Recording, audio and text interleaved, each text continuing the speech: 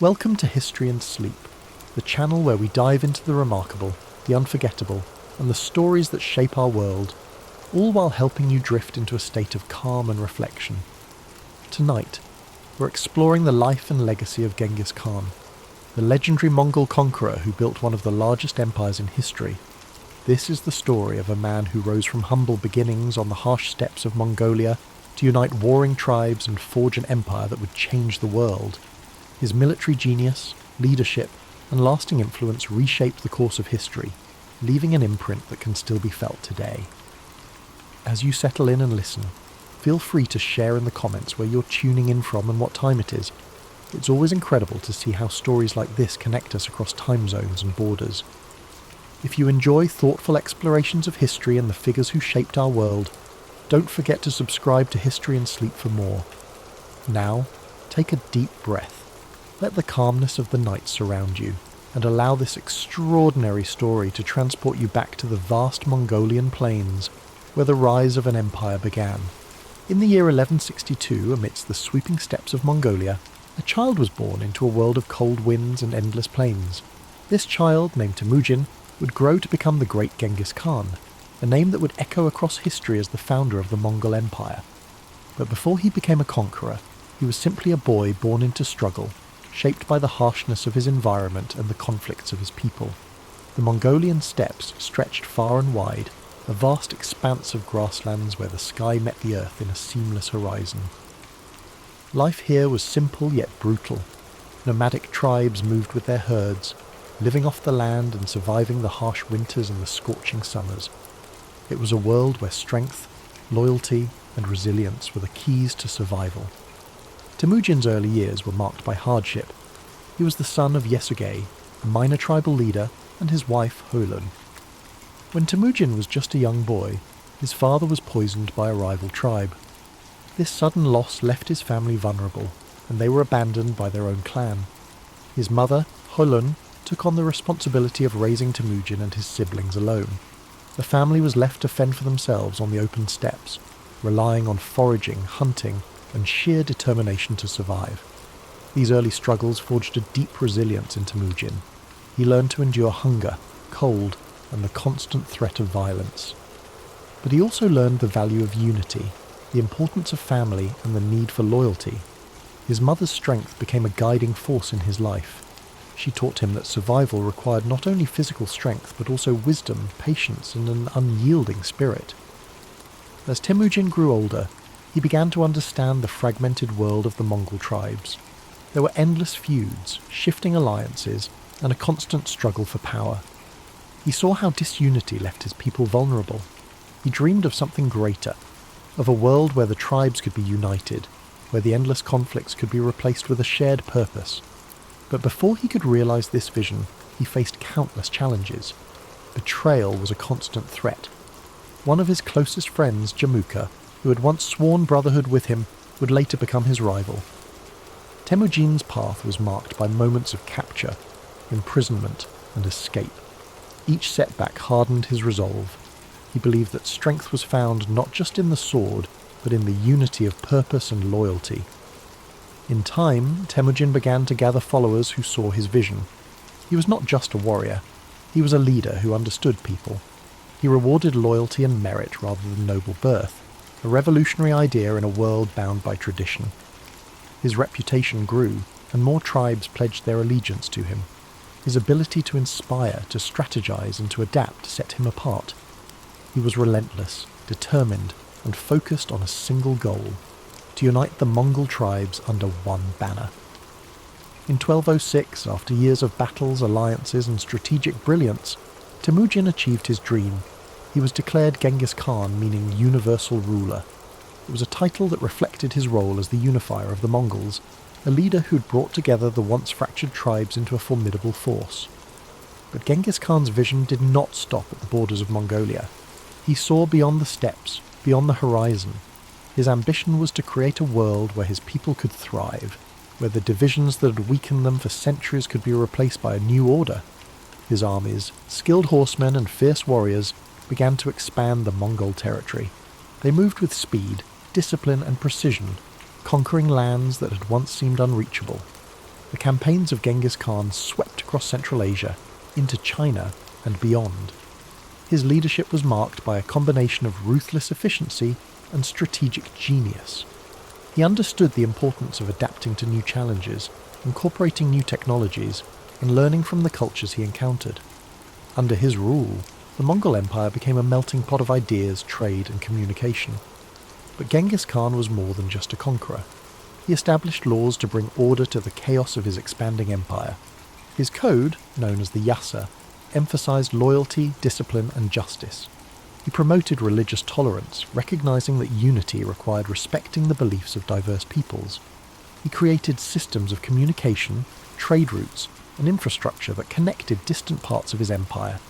The Silk Road, once a dangerous route, flourished under Mongol protection, facilitating the exchange of goods, ideas, and cultures.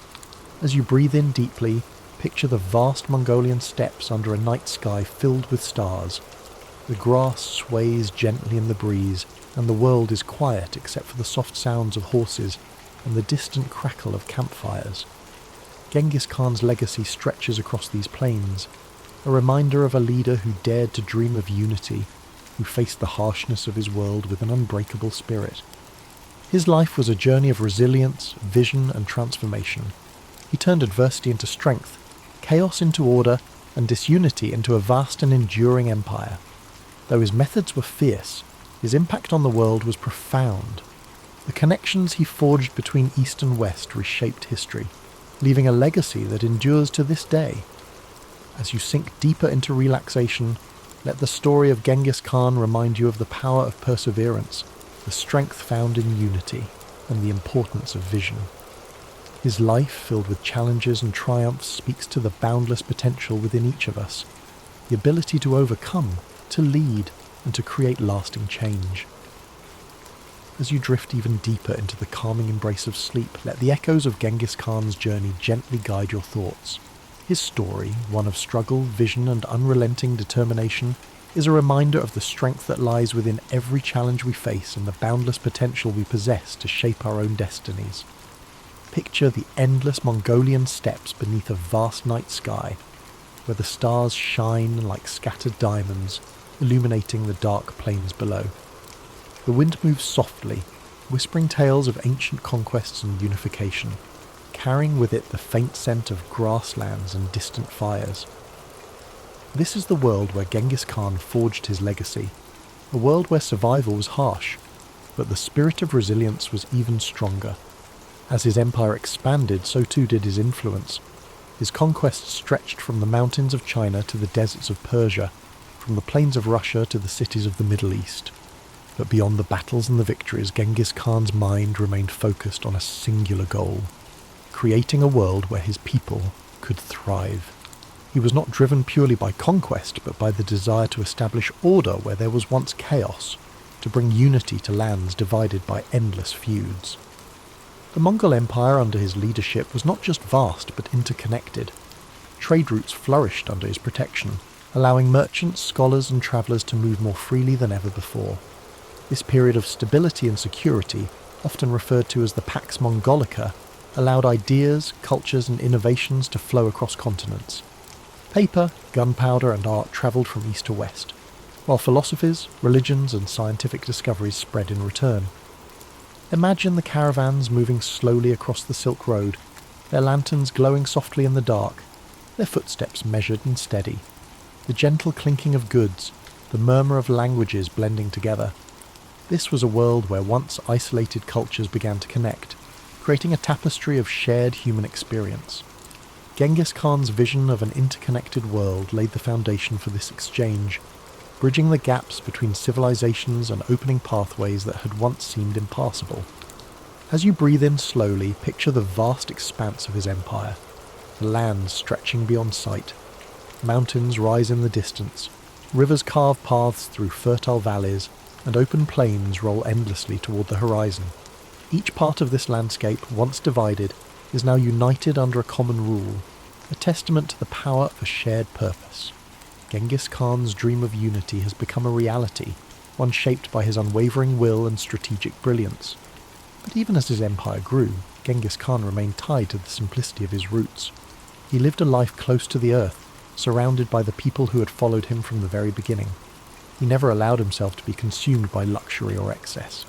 His strength lay in his ability to understand both the warrior's path and the leader's burden, to balance the ferocity of conquest with the wisdom of governance.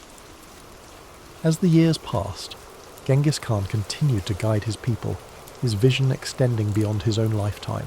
He established systems of law and order, ensuring that justice and discipline held his empire together. His code, the Yasa, provided structure and fairness, holding even the highest-ranking leaders accountable. This commitment to order and loyalty became the backbone of the Mongol Empire, a legacy that would endure long after his death. In 1227, Genghis Khan's journey came to an end. He passed away during a military campaign. His body returned to the land he had known since childhood. His burial place remains a mystery, hidden somewhere in the vast steppes, a secret held tightly by those who revered him.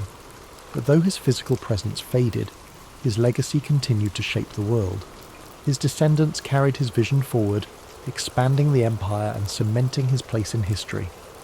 As you breathe deeply, feel the quiet power of Genghis Khan's story resonating within you. His life teaches us that, even in the face of unimaginable challenges, a determined spirit can overcome, a clear vision can unify, and resilience can shape the course of history. He transformed his hardships into strength, his struggles into purpose, and his dreams into reality. Imagine the steppes once more, now calm under the vast night sky. The stars continue their silent watch. The wind carries a sense of timelessness, and the land stretches out in quiet peace. The world rests much like you do now, embracing the stillness that follows the storm, the calm that comes after a journey well travelled. Allow yourself to let go completely, to surrender to this peaceful stillness. The story of Genghis Khan has taken you across endless plains, through battles, struggles, and victories. Now, you rest, knowing that strength, resilience, and vision lie within you, just as they did within him. The journey of discovery, growth, and purpose is yours to continue when you awaken. As you sink deeper into the embrace of sleep, let the echoes of Genghis Khan's legacy ripple through your mind like a soft, steady current. His journey was vast, stretching across endless plains and through the annals of history, yet his life was also a reflection of universal truths: strength in adversity, vision beyond boundaries, and the enduring power of unity. Imagine the stillness of the steppes at dawn, the first light of day casting a golden hue across the endless grasslands. The world holds its breath in quiet anticipation, a moment suspended between night and day.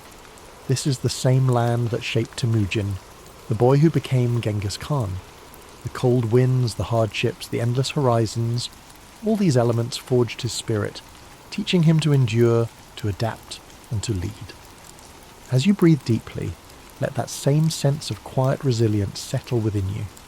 Just as the steppes stretched beyond sight, so too do the possibilities within your own life.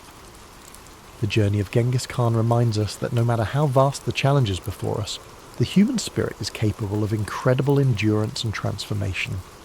In your mind's eye, picture the endless caravans that travelled the Silk Road under the protection of the Mongol Empire. Merchants from distant lands move steadily along ancient routes, their carts loaded with silks, spices, and knowledge. The world is connected in ways it had never been before, ideas flowing freely across continents. These connections, once fragile and uncertain, now weave a tapestry of shared human experience. Genghis Khan's vision brought people together, creating pathways where there had once been barriers. His legacy lives not just in the conquests, but in the bridges he built between cultures, the systems of order he established, and the idea that unity, even amidst diversity, is possible. Now, let your thoughts drift further into the stillness of night. The campfires have burned down to embers, their soft glow casting faint light across the faces of warriors, nomads, and travellers. The air is filled with the faint scent of smoke and the quiet murmur of people at rest. This moment of peace, hard-earned and cherished, reflects the balance that Genghis Khan sought, a world where strength and stability allowed for moments of tranquility. Feel the calm spread through your body, each breath drawing you deeper into a space of comfort and safety. The struggles of the day fall away like grains of sand carried by the wind. You're part of a larger story, one where each challenge you face shapes you, where every moment of resilience adds to your strength. Like the great Khan, you possess the power to endure, to dream, and to create a legacy of your own.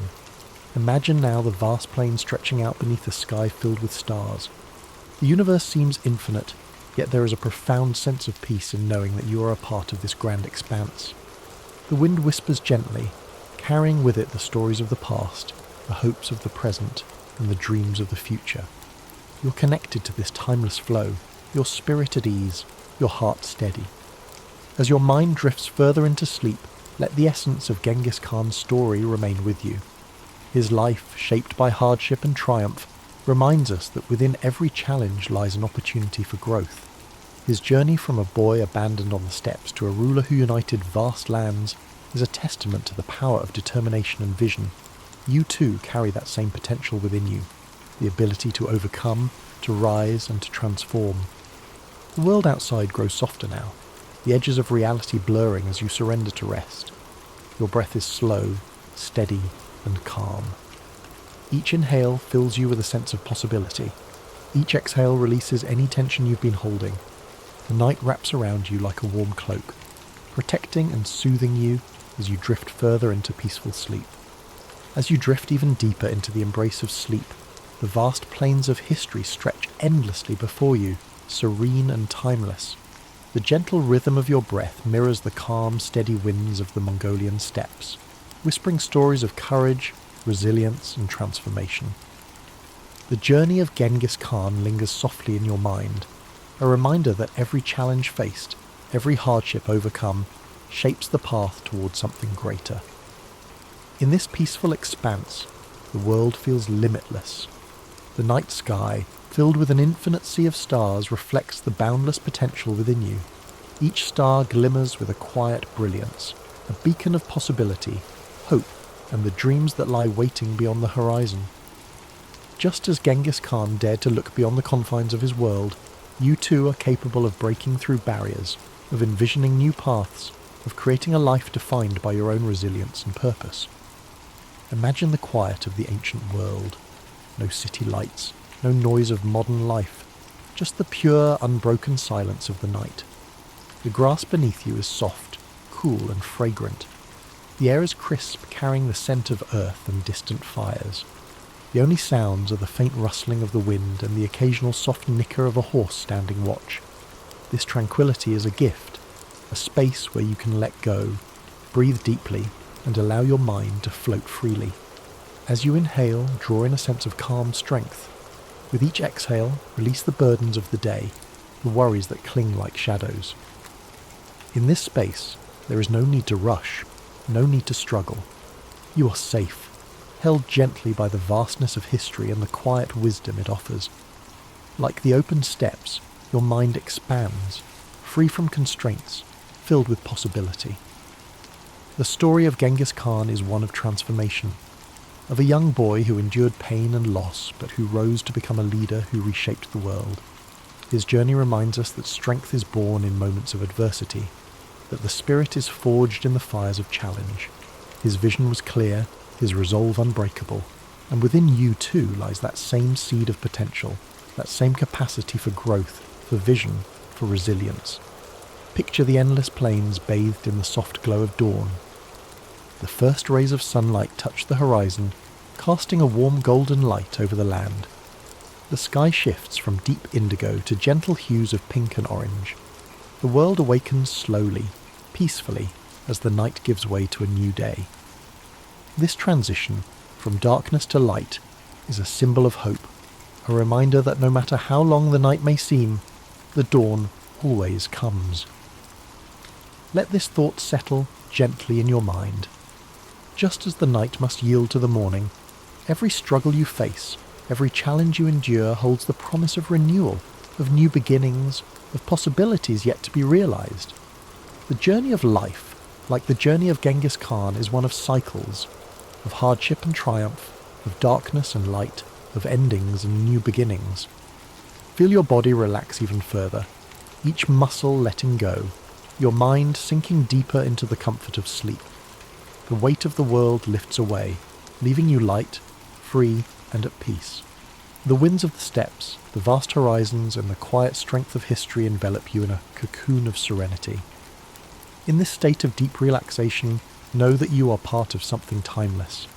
The struggles, the victories, the dreams of those who came before you live on, whispering their wisdom and encouragement. You are connected to this greater tapestry of humanity, a thread woven through the fabric of time, resilient and unbroken. Thank you for spending this time with us on History and Sleep. As you drift into deeper slumber, may the story of Genghis Khan remind you of your own strength, your own potential, and the quiet power that lies within you. Remember to like, comment, and subscribe for more stories that guide you gently into restful sleep. Let the night hold you in its comforting embrace. Your breath is slow and steady, your mind calm and clear. Sleep deeply, knowing that you are resilient, strong, and part of a world filled with endless possibilities. Good night, and may your dreams be filled with open plains, star-filled skies, and the quiet confidence of a heart that is ready for whatever journey lies ahead. Sweet dreams.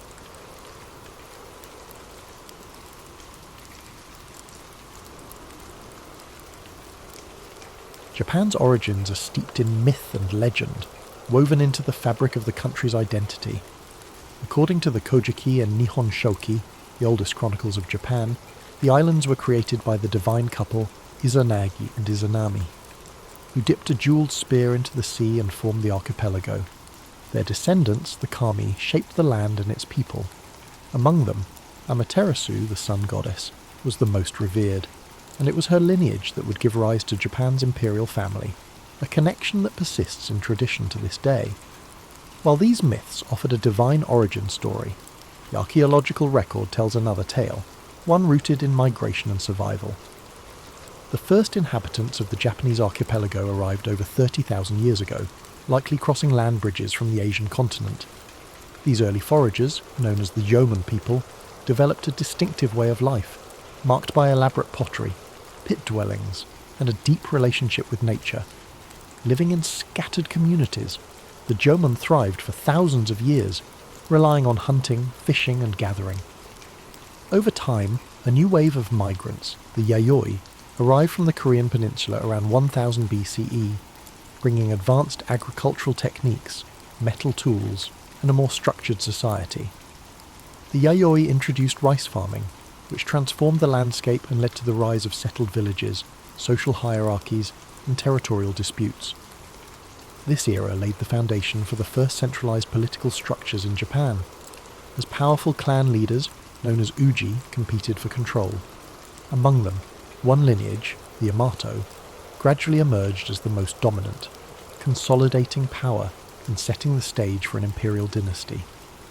While the lines between history and myth blur in Japan's earliest narratives, these formative centuries shaped the cultural, spiritual and political DNA of the nation. The balance between divine legitimacy and earthly rule became a defining feature of Japan's rulers, a theme that would persist through centuries of samurai governance, shogunate control, and imperial restoration. The echoes of these ancient times still resonate in modern Japan, where traditions, shrines, and rituals continue to honour the distant past, maintaining a tangible link to the country's mythological and historical roots.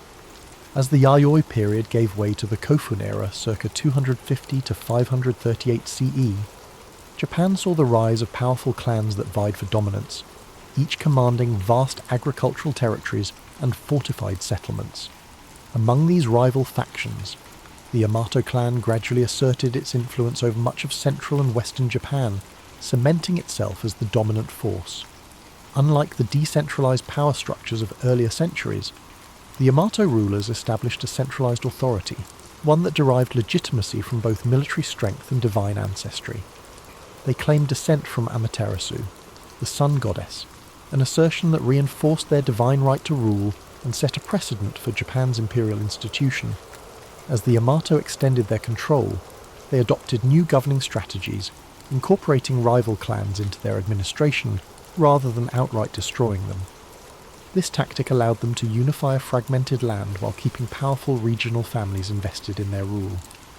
Large keyhole-shaped burial mounds, known as kofen, began dotting the landscape, serving as massive tombs for Yamato rulers and symbolizing their growing authority. These colossal structures, some stretching over 400 meters, contained elaborate grave goods, including bronze mirrors, iron weapons, and Chinese-style artifacts, signaling Japan's increasing interaction with the continent. Diplomacy and warfare both played critical roles in the Yamato's consolidation of power. They maintained close ties with the Korean Peninsula's three kingdoms, Baekje, Silla, and Goguryeo, exchanging military assistance and cultural knowledge. This relationship introduced advanced ironworking, Buddhism, and Chinese writing, innovations that would profoundly shape Japan's social and political evolution. By the 6th century, the Yamato rulers had firmly established themselves as the sovereign power of the land, transitioning from mere chieftains to imperial monarchs. This period also saw the emergence of the term Tenno, meaning heavenly sovereign, which became the official title of the emperor, reinforcing the dynasty's divine mandate. However, true centralized rule was still in its infancy, and the emperor's power often depended on alliances with influential aristocratic families, particularly the Soga clan. Buddhism's arrival from Korea further accelerated political and ideological shifts, as different factions debated whether to embrace or resist the foreign faith. Ultimately, the Soga championed Buddhism, securing its place in Japanese society and aligning themselves with the imperial family. This decision not only strengthened the Yamato state's ties to continental Asia, but also set the stage for profound transformations in governance, religion, and cultural identity. The dawn of imperial rule in Japan was not a sudden event but a gradual process, one shaped by diplomacy, conflict, and strategic alliances. The Yamato legacy endured, providing the framework for what would become the enduring Japanese imperial institution, one that still exists today as the oldest hereditary monarchy in the world. As the Yamato rulers solidified their control, Japan entered a period of profound transformation known as the Asuka period, 538 to 710 CE, a time when foreign influences, particularly from China and Korea, began reshaping nearly every aspect of Japanese society. The most significant change was the introduction and eventual adoption of Buddhism, an event that sparked both political conflict and cultural evolution. Initially met with resistance from conservative Shinto factions, Buddhism found powerful patrons in the Soga clan, a family that wielded immense influence in the imperial court. The Soga championed Buddhist teachings, not merely as a spiritual doctrine but as a tool of political legitimacy, linking Japan to the great civilizations of the Asian mainland. Their support culminated in the construction of grand temples and the promotion of Buddhist ideals, solidifying the religion's place within the emerging state. However, their growing power provoked backlash from rival aristocratic factions, leading to a violent coup in 645 CE, where Prince Naka no Oe and his ally Fujiwara no Kamatari orchestrated the fall of the Soga. This event, known as the Taika Reform, marked a turning point in Japanese history. It ushered in sweeping administrative and land reforms inspired by China's Tang dynasty. The reforms sought to centralize power under the emperor, replacing the old clan-based governance system with a structured bureaucratic state. Land ownership was redefined, with all land technically belonging to the emperor and distributed to farmers in exchange for tax obligations. A new legal code, the Ritsuryo system, was established. Closely mirroring the Chinese model of governance, it introduced provincial governors, census-based taxation, and a standing military force.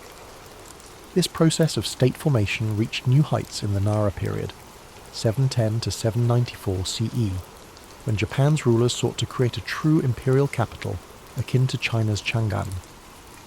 In 710, the imperial court relocated to Heijō-kyo, modern-day Nara, a meticulously planned city laid out in a grid pattern, reflecting the influence of Tang dynasty urban design. Nara became the heart of government, culture, and religion, filled with grand Buddhist temples and administrative complexes. The most striking symbol of this era was the construction of Todaiji, a monumental temple housing the great Buddha Daibutsu, a colossal bronze statue commissioned by Emperor Shomu. This project exemplified the fusion of politics and religion, as the emperor sought to use Buddhism as a unifying force to legitimize his rule and bring stability to the realm. However, This increasing reliance on Buddhist institutions came with unintended consequences. Powerful Buddhist monasteries amassed great wealth and influence, often interfering in court politics. Monastic factions formed their own armed militias, threatening imperial authority. Additionally, the expenses of maintaining a centralized state and funding extravagant temple projects placed a heavy financial strain on the government. Despite these challenges, the Asuka and Nara periods laid the foundation for Japan's national identity.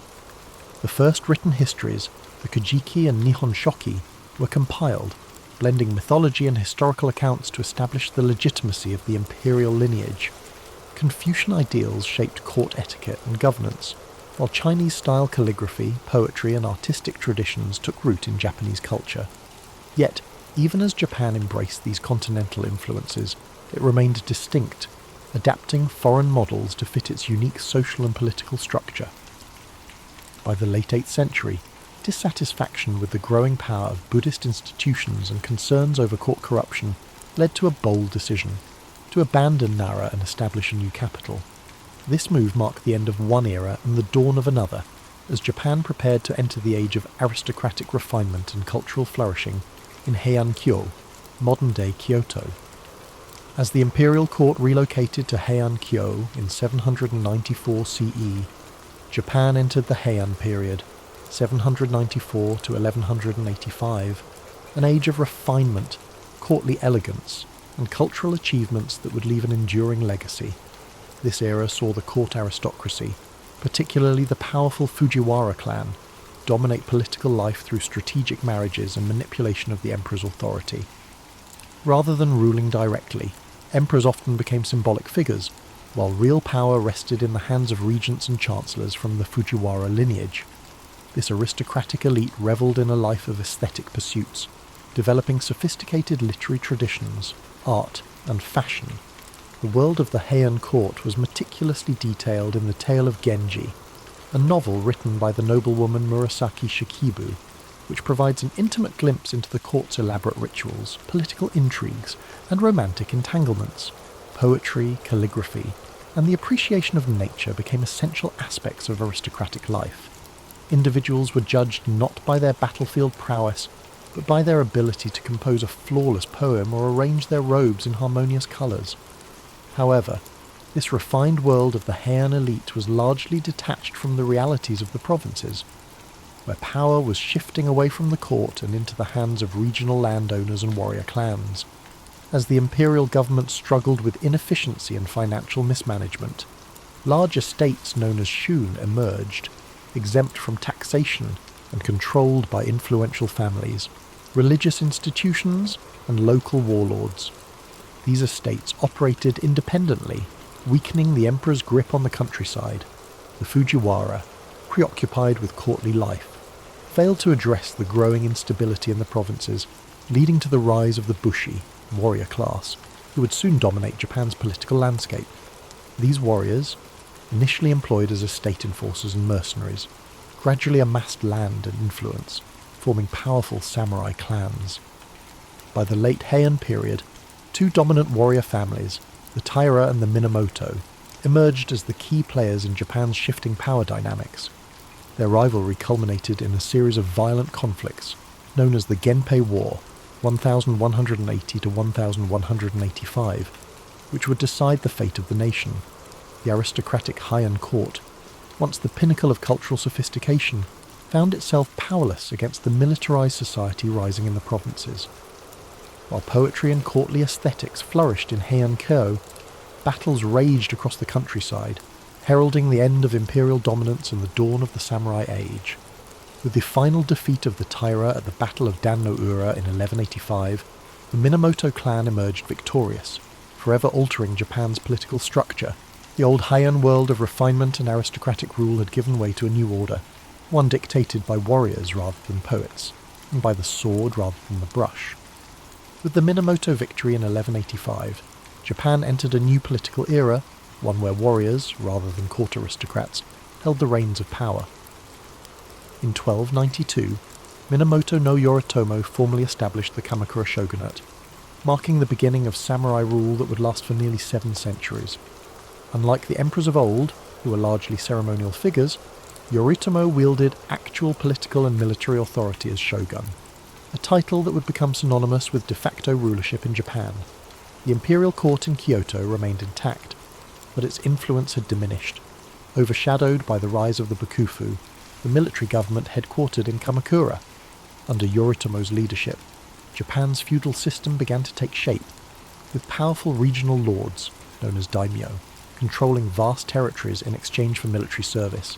The samurai class, once mere enforcers for aristocrats, became the dominant social and military force, bound by a strict code of loyalty, duty, and martial discipline.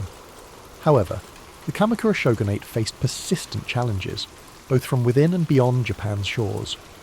In 1274 and 1281, the Mongol Empire under Kublai Khan launched two massive invasions, seeking to subjugate Japan as it had done with Korea and China.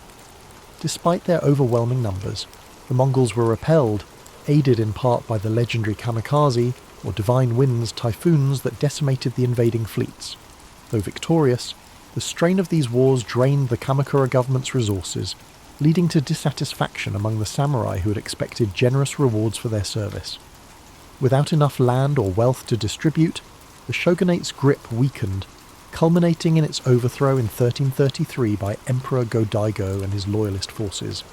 Yet, imperial restoration was short-lived, as another powerful warlord, Ashikaga Takauji, betrayed the emperor and established the Muromachi shogunate in 1336. The Ashikaga rulers governed from Kyoto, closer to the imperial court than their Kamakura predecessors, but their authority was far less centralized.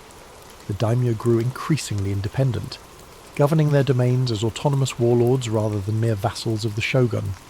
While the Muromachi period, 1336 to 1573, saw a cultural renaissance, marked by the rise of no theatre, ink painting and the tea ceremony, it was also an era of political fragmentation and rising conflict. By the 15th century, Japan had plunged into the Sengoku Jidai, the Warring States period, a time of near-constant civil war among rival clans. The Ashikaga shoguns, unable to maintain order, became mere figureheads as daimyo battled for supremacy. This period set the stage for the dramatic rise of three of Japan's most famous warlords, Oda Nobunaga, Toyotomi Hideyoshi, and Tokugawa Ieyasu, who would ultimately unify the fractured nation. The age of the samurai had reached its apex, but the chaos of civil war had proven that Japan needed a stronger, more centralized government. The centuries of warrior rule had reshaped the country's political landscape, replacing the old aristocratic order with a new hierarchy built on military might, land control, and unwavering feudal loyalty. Yet, even as samurai lords waged war, the seeds of a more unified Japan were already being sown, setting the stage for the final transformation of the feudal era. As Japan descended into chaos, during the Sengoku Jidai, the Warring States period, three formidable warlords emerged to bring an end to the long era of civil strife. The first was Oda Nobunaga, a brilliant but ruthless strategist who launched a campaign to unify Japan in the late 16th century. He revolutionized warfare by adopting Western firearms, implementing innovative battlefield tactics, and crushing rival daimyo with brutal efficiency. By the 1570s, Nobunaga had seized Kyoto and dismantled the remnants of the Ashikaga shogunate. However, his rule was cut short in 1582 when he was betrayed by one of his own generals, Akechi Mitsuhide, and forced to commit seppuku. His unfinished mission was taken up by Toyotomi Hideyoshi, a former peasant-turned-general who proved himself as one of history's greatest tacticians. Hideyoshi completed the unification of Japan, eliminating remaining rivals and establishing control over the entire archipelago by 1590. He enacted sweeping reforms, disarming the peasantry, restricting samurai to castle towns, and reorganizing the feudal hierarchy to ensure loyalty. However, his ambitions stretched beyond Japan. In 1592 and 1597, he launched massive invasions of Korea in a bid to conquer China. These campaigns ended in disaster, draining Japan's resources and costing thousands of lives. When Hideyoshi died in 1598, his generals vied for control, leading to the decisive Battle of Sekigahara in 1600. It was Tokugawa Ieyasu, a cunning and patient strategist, who emerged victorious. In 1603, he established the Tokugawa shogunate, ushering in the Edo period, 1603 to 1868, a time of unprecedented peace, stability, and isolation. Unlike his predecessors, Ieyasu prioritized long-term control over immediate conquest. He moved the seat of power to Iedo, modern-day Tokyo, where he constructed an intricate system of governance to prevent future uprisings. The Bakuhan system divided authority between the shogunate and regional daimyo, ensuring that local lords remained powerful but ultimately subservient to the Tokugawa family. To maintain control, Ieyasu implemented the Sankin-kotai policy, which required daimyo to alternate living in Edo and their home provinces, draining their wealth and keeping them under close watch. Meanwhile, he enacted strict social policies that solidified Japan's rigid class hierarchy: samurai, peasants, artisans, and merchants, ensuring that each class remained in its designated role. One of the most defining features of the Tokugawa era was Japan's policy of isolation, known as sakoku. Fearing foreign influence, particularly the spread of Christianity, the shogunate banned European missionaries, restricted trade to a few controlled ports, and prohibited Japanese citizens from travelling abroad. For over 2 centuries, Japan remained almost entirely closed to the outside world, developing a distinct insular culture. Despite this isolation, the Edo period saw a flourishing of the arts, literature, and urban culture. Cities like Edo, Kyoto, and Osaka became centres of commerce and entertainment, giving rise to kabuki theatre, ukiyo-e woodblock prints, and haiku poetry. Samurai, now mostly bureaucrats rather than warriors, turned to scholarship and administration, while merchants, despite their low social status, grew increasingly wealthy. Yet, beneath the surface of stability, cracks began to form. Economic strain, rigid social policies, and foreign pressure would eventually force Japan to reopen its doors in the 19th century, bringing an end to the Tokugawa era and ushering in the Meiji Restoration. Still, the unification efforts of Nobunaga, Hideyoshi, and Ieyasu had laid the groundwork for modern Japan. Their legacies endured, shaping the country's political structure, cultural identity, and samurai ethos long after the last shogun relinquished power. The centuries of war and bloodshed had finally given way to order, but the cycle of history ensured that change would come again.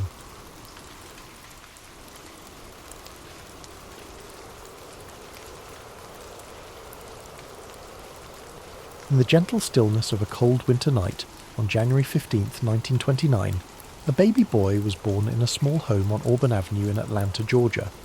His name was Martin Luther King Jr.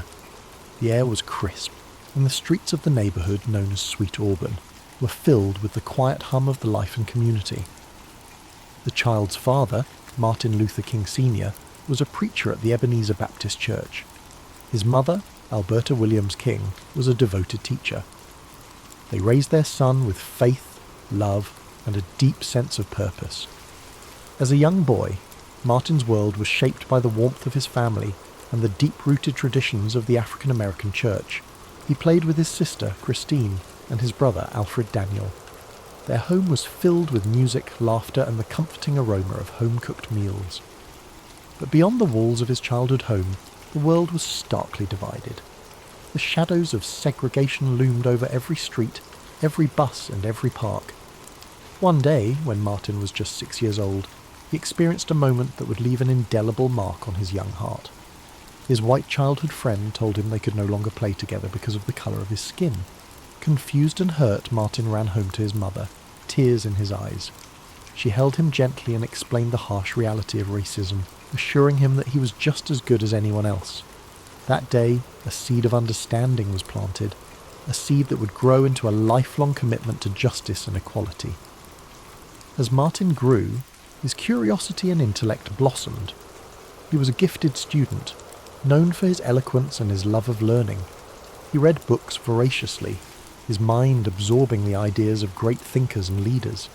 He listened to his father's sermons at Ebenezer Baptist Church, the powerful words of faith and justice stirring something deep within him. He watched his father stand up to injustice, teaching him the importance of dignity and courage. When Martin was 15, he skipped 2 grades and enrolled at Morehouse College in Atlanta. Though he was still a teenager, he carried himself with a maturity beyond his years. At Morehouse, he was inspired by the college's president, Dr. Benjamin Mays, a man who spoke passionately about justice, equality, and the need to stand against oppression. Dr. Mays became a mentor, shaping Martin's worldview and deepening his commitment to service. It was during these formative years that Martin felt the call to the ministry. He saw the pulpit as a platform not only for spiritual guidance, but for social change. After graduating from Morehouse, he attended Crozer Theological Seminary in Pennsylvania, where he continued to excel academically. It was here that he first encountered the writings of Mahatma Gandhi, whose philosophy of non-violent resistance would become the cornerstone of his own approach to social justice. Slow pronunciation. In 1951, Martin enrolled at Boston University for his doctoral studies. In Boston, he met a young woman named Coretta Scott. She was a talented musician and a passionate advocate for justice. They shared dreams of a better world and a commitment to the fight for equality. They married in 1953 and began building a life together, filled with love, purpose, and the promise of change. In 1954, Martin became the pastor of Dexter Avenue Baptist Church in Montgomery, Alabama. The city was a crucible of racial tension, a place where segregation was woven into the fabric of daily life. The African American community faced discrimination on buses, in schools, and in businesses. The air was thick with frustration and a longing for justice. That longing ignited into action on December 1st, 1955, when a courageous woman named Rosa Parks refused to give up her seat to a white passenger on a Montgomery bus. Her arrest sparked outrage, and the community rallied together to launch the Montgomery bus boycott. Martin Luther King Jr., just 26 years old, was chosen to lead the movement. His voice, steady and resolute, called for peaceful resistance, for dignity and for justice. For 381 days, the African American community of Montgomery walked instead of riding the buses. They endured threats, violence and intimidation, but they stood firm. Martin's home was bombed, his family threatened, but his commitment to non-violence never wavered. In 1956, the boycott succeeded. The Supreme Court ruled that segregation on buses was unconstitutional. The victory was a beacon of hope, and Martin became a national figure in the fight for civil rights. As the movement grew, Martin travelled across the country, speaking to crowds of thousands, preaching a message of love, justice, and non-violent resistance. He faced arrests, threats, and violence, but his resolve was unbreakable. He led marches, organised protests, and stood alongside those who suffered under the weight of injustice. On August 28, 1963, Martin stood on the steps of the Lincoln Memorial in Washington, D.C., before a crowd of over 250,000 people. The day was warm, the air filled with anticipation and hope. His voice rang out, clear and powerful, as he delivered his historic "I Have a Dream" speech. He spoke of a dream where his children would be judged not by the colour of their skin, but by the content of their character. His words soared like a song of freedom, a vision of a better, more just world. But the journey was fraught with danger. In the years that followed, Martin faced increasing opposition. The struggle for civil rights was met with violence, resistance, and heartbreak. Yet he continued to fight for justice, for the poor, for the oppressed, for all who suffered. On April 4th, 1968, in Memphis, Tennessee, Martin Luther King Jr.'s life was cut short by an assassin's bullet. He was just 39 years old. The world mourned the loss of a leader, a voice of hope and courage. Yet his dream did not die. It lives on in the hearts of all who believe in justice, equality, and the power of love to overcome hate. His life, a testament to resilience, faith, and the unyielding pursuit of justice, continues to inspire. As you breathe deeply now, let the story of Martin Luther King Jr. settle into your mind. His life reminds us that even in the face of adversity, hope endures. His dream whispers to us in the quiet of the night, a gentle reminder that a better world is possible. As you sink deeper into the comforting embrace of sleep, let the legacy of Dr. Martin Luther King Jr. wash over you like a gentle wave. His story, one of tireless dedication, unwavering hope and profound love, lingers softly in your mind. The echoes of his dream, a vision of justice and equality, provide a sense of quiet reassurance as you drift further away from the worries of the day. Picture the stillness of a peaceful night, where the air is cool and the sky is a deep, endless canvas of stars. Each star twinkles softly, like a beacon of hope. a reminder that light can shine even in the darkest of times. The steady rhythm of your breath aligns with the calm of the night, grounding you in a space of serenity and reflection. In the distance, the faint sounds of nature, a rustling breeze, the gentle chirp of crickets, the whisper of leaves, carry the stories of those who have walked the path of courage before you. Their journeys, filled with challenges and triumphs, remind you that strength, love, and perseverance are woven into the fabric of our shared humanity. Imagine standing in a vast open field under the starlit sky. The ground beneath you is firm and steady, a symbol of the resilience that lies within you. In the quiet stillness, you feel connected to something greater. A long line of people who have stood for justice, who have fought for equality, who have believed in the power of love to transform the world. The voice of Dr. King resonates softly in the back of your mind, his words of peace and unity echoing like a comforting melody.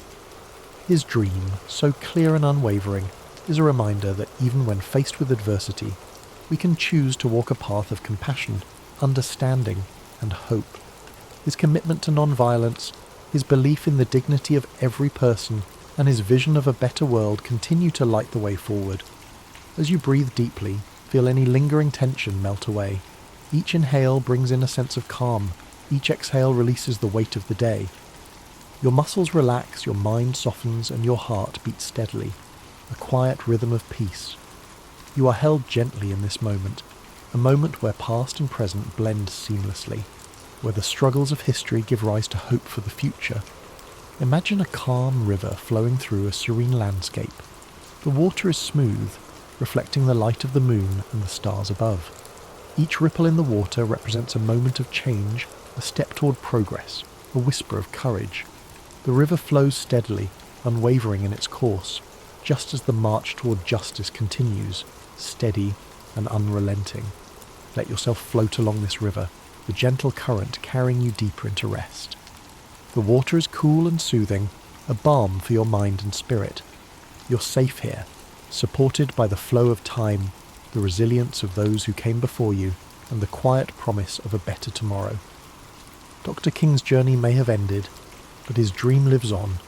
It is a seed planted in the hearts of millions, a seed of equality, compassion, and love. As you drift deeper into sleep, know that you carry that seed within you, a spark of hope that can light the way forward. You are part of this story, a story of growth, of progress, and of the belief that together we can create a world where every person is valued and respected. Feel the night wrap around you like a warm blanket, its gentle darkness a space of safety and calm. The stars above continue to watch over you, their light constant and reassuring. You're exactly where you need to be, held in the quiet stillness of this moment. Thank you for joining us tonight on History and Sleep. May the story of Martin Luther King Jr. inspire you with hope, fill you with peace, and remind you of the quiet strength that lives within you. As you drift deeper into slumber, let go completely. The world fades away, leaving only the soothing rhythm of your breath, the gentle beating of your heart, and the comforting knowledge that you are part of something beautiful and enduring. As you journey deeper into the stillness of sleep, allow the echoes of Dr. Martin Luther King Jr.'s message to gently resonate within you.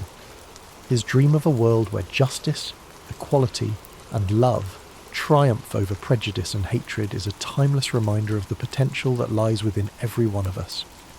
His unwavering belief in peace, even amidst turmoil, becomes a calming presence that guides you further into rest. The night stretches on, serene and enveloping. The world outside fades into a quiet hum, and all that remains is this vast, peaceful space. The darkness around you is not empty but filled with promise, with the unspoken potential of a new day. You are part of a world where every moment holds the chance for compassion, understanding, and hope. Imagine walking through a tranquil garden, the grass soft beneath your feet, the air rich with the scent of blooming flowers. The gentle rustling of leaves is like a whisper from the past, reminding you of the sacrifices and dreams of those who came before.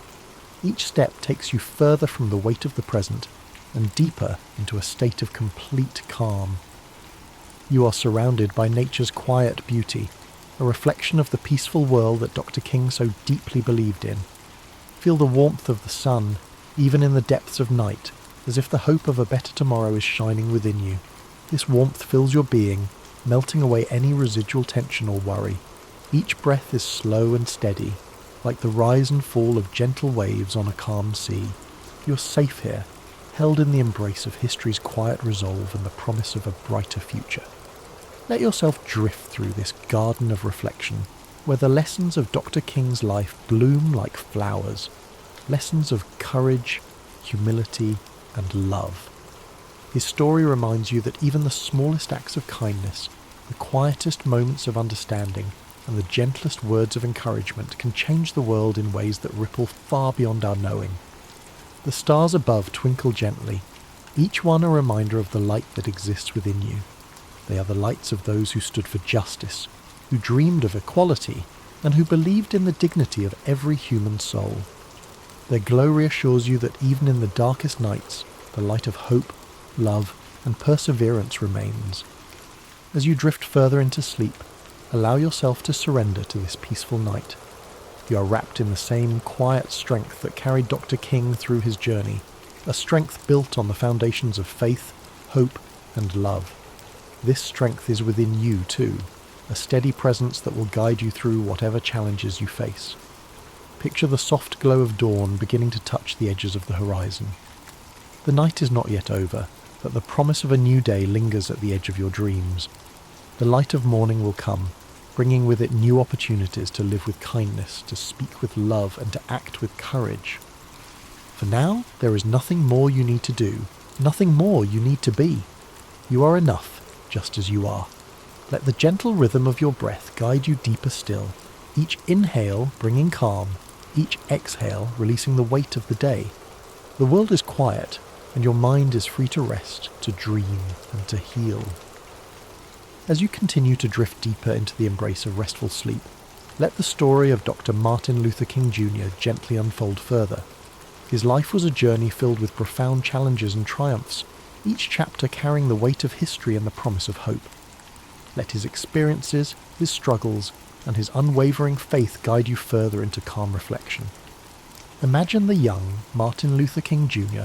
in the heart of Atlanta, Georgia, where the echoes of sermons and hymns shaped his earliest memories.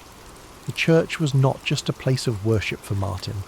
It was a place of community, strength, and resilience. The rich, melodic voices of the choir rose like a wave, filling the sanctuary with warmth and grace. The powerful cadence of his father's sermons instilled in him a sense of duty and a deep connection to justice. As he grew older, his understanding of the world's inequities deepened. Martin witnessed the indignities of segregation firsthand, the signs separating whites and coloureds, the disdainful looks, and the barriers that limited the dreams of black Americans. Yet, even in the face of these injustices, he was taught to respond with dignity and love. His mother's gentle reassurances and his father's firm resolve became the foundation of his strength. Picture Martin as a young student, his eyes bright with curiosity as he immersed himself in books and lessons. He excelled in school, his mind a sponge soaking in knowledge, philosophy, and history. He understood early that education was a path to freedom, a key to unlocking opportunities for himself and his community. The words of great thinkers like Henry David Thoreau and Mahatma Gandhi began to shape his approach to injustice, planting the seeds of non-violent resistance. At Morehouse College, Martin found himself surrounded by mentors who recognized his potential. Dr. Benjamin Mays, the college president, spoke passionately of the need for moral courage and social change. These lessons ignited a fire in Martin's heart, a resolve to dedicate his life to justice and equality. After college, Martin continued his studies at Crozer Theological Seminary in Pennsylvania. The rolling hills and quiet libraries provided him with a space for deep contemplation. Here, he encountered the works of Gandhi, whose philosophy of non-violent resistance resonated deeply with Martin's own beliefs. The idea that love and peaceful action could overcome hatred and violence gave him a path forward, a strategy for confronting injustice without compromising his principles. As he pursued his doctoral studies at Boston University, Martin's world expanded further. He met Coretta Scott, a talented musician and dedicated activist. Their love was built on shared ideals, mutual respect, and a vision for a better world. Together, they dreamed of a future where their children would not be judged by the colour of their skin, but by the content of their character. They married in 1953 and began their life together, bound by love and a mission for justice. In 1954, Martin accepted the position of pastor at Dexter Avenue Baptist Church in Montgomery, Alabama. The church, with its modest walls and pews, became a sanctuary of hope, a place where people gathered to share their struggles, their dreams, and their faith. Martin's sermons were filled with passion and clarity, calling for justice and equality, while urging his congregation to respond to hatred with love. Then came the moment that would change everything. The arrest of Rosa Parks on December 1st, 1955. Her quiet defiance against segregation on a Montgomery bus sparked a movement. The Montgomery bus boycott was born, and Martin was chosen to lead. Imagine the tension in the air, the sense of purpose and urgency. For over a year, the people of Montgomery walked instead of riding buses. They faced threats, intimidation, and violence, but they stood firm, united in their resolve.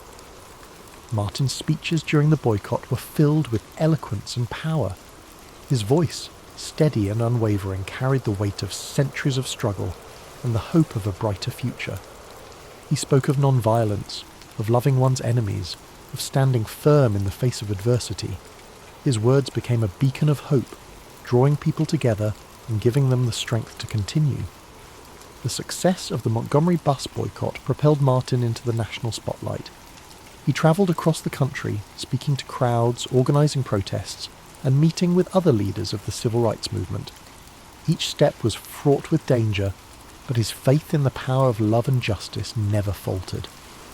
In 1963, the movement reached a pivotal moment with the March on Washington for Jobs and Freedom. Imagine the sea of people gathered on the National Mall, their faces filled with hope and anticipation. Martin stood on the steps of the Lincoln Memorial, the statue of Abraham Lincoln towering behind him. The air was thick with emotion as he began his iconic "I Have a Dream" speech. His words soared like a song of freedom, painting a vision of a world where all people are equal, where justice flows like a mighty river, and where children of all races can join hands in brotherhood.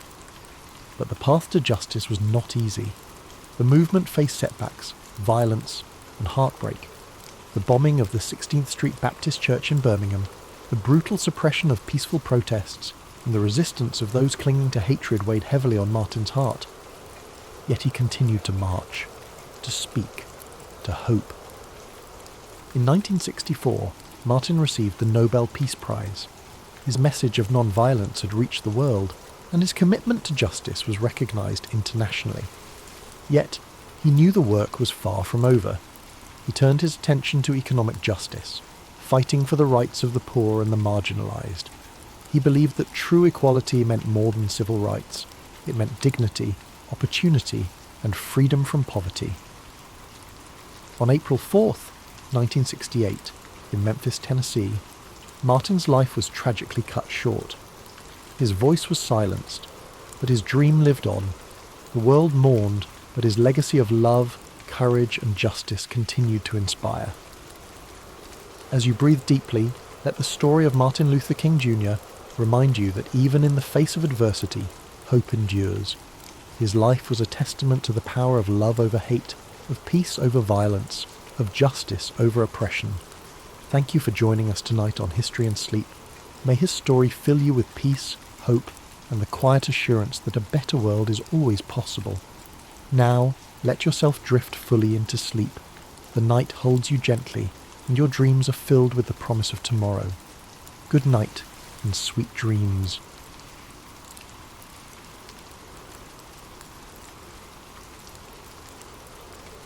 As the 16th century dawned, Italy stood as one of the most vibrant and culturally rich regions in Europe. It was the heart of the Renaissance, its cities alive with art, science, and intellectual thought. Yet beneath this brilliance lay a fragmented political landscape that would spark decades of turmoil. Unlike the unified kingdoms of France and Spain, Italy was a collection of fiercely independent city-states and kingdoms, each vying for dominance. From the maritime might of Venice to the artistic hub of Florence, From the Papal States, wielding both spiritual and temporal authority, to the militarised Duchy of Milan, the Italian peninsula was a patchwork of ambition and rivalry. This division made Italy uniquely vulnerable. The city-states frequently clashed over territory and trade routes, expending resources and forming unstable alliances. Instead of uniting against external threats, they often sought outside powers as allies in their internal disputes. France, Spain, and the Holy Roman Empire, each with their eyes on Italy's wealth and strategic importance, were quick to exploit these divisions. To them, Italy was not just a cultural treasure trove, it was a gateway to greater influence in Europe and the Mediterranean. Adding to this complex web of politics was the immense power of the papacy. Popes of this era were not merely religious leaders, but political figures deeply involved in Italy's affairs. They negotiated alliances, raised armies, and often pursued personal and familial ambitions under the guise of defending Christendom. The Church's wealth and land holdings made it a significant player in the power struggles that shaped the region. Popes like Alexander VI and Julius II used their positions to influence the balance of power, turning Rome into both a battleground and a prize. The Renaissance further heightened the stakes. Italian cities were not only politically and economically important, they were also cultural beacons. The competition among states to sponsor the greatest artists, thinkers and architects added another layer of rivalry. Florence became synonymous with innovation, Venice dominated trade, and Milan built its reputation on military strength and strategic alliances. These states, despite their brilliance, often overestimated their ability to control the forces they unleashed when inviting foreign powers to intervene in their disputes. The spark that ignited the Italian wars came in 1494, when Charles VIII of France, claiming a dynastic right to the Kingdom of Naples, marched his army across the Alps. His invasion was the result of years of political manoeuvring and alliances gone awry. Florence, Naples and Milan had all played roles in drawing France into Italian affairs, hoping to use Charles's ambitions to their advantage. Instead, they unleashed a force far greater than they anticipated. The French army, with its modern artillery and disciplined soldiers, overwhelmed local defences, setting off a chain reaction that drew in Spain, the Holy Roman Empire, and eventually even the Ottoman Empire. The Italian wars were not a single conflict, but a series of battles and campaigns lasting over 6 decades. They were fought not just for territorial control, but for dominance over Europe itself. Italy became the battleground where the ambitions of France, Spain, and the Holy Roman Empire clashed, with Italian city-states caught in the middle. The fragmented nature of the Italian peninsula, once a source of cultural diversity and wealth, now became its greatest vulnerability. As you reflect on this intricate political landscape, imagine the bustling cities of Renaissance Italy, filled with life and brilliance, yet shadowed by uncertainty. Picture the delicate balance of power, like a fine thread stretched too tightly, waiting to unravel. Let the rhythm of this story settle over you, its complexity and beauty easing your mind as you relax further into a state of calm. The first act of the Italian Wars began in 1494 when Charles VIII of France launched his invasion of Italy, claiming his dynastic right to the Kingdom of Naples. This campaign marked the first time a major European power would openly stake its claim to Italian lands, setting off a chain reaction that would embroil the continent in conflict for over 60 years. The decision to invade was driven by a combination of ambition, opportunity, and the fractured political state of Italy itself.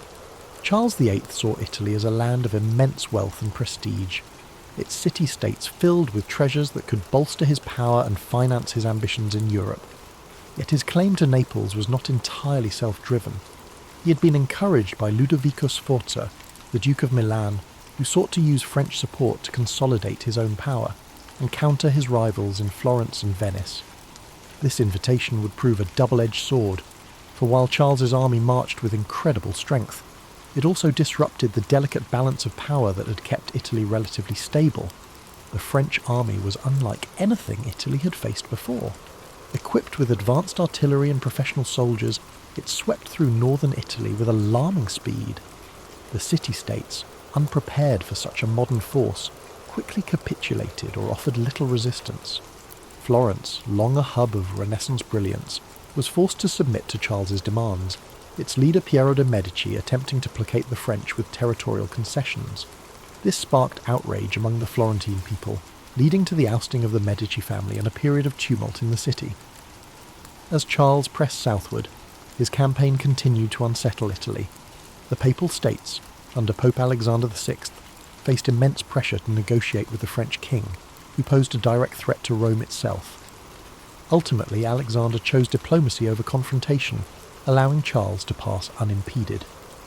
The French army reached Naples in 1495, capturing the city with relative ease, yet the ease of their victories belied the challenges that lay ahead. The rapid success of the French invasion alarmed the rest of Europe. Ferdinand II of Aragon, whose Spanish crown had claims to Naples, saw the French presence as a direct threat to his interests.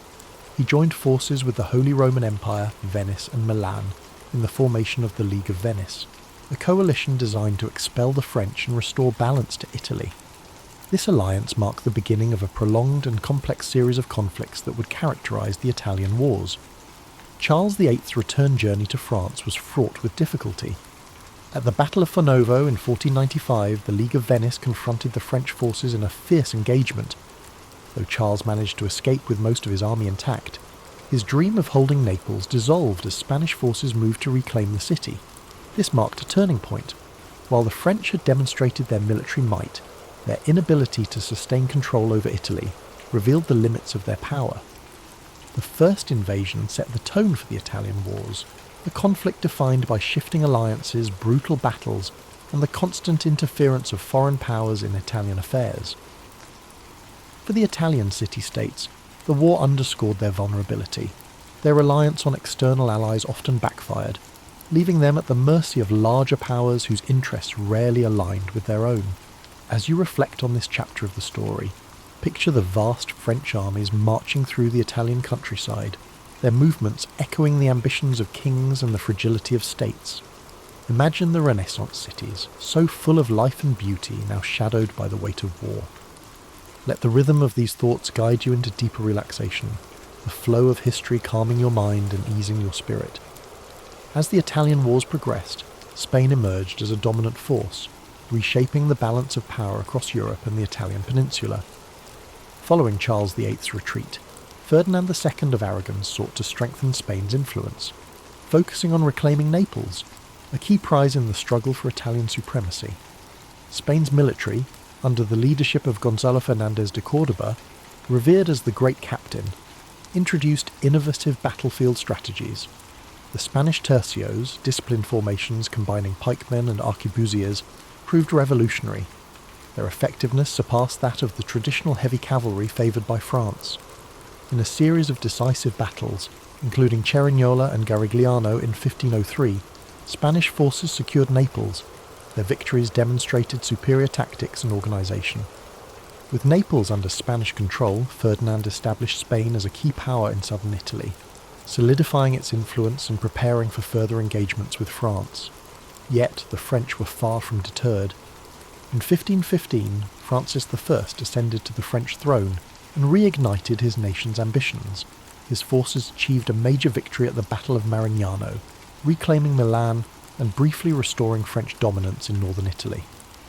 This resurgence set the stage for an intense rivalry between Francis III and Charles V of the Habsburg dynasty. Charles, inheriting a vast empire that included Spain, the Holy Roman Empire, and territories in the Americas, wielded immense resources. His ambitions extended far beyond Italy, but the peninsula became a crucial theatre of war. The pivotal Battle of Pavia in 1525 marked a turning point. Spanish forces decisively defeated the French army, capturing Francis I in the process. This victory shattered French momentum and solidified Spanish Habsburg dominance in Italy. Milan fell under Habsburg influence, and Spain's position became unassailable. Despite these triumphs, the Italian wars were far from settled. France continued its efforts to reclaim lost ground. However, Spain's wealth from its burgeoning empire in the Americas provided the resources needed to sustain prolonged campaigns. This economic advantage, combined with strategic alliances and military innovation, ensured Spain's supremacy. Italian city-states such as Venice, Florence, and the Papal States became entangled in this larger conflict. their independence increasingly compromised as foreign powers dictated the region's fate. The conflict reshaped Italy, turning it into the epicenter of European power struggles. Its vibrant cities and cultural landmarks endured cycles of war and occupation. Yet through it all, the resilience of its people shone. They continued to create art, foster innovation, and maintain their identity even amid turmoil, while you drift further in sleep.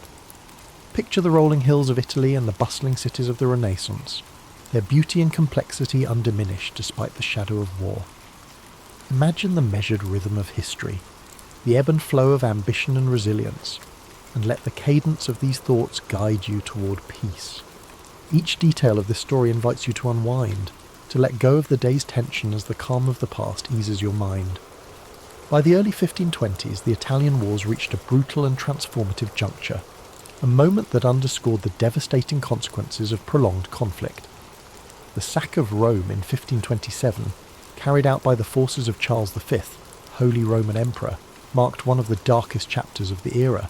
It exposed the vulnerability of even the most powerful institutions, including the papacy, to the chaos of war. This catastrophic event was not entirely planned. It was the result of unpaid and unruly soldiers, primarily Spanish and German mercenaries, who had grown discontented with their leaders. These troops, driven by desperation and greed, turned their frustrations toward the city of Rome. On May 6, 1527, they breached the city's walls. Their assault was swift and merciless, reducing the eternal city to a scene of horror. Thousands of civilians were slaughtered, churches and homes were looted, and priceless works of art were destroyed or stolen. The Pope himself, Clement VII, was forced to seek refuge in the Castel Sant'Angelo, where he remained under siege for months. The sack of Rome sent shockwaves throughout Europe. It demonstrated that no city, no matter how revered or powerful, was immune to the ravages of war. This act of violence shattered the image of the Holy Roman Empire as a protector of Christendom. Instead, it revealed the unpredictable nature of power struggles when greed and chaos overtook strategic planning. The symbolic heart of Catholicism had been desecrated, leaving a lasting scar on the Italian wars and a sobering reminder of the stakes involved. The fallout from this event led to a re-evaluation of alliances and power dynamics.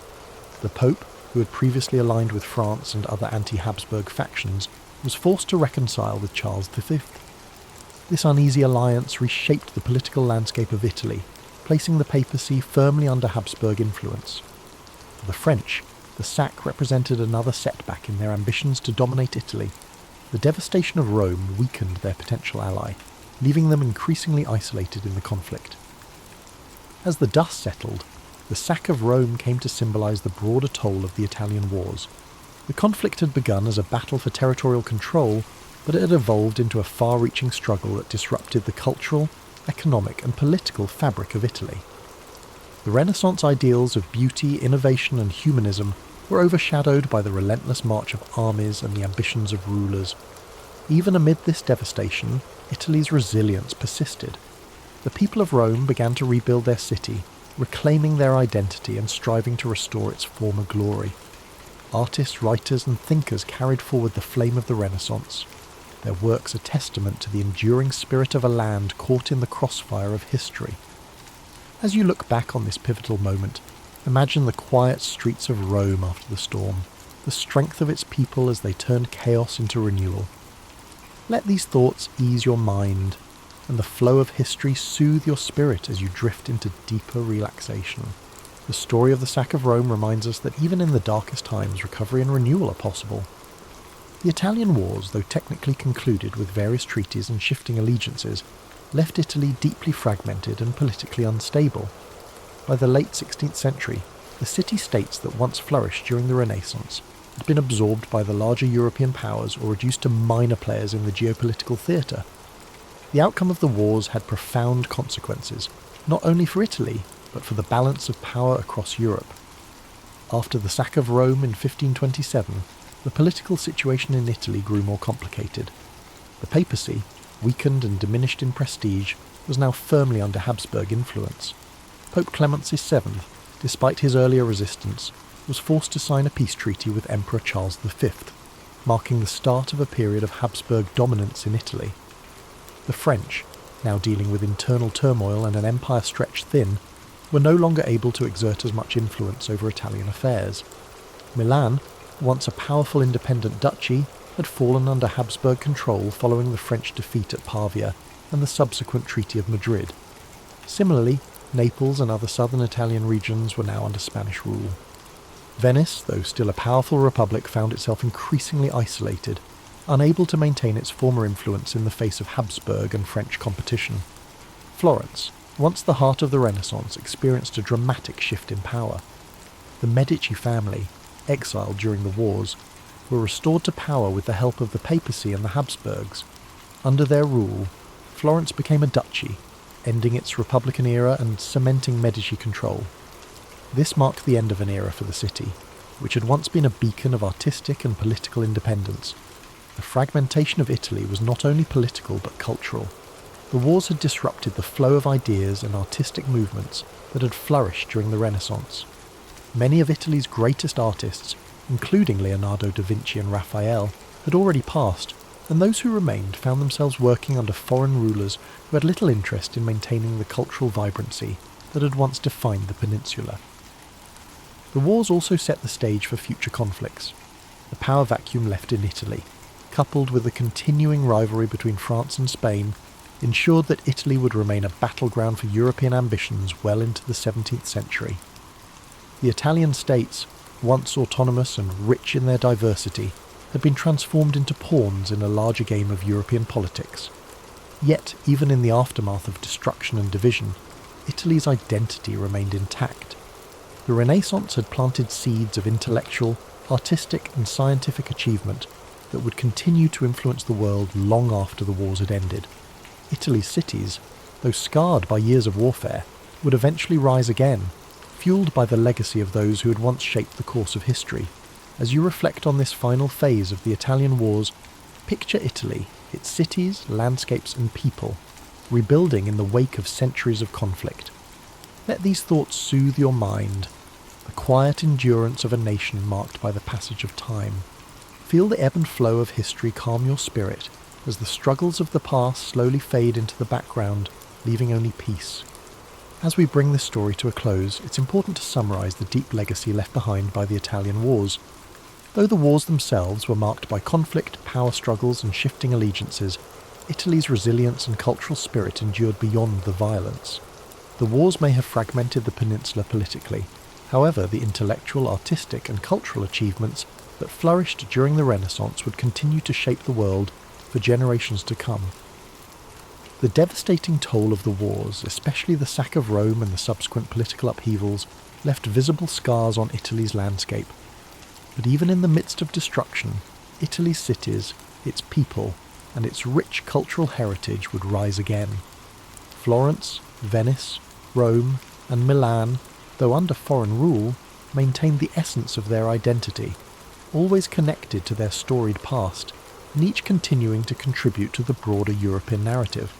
As you lie back and reflect on this powerful chapter in history, allow yourself to feel the weight of time, the rise and fall of empires, the rebuilding of cities, and the ever-present determination of the people. Imagine the sun setting gently over the Italian hills, the soft whisper of the wind as it sweeps over the ancient streets, a reminder of both struggle and renewal. It's easy to be caught in the frenzy of the world around us, but history has a way of slowing us down, letting us reflect on the cyclical nature of life, conflict, and peace. Let the story of the Italian wars be a reminder of resilience, of the strength it takes to overcome adversity, and of the beauty that rises from the ashes. Now, as we transition to the peaceful sounds of rain and soft melodies, let your mind settle into the rhythm of nature, allowing the soothing sounds to wash over you, easing you into a deep and restful sleep.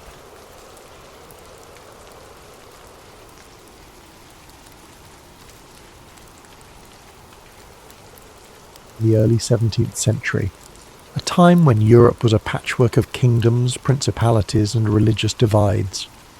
At the heart of this patchwork lay the Holy Roman Empire, a vast and fragmented realm that stretched across much of Central Europe. For centuries, tensions simmered beneath the surface, as Catholic and Protestant states vied for power, influence and the right to practice their faith freely. The spark that ignited this long and devastating conflict came in the form of a defiant act in the city of Prague. In 1618, Protestant nobles in Bohemia, angered by perceived restrictions on their religious freedoms under Emperor Ferdinand II, staged a dramatic rebellion. They stormed Prague Castle, seized 2 imperial officials, and hurled them out of a window in an event known as the Defenestration of Prague. Miraculously, the officials survived the fall, but the act was a clear declaration of defiance. This single moment set off a chain reaction, like ripples spreading across a still pond. Ferdinand II, a staunch Catholic, saw the rebellion as a direct challenge to his authority in the Catholic Church. Determined to restore order and Catholic dominance, he mobilized his forces, while Protestant leaders across the empire began rallying their allies in preparation for a larger struggle. What began as a localized conflict in Bohemia quickly escalated into a broader war, drawing in neighboring regions and foreign powers. Protestant princes sought support from allies in Denmark, Sweden, and beyond, while Catholic states turned to Spain and the powerful Habsburg dynasty for aid. The war was no longer just about Bohemia. It had become a contest of religion, politics, and territorial ambition. As the conflict unfolded, it became clear that this was not a war of quick resolutions. The early battles were fierce yet inconclusive, leaving both sides entrenched in their positions and more determined than ever to secure victory. The countryside began to bear the scars of the war. Villages burned, crops were destroyed, and innocent lives were caught in the crossfire. The 30 Years' War was born out of these divisions, and its origins reveal much about the fragile balance of power and belief in Europe at the time. It was a conflict rooted in faith, but also fueled by ambition and fear, a perfect storm that would rage for decades. Take a moment to absorb this beginning, the first ripples of what would become a vast and relentless storm. As we move forward, the intricate web of alliances, battles, and betrayals will unfold. But for now, let the gravity of this moment settle, a reminder of how one act of defiance can echo across history.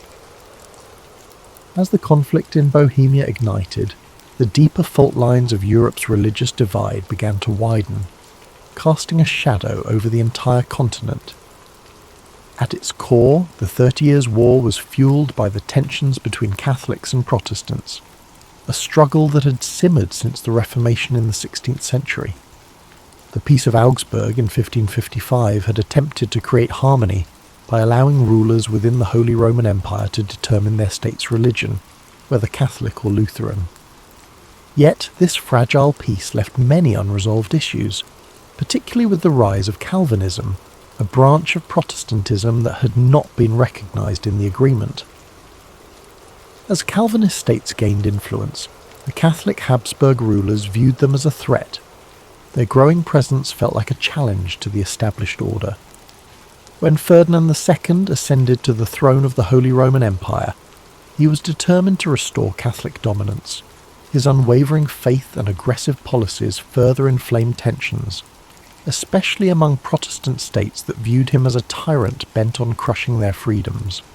Ferdinand's allies in Spain and the papacy provided him with support, reinforcing the Catholic position with resources and manpower. On the other side, the Protestant Union, a coalition of Protestant princes, mobilized to resist Ferdinand's ambitions. They sought aid from Protestant powers beyond the empire, including Denmark, Sweden, and England. These nations saw the conflict not only as a religious struggle, but also as an opportunity to weaken the Habsburgs and expand their own influence. The war spread beyond Bohemia, spilling into regions such as the Palatinate, Saxony, and Bavaria. Each new front brought devastation to towns and villages, as armies marched across the countryside, leaving destruction in their wake.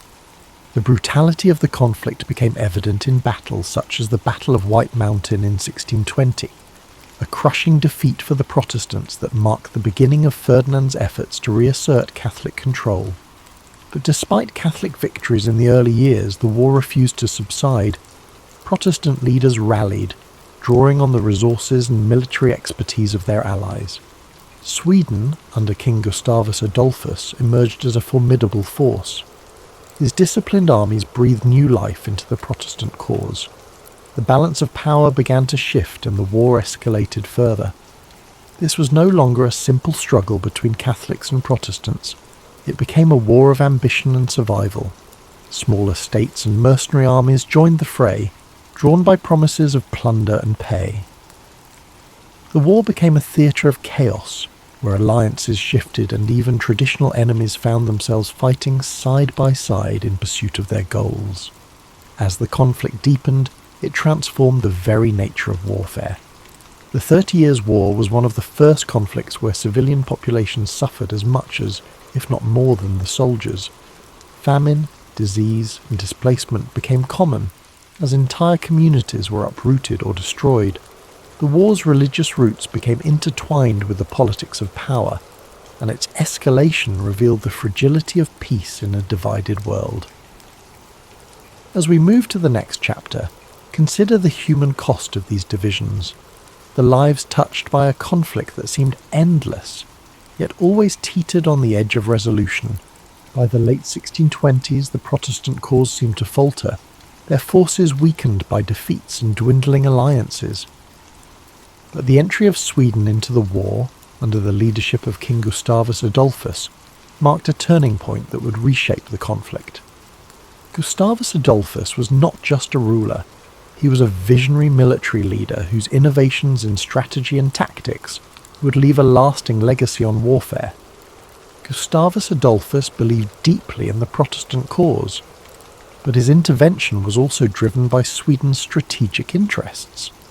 The Habsburgs' growing influence threatened Swedish dominance in the Baltic region, making the 30 Years' War a matter of survival and sovereignty for his nation. With the backing of France, which sought to undermine Habsburg power despite being Catholic, Sweden entered the fray in 1630, bringing with it a disciplined and modernised army. The Swedish forces brought a new energy to the Protestant struggle. Gustavus Adolphus introduced revolutionary military tactics, emphasising mobility, coordination, and the use of combined arms, integrating infantry, cavalry, and artillery into a cohesive fighting force. These methods gave his troops a significant edge over the larger but less organised armies of the Catholic League. The Battle of Breitenfeld in 1631 was a defining moment, a stunning victory for the Swedes and their Protestant allies. Gustavus Adolphus's army decimated the Catholic forces, demonstrating the effectiveness of his strategies. This victory not only bolstered Protestant morale, but also drew new allies to their cause, shifting the balance of power in the war. Under Gustavus Adolphus's leadership, the Protestant forces began to reclaim territory lost in earlier phases of the war. They advanced deep into the heart of the Holy Roman Empire, challenging Ferdinand II's dominance and threatening the stability of the Habsburg realms. Gustavus Adolphus's charisma and tactical brilliance earned him the loyalty of his troops and the respect of his enemies. But his triumphs were not without cost. In 1632, at the Battle of Lutzen, Gustavus Adolphus achieved another critical victory, but lost his life in the process.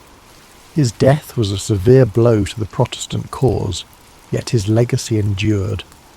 The momentum he had generated allowed Sweden to remain a dominant force in the war, and his military innovations continued to influence the strategies of both sides. As Sweden's intervention reshaped the war, the conflict grew even more complex. Religious divides began to blur as political ambitions took centre stage, with Catholic France supporting Protestant Sweden to counterbalance Habsburg power. This shifting landscape of alliances revealed the deeper currents driving the war, a struggle not just of faith, but of power and control over Europe's future. Gustavus Adolphus's role in the 30 Years' War is a testament to the transformative power of leadership and innovation. His contributions brought hope to a fractured alliance and altered the course of a seemingly endless conflict. Yet, his death also reminded the world of the fleeting nature of triumph in the face of war's relentless toll. As we prepare to move to the next chapter, take a moment to reflect on the determination and vision it takes to bring change amid chaos. In the darkest times, even a single leader can leave an indelible mark, and yet the storm of history moves forward, carrying all in its wake. As the 30 Years' War stretched into its second decade, the conflict expanded beyond its original boundaries, engulfing nearly all of Europe in its relentless grasp. Nations that had once remained on the sidelines found themselves drawn into the fray, whether by alliances, ambitions, or the sheer inevitability of the war's momentum. The entry of France in 1635 marked a dramatic shift. Though a Catholic nation, France allied with Protestant powers like Sweden to counterbalance the Habsburgs' influence. This decision underscored how the war had evolved from a religious conflict into a broader struggle for political dominance in Europe. The stage was set for what would become one of the most destructive periods of the war. As alliances grew ever more complex and battles became increasingly brutal. Across the continent, the toll of the war was staggering. Cities were besieged and burned. Fields were left barren and lifeless, and villages were emptied as civilians fled the advancing armies. Mercenary forces, often poorly paid and motivated by survival, resorted to pillaging and looting, leaving devastation in their wake. Famine and disease swept through war-torn regions, taking more lives than the battles themselves. As you listen to this story, let the gravity of these events drift gently through your thoughts, but not linger. Imagine the chaos of the time slowly fading into the background, replaced by a sense of quiet reflection. Feel the weight of the war's hardship giving way to an understanding of resilience, a reminder of humanity's enduring strength even in its darkest hours. The conflict's scope seemed endless, with battles erupting in regions as far-reaching as the Rhineland, the Netherlands, and northern Italy. Yet amid the turmoil, moments of diplomacy and negotiation emerged, offering brief glimpses of hope. Peace talks began to take shape, though they were slow and fraught with challenges, reflecting the deep divisions and mistrust among the warring parties. Let these moments of negotiation remind you that even in the midst of chaos, there are always efforts toward resolution. Allow yourself to relax further, your breath steady and calm, as if tracing the contours of history's slow march toward peace. As we move deeper into the story, the resilience of the people and the shifting tides of war remind us of the impermanence of struggle. Take this moment to let your mind ease. Let the complexity of the 30 Years' War unravel gently, leaving you with a sense of quiet perspective and peace. After nearly 3 decades of relentless conflict, Europe began to seek an end to the devastation. The 30 Years' War had taken a toll unlike any before it. Economies were ruined, lands were ravaged, and millions of lives had been lost. By the early 1640s, the warring nations realized that no decisive victory was in sight. The war had devolved into a stalemate of exhaustion. Thus began the long and complex journey toward peace, through the negotiations that would culminate in the Peace of Westphalia. The Westphalian negotiations were unprecedented in their scope and ambition. For the first time in European history, nearly all major powers gathered to discuss terms of peace. Delegates from Catholic and Protestant states, as well as representatives from France, Sweden, Spain, and the Holy Roman Empire, met in the towns of Münster and Osnabrück. These talks would last for years, reflecting the complexity of the issues at hand and the deep mistrust between the parties. As the negotiations unfolded, the participants wrestled with questions of religion, sovereignty, and the balance of power. The Peace of Westphalia sought to establish a new order in Europe, one that would recognize the religious and political realities that had emerged from the war. Protestant and Catholic states agreed to a form of mutual tolerance, reaffirming the principle that rulers could determine their state's religion, while also granting greater freedoms to minority faiths. The treaty also redefined the concept of sovereignty. It marked the beginning of the modern state system, where nations recognized each other's territorial boundaries and agreed not to interfere in one another's internal affairs. This idea of state sovereignty would become a cornerstone of international relations for centuries to come. While the Peace of Westphalia brought an end to the 30 Years' War, its provisions were not without compromise. No side emerged as a clear victor, and many of the underlying tensions remained unresolved. Yet, the treaty succeeded in ending the immediate bloodshed and creating a framework for coexistence in a fractured Europe. As you listen to the conclusion of this chapter, let the idea of resolution fill your thoughts. Picture the weary negotiators, coming together after years of strife, finding common ground in the hope of a better future. Let this image remind you that even in the most challenging times, peace is always within reach. The road to peace was long and arduous, yet it proved that dialogue and compromise can overcome even the deepest divisions. Allow this lesson to settle within you as you relax further, your mind at ease, as the echoes of war fade into the calm promise of resolution. As the Peace of Westphalia brought an end to the 30 Years' War, Europe began to rebuild from the ashes of its most devastating conflict. The war left an indelible mark on the continent, shaping the course of history in profound ways. Nations that had been battered and broken emerged with new identities, while the concept of sovereignty laid the foundation for the modern nation-state system. The war's legacy extended beyond politics and borders. It changed the way conflicts were waged, highlighting the immense cost of prolonged war and the devastating impact on civilian populations. The lessons of the 30 Years' War echoed across generations, reminding humanity of the importance of diplomacy, tolerance, and restraint. This story of destruction and eventual reconciliation carries a timeless message.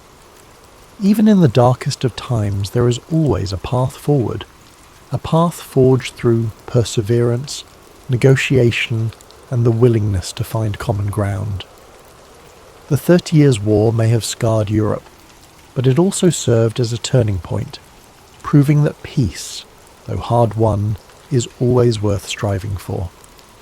As we close this chapter of history, take a moment to reflect on the resilience of the human spirit. Let the story of the 30 Years' War remind you of the strength found in unity and the power of resolution. Think of the nations and individuals who rebuilt after so much loss, their journey, though difficult, leading to a more stable and interconnected future. Now let the soothing sounds of rain guide you to a place of peace and relaxation. Imagine gentle raindrops falling softly on leaves, washing away the echoes of history's struggles. Feel the rhythm of the rain bringing calm to your mind and a sense of quiet to your soul.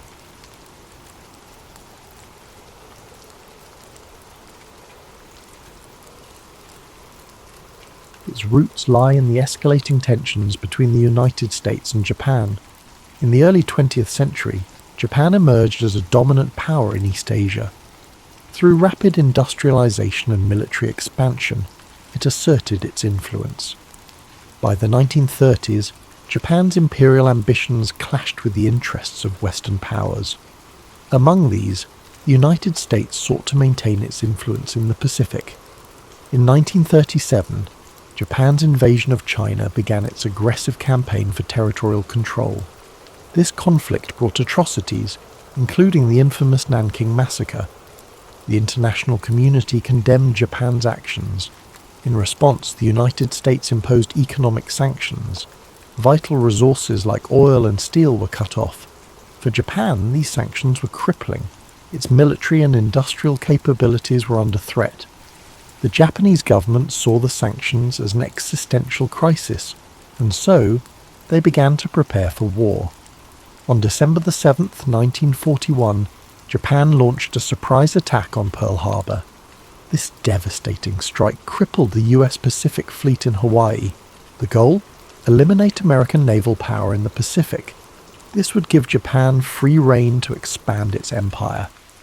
While the attack dealt a significant blow, it galvanized the United States. Within days, America declared war on Japan. This marked the nation's full entry into World War II. After Pearl Harbor, Japan's military advanced rapidly. Territories like the Philippines, Singapore, and parts of Indonesia fell to their forces. The Japanese seemed unstoppable, dominating the Pacific with unrelenting campaigns. But in May 1942, cracks began to show. The Battle of the Coral Sea became a turning point. This costly engagement marked the first time Japan's expansion was checked. The United States stopped Japan from capturing Port Moresby in New Guinea. This preserved a critical Allied position. Despite this setback, Japan remained confident. Its military leaders, particularly Admiral Isoroku Yamamoto, planned a decisive battle. Yamamoto's strategy was ambitious. He aimed to lure the US fleet into a trap by attacking Midway Atoll. Midway was remote but strategically vital. Its proximity to Hawaii made it a key target. If captured, Midway would allow Japan to extend its defensive perimeter. It might even threaten the American mainland. Unbeknownst to the Japanese, the United States had a crucial advantage. American cryptographers, led by Lieutenant Commander Joseph Rochefort, had broken Japan's naval codes.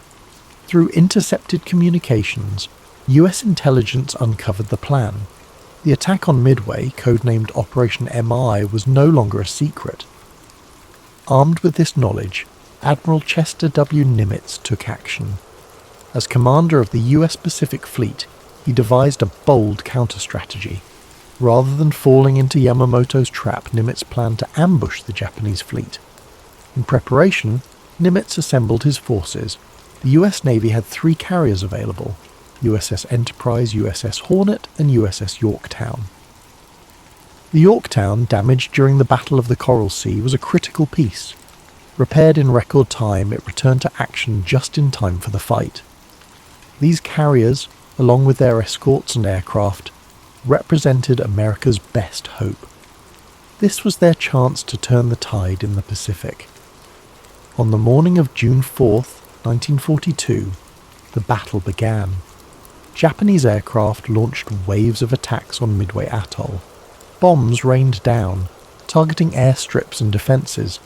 The defenders, though heavily outnumbered, fought valiantly. Anti-aircraft fire and fighter planes took a toll on the attackers. Yet Midway suffered significant damage. Even so, the Japanese failed to achieve their primary goal, neutralising Midway's air power. As the Japanese prepared for a second wave, the Americans struck back. Carrier-based aircraft launched a bold counterattack. The first waves of US torpedo bombers faced devastating losses. Their slow, outdated planes were no match for the agile Japanese Zero fighters. Many brave crews were lost, but their sacrifice distracted the Japanese defences. This left the enemy fleet vulnerable. At a critical moment, American dive bombers arrived. They found the Japanese carriers, Akagi, Kaga, and Soryu, completely exposed. The ships were refueling and rearming planes. Their decks were crowded with explosives. The American bombers struck with devastating precision. Direct hits ignited explosions and fires. Akagi, Kaga, and Soryu were consumed by flames. This was a catastrophic blow to Japan's naval power. The 4th Japanese carrier, Hiryu, launched a counterstrike. It managed to severely damage the USS Yorktown, but the Americans regrouped quickly. They launched a final attack, sinking Hiryu by the end of the day. All 4 Japanese carriers were destroyed. This marked a turning point, not just in the battle, but in the war itself. The fighting continued for several days. The Japanese attempted to regroup and retreat. By June 7th, it was over. The United States had achieved a decisive victory. Japan's primary carriers were sunk. Their ability to project power in the Pacific was crippled. The loss was catastrophic for Japan. Over 3,000 sailors and airmen were killed. Their fleet suffered irreparable damage. The Battle of Midway marked a turning point. Japan, once seemingly invincible, was now on the defensive. The United States began a bold campaign of island hopping. Strategic locations were captured one by one. Step by step, they pushed closer to Japan. Midway reshaped the nature of naval warfare. The battle proved the central role of aircraft carriers. It signaled the end of the battleship era. Beyond its strategic significance, Midway is remembered for its human cost. The courage of American pilots was extraordinary. They faced overwhelming odds with determination.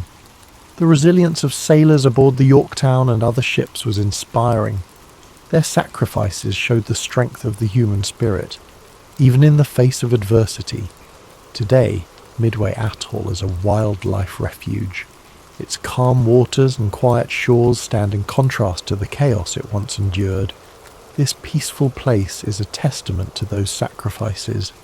It reminds us of the price paid for peace. The story of Midway teaches us many things: the power of strategy, the importance of intelligence, and the unity needed to overcome the greatest challenges. As you rest tonight, reflect on this story. Picture the vast Pacific Ocean. Imagine its waves, now peaceful and still. Think of the bravery of those who fought for a brighter future. Let their sacrifices bring you calm and hope. The impact of Midway did not end with the sinking of Japan's carriers. Its effects echoed across the Pacific and beyond. For Japan, the loss was a strategic disaster. 4 carriers were destroyed: Akagi, Kaga, Soryu, and Hiryu. These ships were the core of the Imperial Japanese Navy's striking force. Their destruction ended Japan's ability to conduct large-scale offensives. The loss of experienced pilots and aircrew was another blow. Unlike the United States, Japan struggled to replace its forces. Its industrial capacity and training programs were limited. The expertise of the aviators lost at Midway was irreplaceable. This left the Japanese fleet at a growing disadvantage in later battles. For the United States, Midway was a game-changer. Victory allowed the US to shift from defense to offense.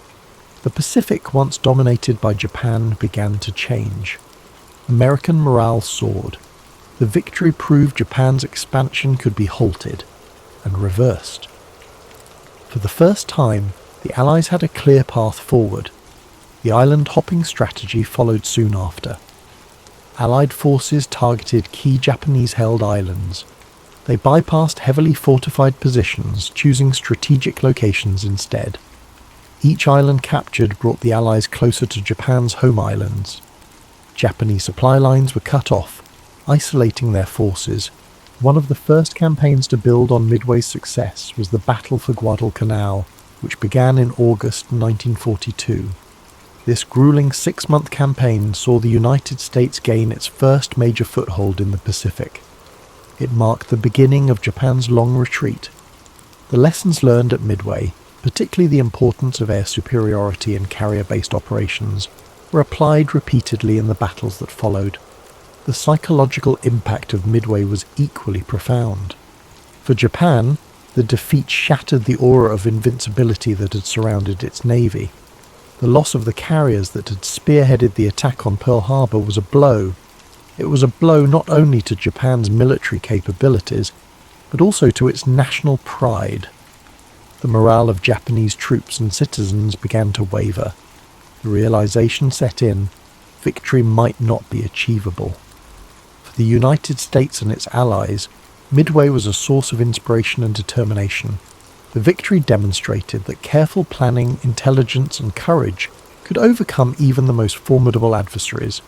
It strengthened the resolve of Allied forces and galvanized the American public, who now saw a path to ultimate victory in the Pacific. The Battle of Midway also highlighted the evolving nature of naval warfare. The era of the battleship, long considered the dominant force in naval strategy, was over. Midway confirmed that aircraft carriers and their air groups were the new kings of the sea. Control of the skies became the determining factor in naval engagements. This shift would influence military doctrine for decades to come. The role of intelligence in the battle cannot be overstated. The work of American codebreakers, who deciphered Japan's naval plans, provided a critical advantage. This allowed the United States to prepare and execute its ambush.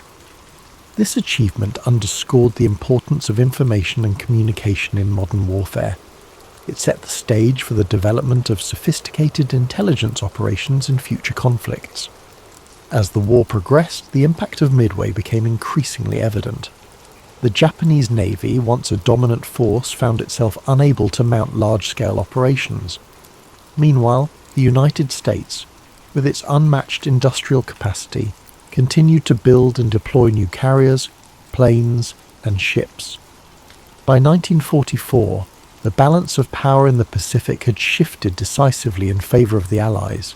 Today, the story of Midway is remembered not just as a battle. It is a testament to the resilience, ingenuity, and bravery of those who fought there.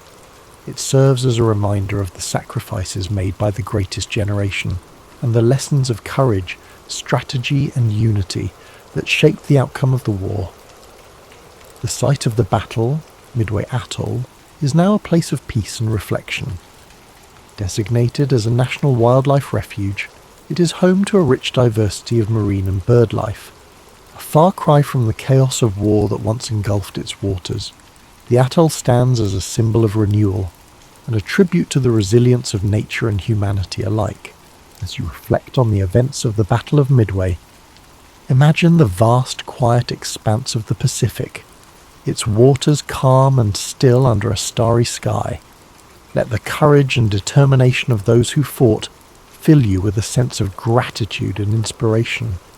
Their sacrifices remind us of the strength and resilience within each of us and the enduring hope for peace. After the decisive American victory at Midway, the Imperial Japanese Navy found itself in a precarious position. With the loss of 4 carriers, over 300 aircraft, and their experienced crews, Japan's ability to project power across the Pacific was irreparably weakened. The battle also exposed critical flaws in Japan's strategic planning and overconfidence. Despite early successes in the war, the Japanese High Command underestimated the United States' industrial capacity, intelligence capabilities, and the sheer determination of its forces. Midway was a psychological blow to Japan. The once dominant Japanese Navy now faced a growing and increasingly confident American fleet. This loss of momentum had a cascading effect on Japanese strategy. Without the naval supremacy they had relied upon, Japan was forced into a defensive posture, scrambling to protect its remaining territories and resources. Meanwhile, the United States capitalized on its victory to push forward with its island-hopping campaign. This strategy involved bypassing heavily fortified Japanese strongholds in favor of capturing strategically significant islands. Each island seized became a stepping stone toward Japan itself, providing bases for air operations, supply lines, and staging areas for future assaults. One of the first major campaigns following Midway was the Battle for Guadalcanal, which began in August 1942. Guadalcanal was a grueling and protracted campaign, lasting 6 months and testing the endurance of both American and Japanese forces. The lessons learned at Midway played a crucial role in this battle, particularly the importance of air superiority and naval coordination. Guadalcanal marked the first significant offensive by Allied forces in the Pacific and further demonstrated Japan's inability to sustain its initial advances. The importance of logistics and industrial capacity, highlighted by Midway, became even more apparent as the war progressed. The United States, with its vast industrial resources, was able to replace ships, aircraft, and personnel at a pace that Japan could not match. For every carrier Japan lost at Midway, the US was building multiple new carriers, along with the planes and crews needed to operate them. This overwhelming production capacity allowed the Allies to maintain pressure on Japan across multiple fronts. The Battle of Midway also influenced the development of naval warfare tactics and technology. The battle demonstrated the importance of aircraft carriers as the centerpiece of naval strategy, relegating battleships to a secondary role. The lessons learned at Midway shaped the way future naval engagements were fought, with an emphasis on air power, intelligence, and mobility. Intelligence gathering, which had played such a pivotal role at Midway, continued to be a critical factor in the Allied war effort. The success of American cryptographers in breaking Japanese codes allowed the US to anticipate and counter Japanese moves throughout the war. This advantage helped secure victories in battles such as the Philippine Sea and Leyte Gulf, further eroding Japan's ability to wage war. As the war drew closer to Japan's home islands, the effects of Midway became even more pronounced. The loss of carriers and pilots at Midway created a gap in Japan's naval and air capabilities that it could never fully close. By the time of the Battle of the Philippine Sea in 1944, often referred to as the Great Marianas Turkey Shoot, Japanese pilots were so inexperienced that American forces decimated them with relative ease. This imbalance in skill and resources can be traced back to the setbacks Japan suffered at Midway. The legacy of Midway extends beyond its military and strategic implications. It became a symbol of resilience, ingenuity, and the importance of unity in the face of adversity. For the United States, the victory at Midway represented a turning point in a war that had begun with the devastating losses at Pearl Harbor. It demonstrated that the American spirit, coupled with innovation and strategy, could overcome even the most formidable challenges. The men who fought at Midway left a lasting impact on history. Their courage and sacrifice are remembered not just in the annals of military history, but also in the hearts of those who understand the profound cost of war. Many of the pilots, sailors, and officers who served in the battle went on to play key roles in subsequent campaigns, carrying with them the lessons and experiences of Midway. Today, the site of the battle remains a place of quiet reflection. Midway Atoll, now a national wildlife refuge, is home to diverse marine and bird life, a stark contrast to the chaos that once engulfed its waters. The peaceful serenity of the atoll serves as a poignant reminder of the cost of war and the enduring hope for peace. The story of Midway is one of triumph and tragedy, of strategy and sacrifice. It is a reminder of the resilience of the human spirit and the importance of standing firm in the face of adversity.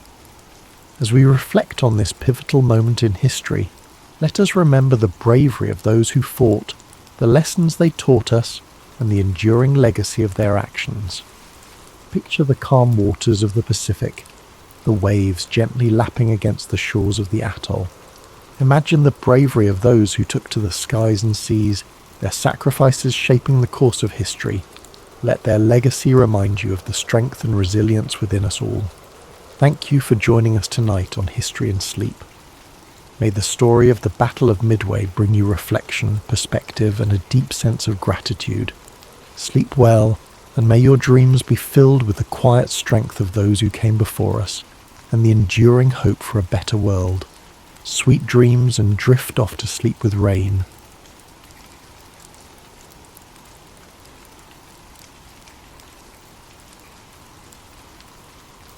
In a land of rolling hills, ancient olive trees and desert winds, the region of Judea lay under the vast starry sky. It was a quiet, cool night in the small town of Bethlehem.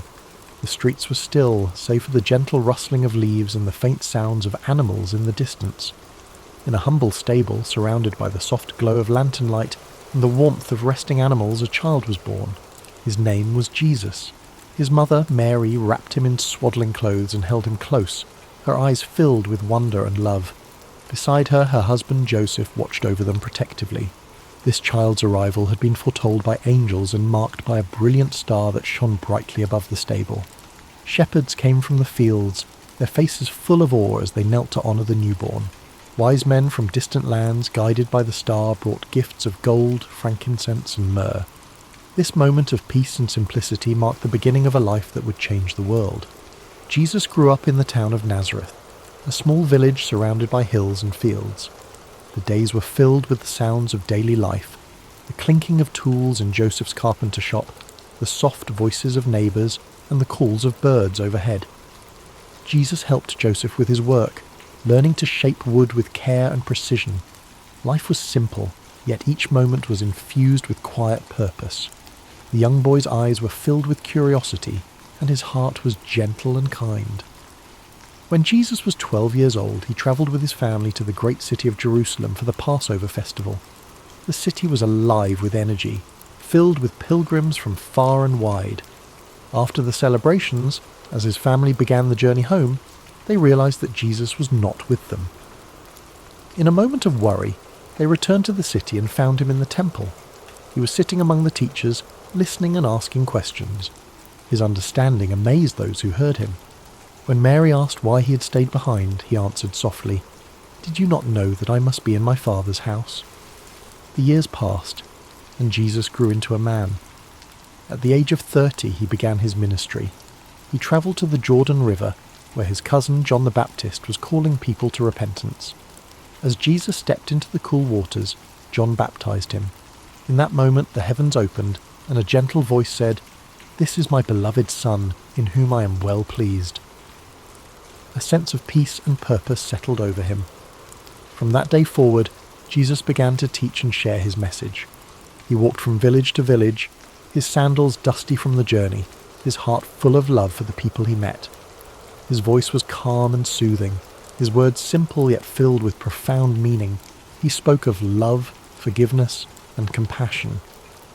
"Love your neighbour as yourself," he said. "Blessed are the peacemakers, for they shall be called children of God." People gathered to hear him, their eyes filled with hope. He healed the sick, gave sight to the blind, and comforted those who were weary. His touch was gentle, his presence a source of peace. He met people where they were in their daily lives and invited them to see the world through the lens of love and kindness. Jesus called 12 men to be his closest followers, his disciples.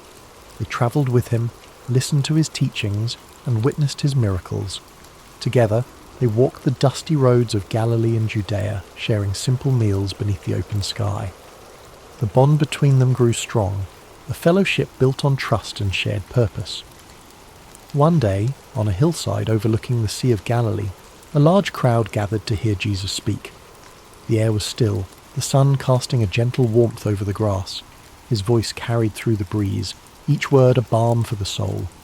"Blessed are the poor in spirit, for theirs is the kingdom of heaven. Blessed are those who mourn, for they shall be comforted." His teachings offered hope, reminding people of their worth and the boundless love of God. But not everyone welcomed his message. Religious leaders and those in power felt threatened by his teachings and his growing following. They questioned his authority and sought ways to silence him. Yet Jesus remained calm, his resolve unshaken. He continued to teach, to heal, and to spread his message of love and forgiveness. As his ministry continued, Jesus travelled to Jerusalem one final time. The city was bustling with preparations for the Passover festival. Crowds welcomed him with palm branches, shouting, "Hosanna!" But beneath the celebration lay a growing tension. He shared a final meal with his disciples, breaking bread and offering wine. "Do this in remembrance of me," he said softly. That night, in the quiet Garden of Gethsemane, Jesus prayed. The stars shone above, and the olive trees stood in silent witness. He knew what lay ahead. Soldiers came, and he was arrested, betrayed by one of his own. He was taken before the authorities, questioned and condemned. Though he had committed no crime, he accepted his fate with grace and humility. He carried his cross through the streets of Jerusalem, the weight heavy upon his shoulders. The journey was slow, each step filled with pain and determination. On a hill called Golgotha, he was crucified. The sky darkened, and a hush fell over the land. Even in his final moments, he spoke words of forgiveness. "Father, forgive them, for they know not what they do." As the sun set, his body was taken down and laid in a tomb. The world seemed to hold its breath, the weight of sorrow and loss hanging in the air. But the story did not end there. On the third day, the stone was rolled away, and the tomb was empty. His followers, filled with wonder and joy, saw him again. He had risen, a symbol of hope, redemption, and eternal love. Jesus' life, though marked by struggle and sacrifice, remains a testament to the power of compassion, forgiveness, and faith. His teachings continue to inspire millions, offering a path of peace and purpose. His story is a reminder that love endures, that hope rises even in the darkest moments, and that each of us carries within us the capacity for kindness and grace. As you drift deeper into sleep, let the story of Jesus' life bring you a sense of calm and comfort. Feel the gentle peace of his message settle over you, like a warm blanket of light. His journey, filled with love and sacrifice, reminds us of the quiet strength within our own hearts. Let the serenity of this story continue to wash over you, like a gentle tide drawing you further into rest. The life of Jesus of Nazareth is a story that transcends time, a narrative of love, sacrifice, and enduring hope. As you breathe softly, allow the echoes of his message to bring a sense of calm and comfort. Imagine the quiet streets of ancient Nazareth, the town where Jesus spent much of his early life. The air is cool, the distant hills bathed in the soft light of dawn. The scent of olive trees and wildflowers drifts through the breeze. This peaceful village, with its modest homes and narrow paths, was where he grew in wisdom and strength, surrounded by the rhythms of daily life. It was a place of simplicity, where each sunrise brought new possibilities, where every moment was a chance to learn and love. As you picture these scenes, feel the simplicity and peace of a world free from noise and distraction. The sound of soft footsteps on the earth, the whisper of the wind through the trees, and the gentle murmur of quiet conversations create a soothing backdrop. Jesus walked these streets, his heart already filled with a quiet purpose. His presence was one of kindness, humility, and unwavering love. Now imagine the rolling hills of Galilee, where Jesus often taught and spent time with his disciples. The landscape is serene, with fields of wildflowers swaying in the breeze. The Sea of Galilee stretches out before you, its surface shimmering under the morning sun. The gentle lapping of waves against the shore creates a calming rhythm. Jesus walked these shores sharing stories and parables that spoke to the hearts of those who listened. His words, like the steady waves, carried a sense of peace and clarity. The parables he told were simple, yet profound.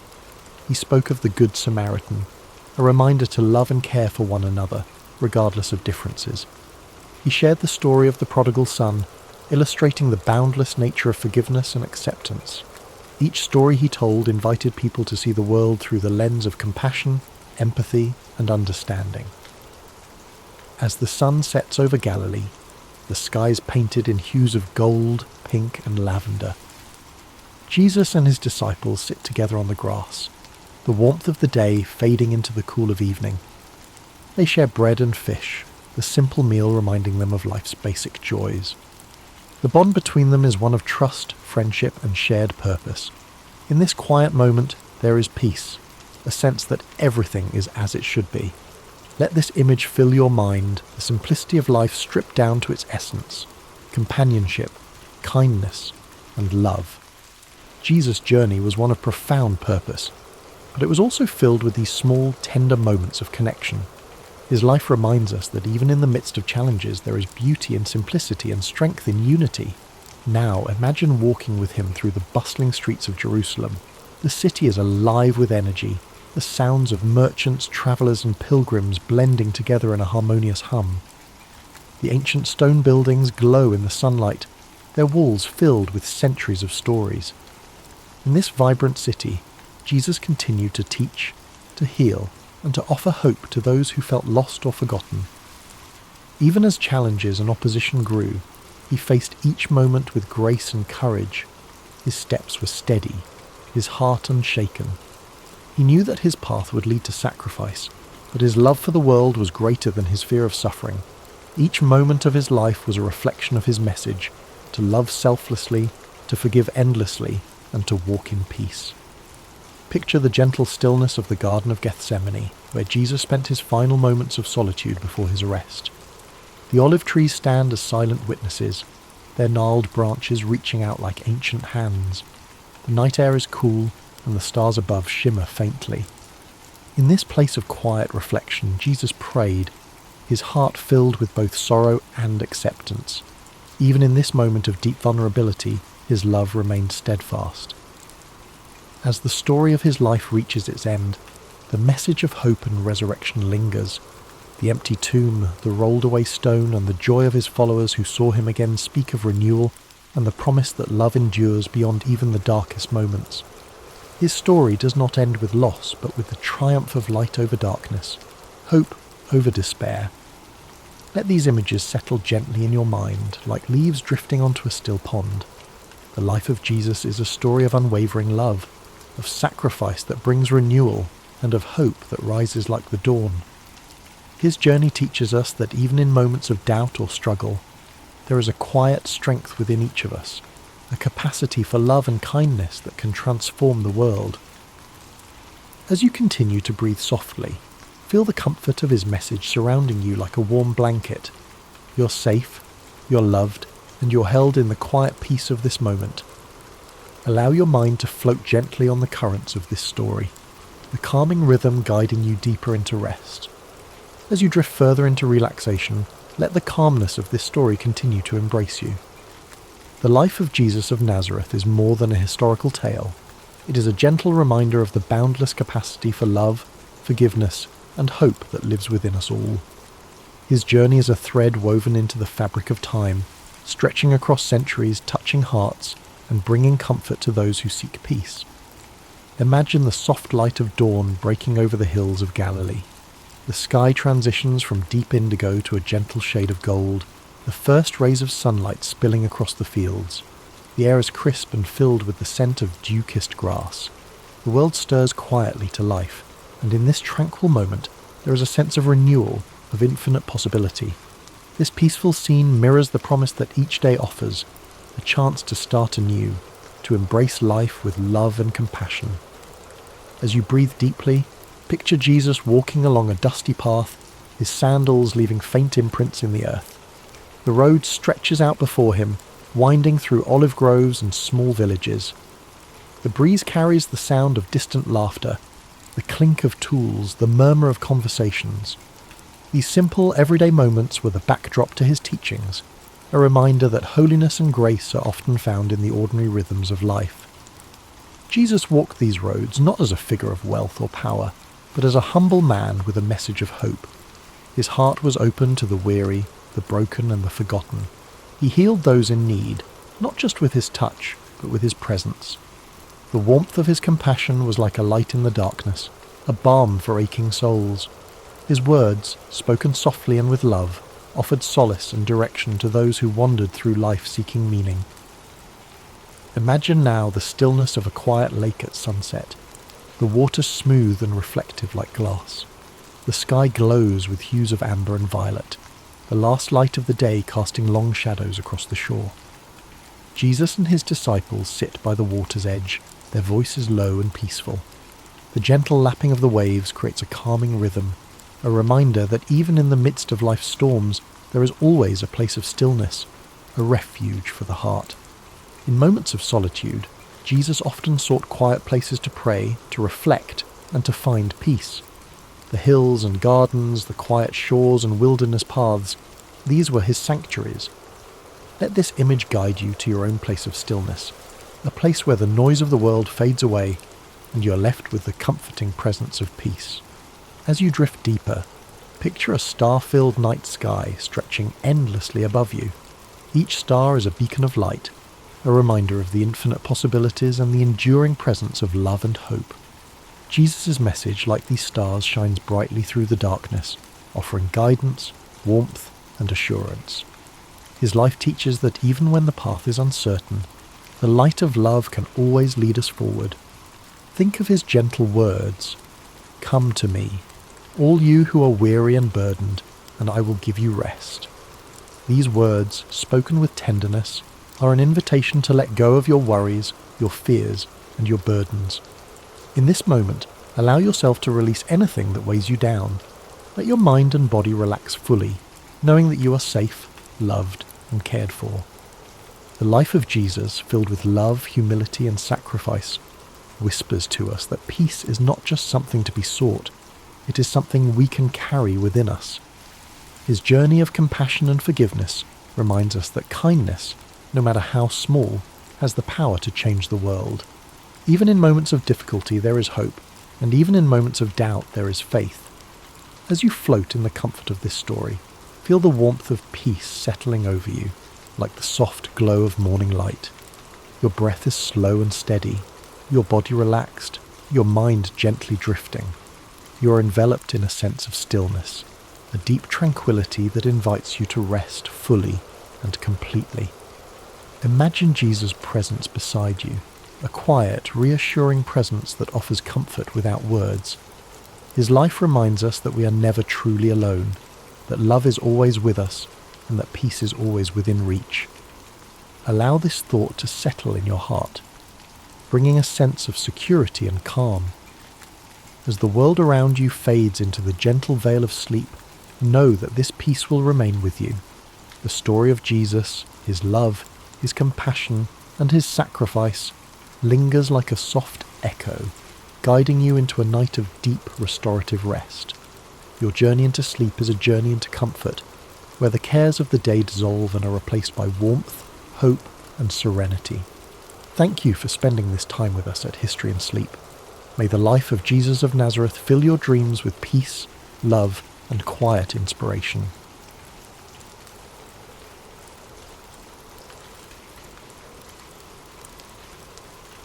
It is the 3rd century BCE in the ancient city of Syracuse, a bustling Greek settlement on the island of Sicily.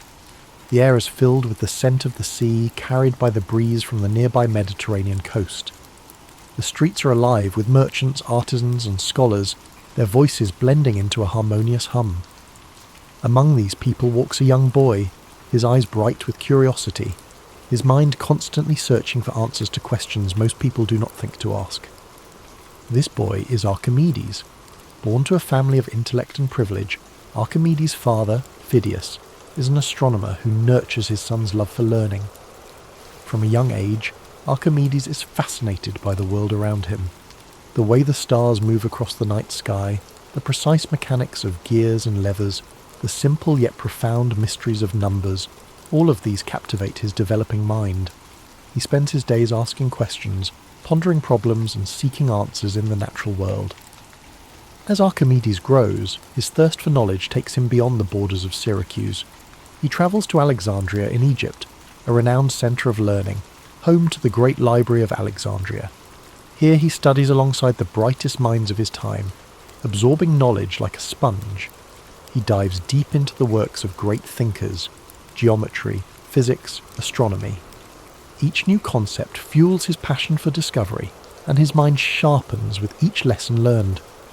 Upon returning to Syracuse, Archimedes dedicates himself to a life of study and invention.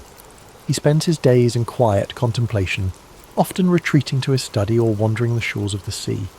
His mind dances with ideas, equations, and theories. He is not concerned with wealth or fame, but with understanding the fundamental principles that govern the universe. One of his most famous discoveries begins in a moment of quiet observation. The story goes that King Hero II, ruler of Syracuse, asks Archimedes to determine whether a crown made for him is pure gold, or if the goldsmith has mixed in lesser metals. Pondering this problem, Archimedes relaxes into a warm bath, the water rippling around him.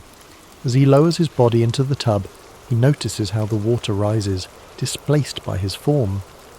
In that instant, a revelation strikes him, the principle of buoyancy. He realizes that by measuring how much water an object displaces, he can determine its density and thus its purity. Overcome with excitement, he leaps from the bath and runs through the streets shouting, "Eureka! Eureka!" Greek for "I have found it."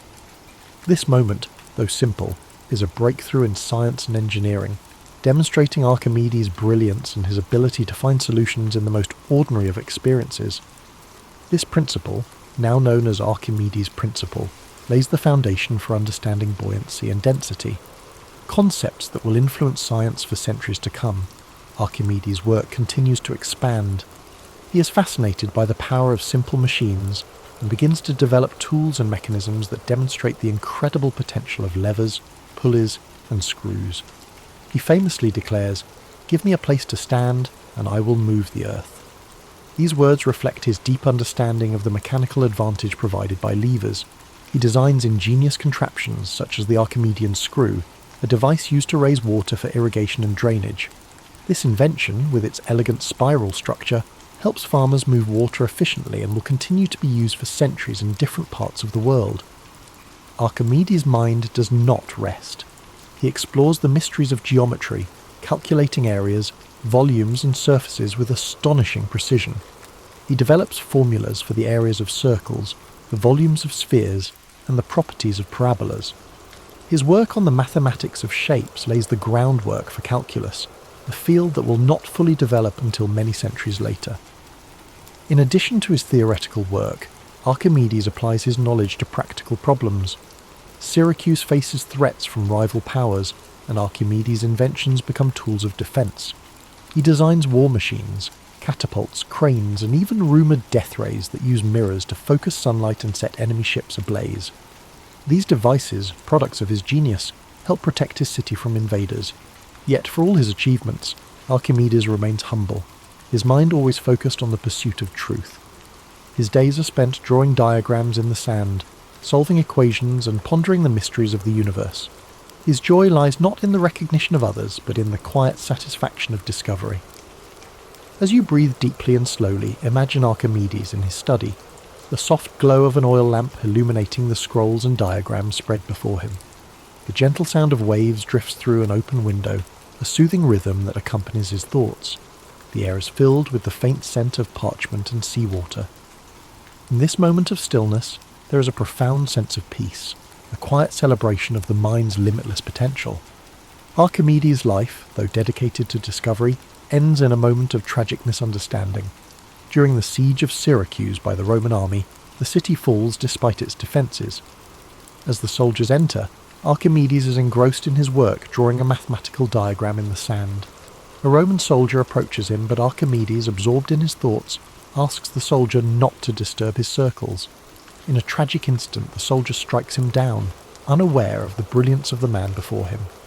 But though his life is cut short, Archimedes' legacy endures.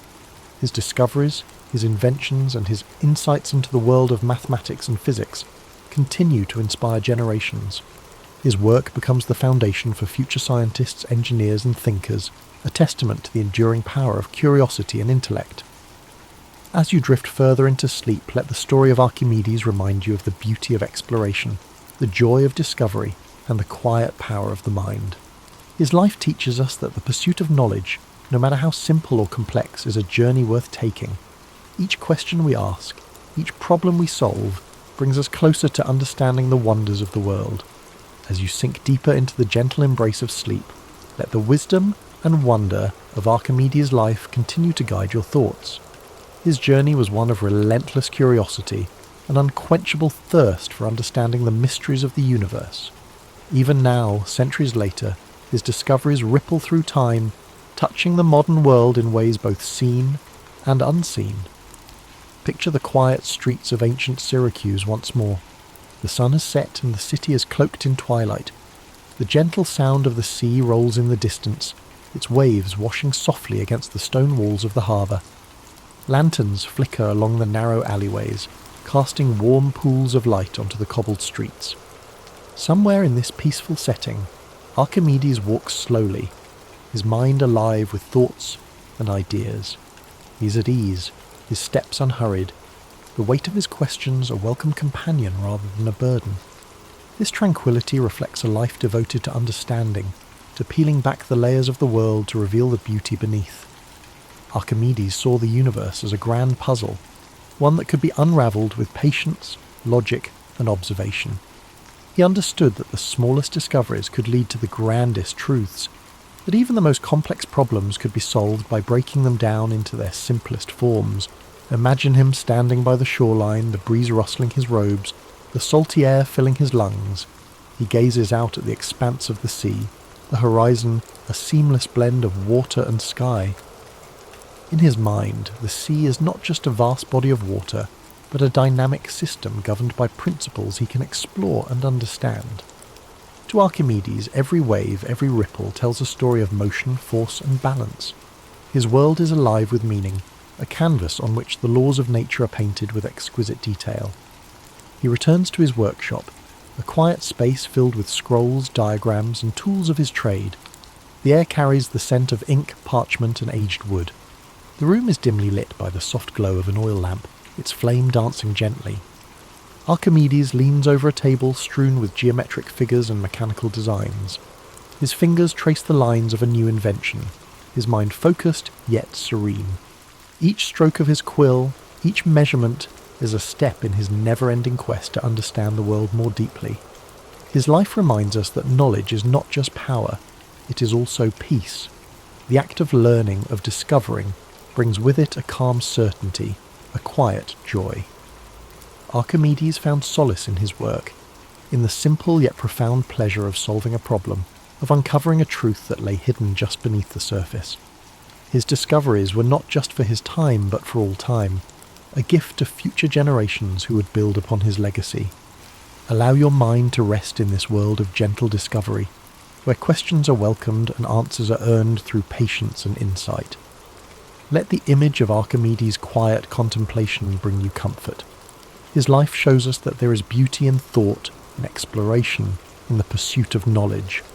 No problem is too large, no challenge too daunting when faced with a calm and determined mind. As you breathe slowly and deeply, feel a sense of calm curiosity settle over you. The worries of the day drift away, replaced by the stillness of this moment. The gentle rhythm of your breath becomes the heartbeat of your own quiet discoveries. Like Archimedes, you're free to explore the depths of your thoughts, to wonder, to question, and to dream. The soft lapping of waves on the shore echoes in the distance, a soothing sound that anchors you to a place of peace. The stars twinkle faintly above, each one a reminder of the infinite possibilities that lie before you. Archimedes understood that the universe, vast and mysterious, is a place of endless wonder.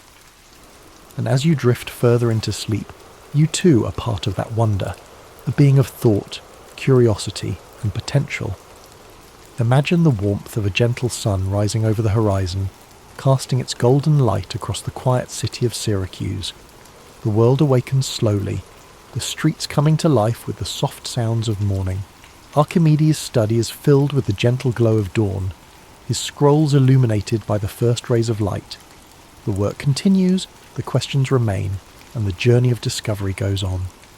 In this moment, you're wrapped in a blanket of peace and possibility. The story of Archimedes whispers to you that the pursuit of knowledge is a path without end, a journey that brings fulfillment and joy. His life is a reminder that even the smallest insights can lead to the greatest understandings, that patience and curiosity are the keys to unlocking the universe's secrets. As you drift deeper into the serene embrace of sleep, let the story of Archimedes continue to weave through your thoughts like a gentle current. His life reminds us that the universe is filled with puzzles waiting to be solved, and each quiet moment of reflection brings us closer to understanding its secrets.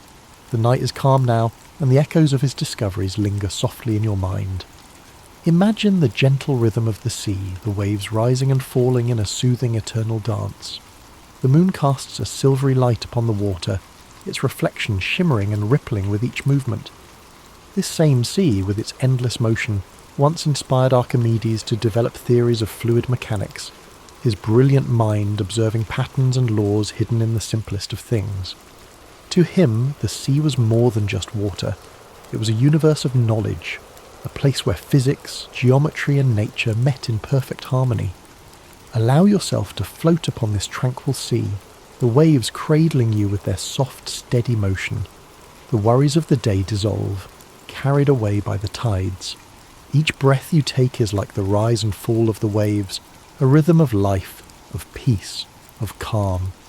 You're held safely in this space of quiet discovery, where the world's complexities fade into simplicity, and every thought leads you closer to rest.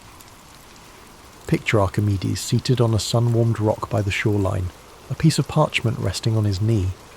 The wind tousles his hair as he sketches shapes and equations with a steady hand.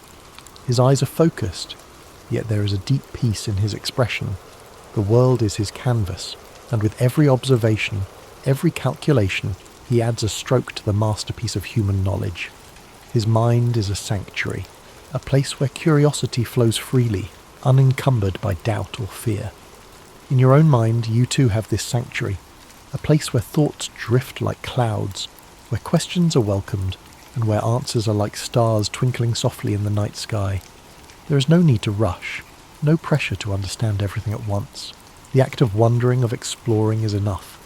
This quiet space within you is a reflection of Archimedes' own calm, thoughtful mind, a place where peace and discovery coexist. As the night deepens, the sounds of Syracuse fade into stillness. The bustling markets, the clink of hammers in workshops, the calls of merchants, all grow quieter, like the world itself is gently falling asleep.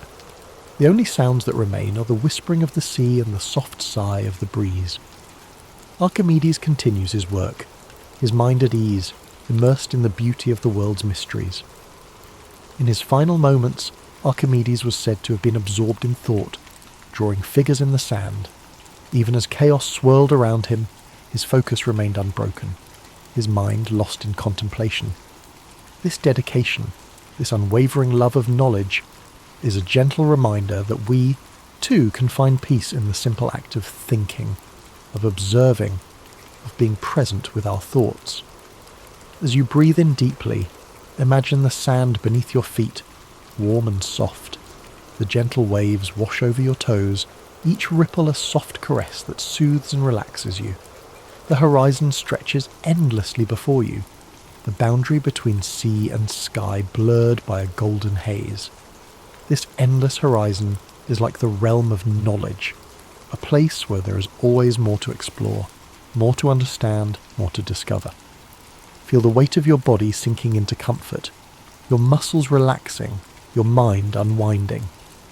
The story of Archimedes lingers like a comforting presence, a reminder that within you is the potential for great insight, for curiosity, for peace. You are part of the same universe that Archimedes sought to understand, a universe filled with beauty, logic, and wonder. Now let go completely, surrendering to the calm embrace of sleep. The sea of your thoughts grows still, the waves gentle and soothing. The stars above shine with a quiet brilliance, each one a beacon of endless possibility. You're safe here, wrapped in the warmth of the night, guided by the gentle wisdom of Archimedes' journey. Thank you for joining us tonight on History and Sleep. May this story of discovery, resilience, and curiosity guide you into a deep, restful slumber.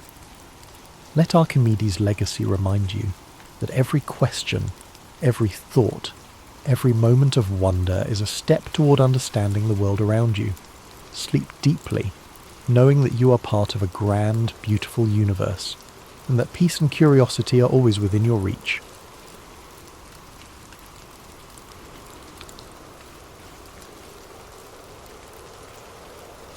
Aristotle's story begins over 2,000 years ago, in 384 BCE, in the ancient city of Stagira, located in northern Greece. Born to a physician named Nicomachus and his wife Phaestis, Aristotle came into the world surrounded by a mix of science, medicine, and tradition.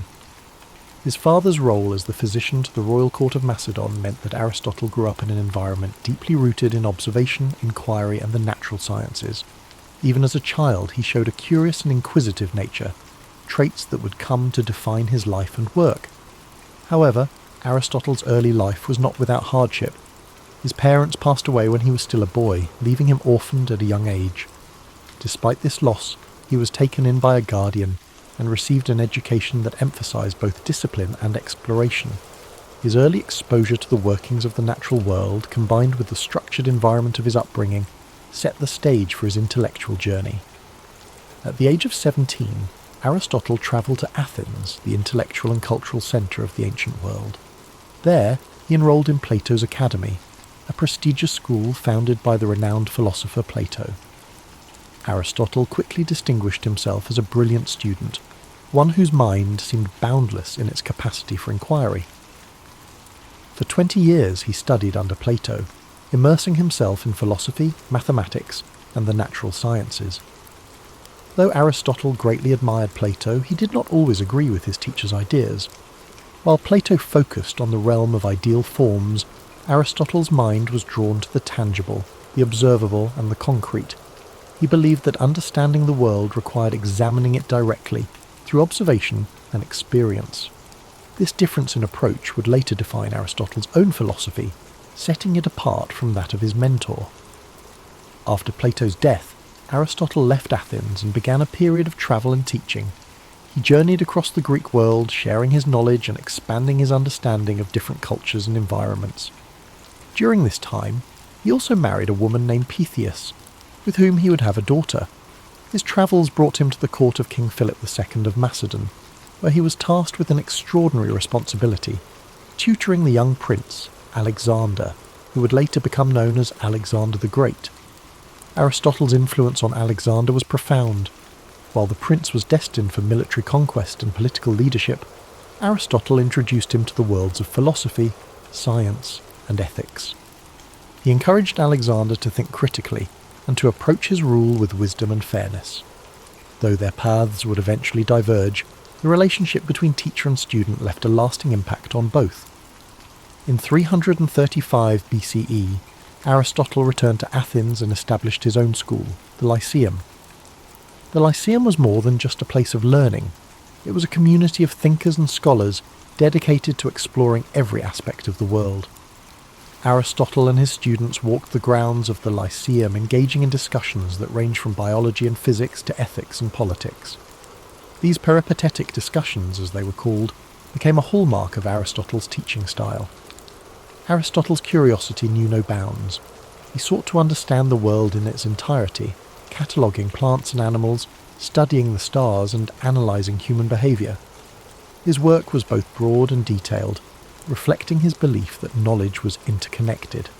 To Aristotle, understanding one aspect of the world helped illuminate the others. His contributions to philosophy were groundbreaking. Aristotle developed a system of logic that laid the foundation for scientific inquiry. He believed that knowledge could be built through observation, reasoning, and experimentation. This approach contrasted with the purely theoretical methods of his predecessors, and it marked the beginning of a more empirical way of thinking that would influence science for centuries to come. Aristotle's writings covered nearly every subject imaginable. He explored metaphysics, examining the nature of existence and reality. He wrote extensively on ethics, proposing that the goal of life was to achieve eudaimonia, or flourishing through the cultivation of virtue.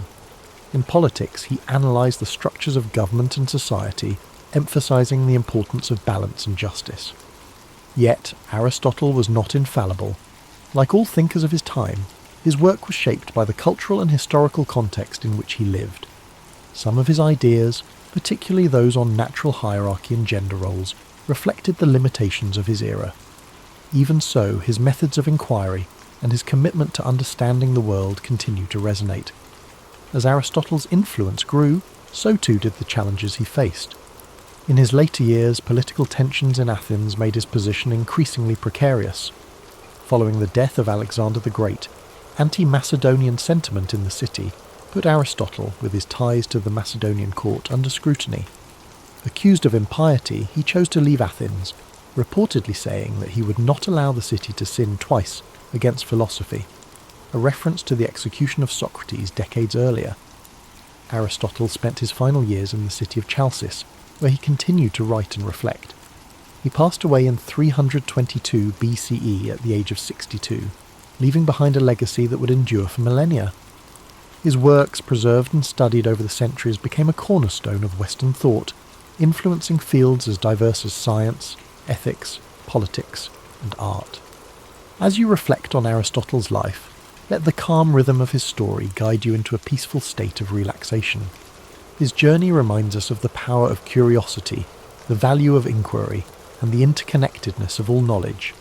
Aristotle's life was not just about answers, it was about asking the right questions and seeking understanding in all things. Feel the quiet wisdom of his teachings as they settle in your mind, a gentle reminder that the pursuit of knowledge is a journey, not a destination. Let the story of Aristotle inspire you to embrace curiosity and to find wonder in the world around you. Now, as you drift off to sleep, imagine the serene halls of the Lyceum, the soft murmurs of philosophical discussions, and the gentle rustling of leaves as Aristotle and his students walk under the shade of ancient trees. Let these images carry you into restful dreams, where the wisdom of the past illuminates the infinite possibilities of tomorrow. As you continue to relax, let the profound legacy of Aristotle's life unfold in your mind. His dedication to understanding the world wasn't just about acquiring knowledge. It was about seeking harmony, balance, and truth in everything around him. Aristotle believed that knowledge was interconnected, and through his teachings, he encouraged others to see the unity between the natural world, human behaviour, and the cosmos itself. Imagine Aristotle walking through the Lyceum, the warm sun filtering through the trees as he engaged in thoughtful discussions with his students. His words carried a sense of purpose, guiding those who followed him to think critically and observe the world with care. These walks, known as peripatetic lectures, were not just a means of sharing knowledge, they were a journey of discovery, where every step brought new insights and understanding. Aristotle's influence reached far beyond his own lifetime. His writings were preserved and studied by scholars throughout history, shaping the foundations of many disciplines. In the Middle Ages, his works became central to both Islamic and European philosophy, earning him the title of the philosopher among medieval scholars. His contributions to logic, ethics, and the natural sciences provided a framework for future thinkers, from Thomas Aquinas to Galileo Galilei. In the realm of ethics, Aristotle's concept of virtue remains timeless. He believed that the key to a fulfilling life was finding the balance between extremes, a concept he called the golden mean. For Aristotle, courage lay between recklessness and cowardice, generosity between stinginess and extravagance. This philosophy of moderation offers a calming and thoughtful perspective, reminding us that harmony often lies in balance. As you reflect on these teachings, let their wisdom bring a sense of calm and clarity. The idea that life's challenges can be approached with balance and thoughtfulness is a comforting reminder that, even in times of uncertainty, there is a path forward that brings peace and understanding. Aristotle's work on the natural sciences was equally revolutionary. He believed that observation and experience were the keys to understanding the world. He meticulously studied plants, animals, and celestial phenomena, striving to uncover the principles that governed their existence. His efforts to categorize and explain the natural world laid the groundwork for modern scientific inquiry, inspiring countless generations of researchers to follow in his footsteps. Picture Aristotle seated in quiet contemplation, surrounded by scrolls and diagrams, his mind alight with questions about the universe. The gentle hum of the world around him, the rustling of leaves and the distant chirping of birds served as the backdrop to his endless curiosity. This serene image reminds us of the beauty of learning and the quiet joy of discovery. In his exploration of politics, Aristotle emphasized the importance of community and the role of government in promoting the common good. He studied different forms of governance, analysing their strengths and weaknesses. His belief that humans are political animals underscores our innate desire for connection and cooperation. Aristotle's insights into the nature of society encourage us to think deeply about the ways we interact with one another and the systems we create to support our collective well-being. As the rain falls gently outside your window, imagine the ancient world Aristotle inhabited, a world filled with wonder, where the mysteries of existence invited exploration and understanding. Let his story remind you that curiosity is a gift, one that opens the door to endless possibilities. Now, as you drift deeper into relaxation, picture the stars shining above the Lyceum, their light guiding Aristotle and his students as they pondered the mysteries of life. The gentle rhythm of their footsteps, the soft murmur of their voices, and the stillness of the night create a peaceful atmosphere, one that invites you to find rest and serenity in your own journey. Aristotle's life was a testament to the power of inquiry, the joy of discovery, and the interconnectedness of all things. His teachings remind us that knowledge is not just about understanding the world, it's about finding our place within it and striving to live in harmony with ourselves and others. Let the quiet wisdom of Aristotle's journey settle into your thoughts as you rest. His legacy is not just one of intellectual brilliance, but of a life deeply dedicated to understanding the beauty and complexity of existence. Aristotle saw the world not as a collection of separate pieces, but as an intricate tapestry, where each thread is connected to the others in profound and meaningful ways. Imagine the calm serenity of ancient Greece, the golden sunlight cascading over the white stone columns of the Lyceum as Aristotle strolled its pathways, surrounded by students eager to learn. They debated, questioned, and explored every aspect of life, from the nature of the stars above to the behaviour of the animals in the fields nearby. Their conversations were filled with curiosity and wonder, a reflection of Aristotle's belief that every question, no matter how simple or complex, was worth pursuing. Aristotle's ability to bridge different disciplines was one of his greatest strengths. He saw no boundary between science and philosophy, ethics and politics, or art and nature. To him, everything was interconnected, part of a greater whole that deserved to be studied and understood. This holistic view of the world is a reminder of the beauty that lies in seeing the bigger picture, in understanding that each small piece contributes to something far greater than itself. As you drift further into relaxation, Let the harmony of Aristotle's teachings bring you peace. His philosophy of balance and moderation encourages us to find calm in the chaos, to seek the middle ground where we can flourish. The idea of the golden mean is not just a guide for making choices, it is an invitation to live with grace and intention, to approach life with a steady and thoughtful heart. Picture Aristotle at his desk, surrounded by scrolls and notes, the flickering light of a lantern illuminating his work. The quiet hum of the night provides the perfect backdrop for his thoughts, as he meticulously records his observations and ideas. Each stroke of his pen represents a step forward in humanity's understanding of the world. This image is a reminder that even the grandest achievements begin with quiet moments of reflection and dedication. Aristotle's life was also a testament to resilience. Despite the challenges he faced, from personal loss to political exile, he never stopped asking questions, never stopped seeking to understand. His commitment to learning and teaching, even in the face of adversity, is a powerful reminder that knowledge and curiosity are forces that can overcome even the greatest obstacles. Now, as you relax and prepare to drift into sleep, imagine the gentle sound of waves lapping against the shores of ancient Greece, the rhythmic flow of the sea echoing the timeless nature of Aristotle's wisdom. His story reminds us that the search for knowledge is an endless journey, one that brings us closer not only to the world around us, but also to ourselves. Let your breathing slow as you picture the peaceful gardens of the Lyceum, where Aristotle's students gathered to learn and grow. The rustling of leaves in the wind and the soft murmur of philosophical discussions create a tranquil atmosphere, one that invites you to rest and reflect. As the calm of the night surrounds you, let the echoes of Aristotle's wisdom carry you further into a restful state. His life's journey reminds us of the power of patience and persistence, the idea that true understanding unfolds slowly, like the petals of a flower opening to the morning sun. Each step he took, each question he asked, was a step toward unravelling the mysteries of life.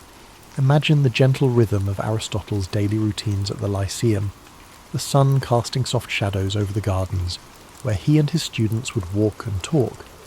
The air would have been filled with the scent of blooming flowers and the distant sound of birds singing, creating a serene environment for thought and reflection.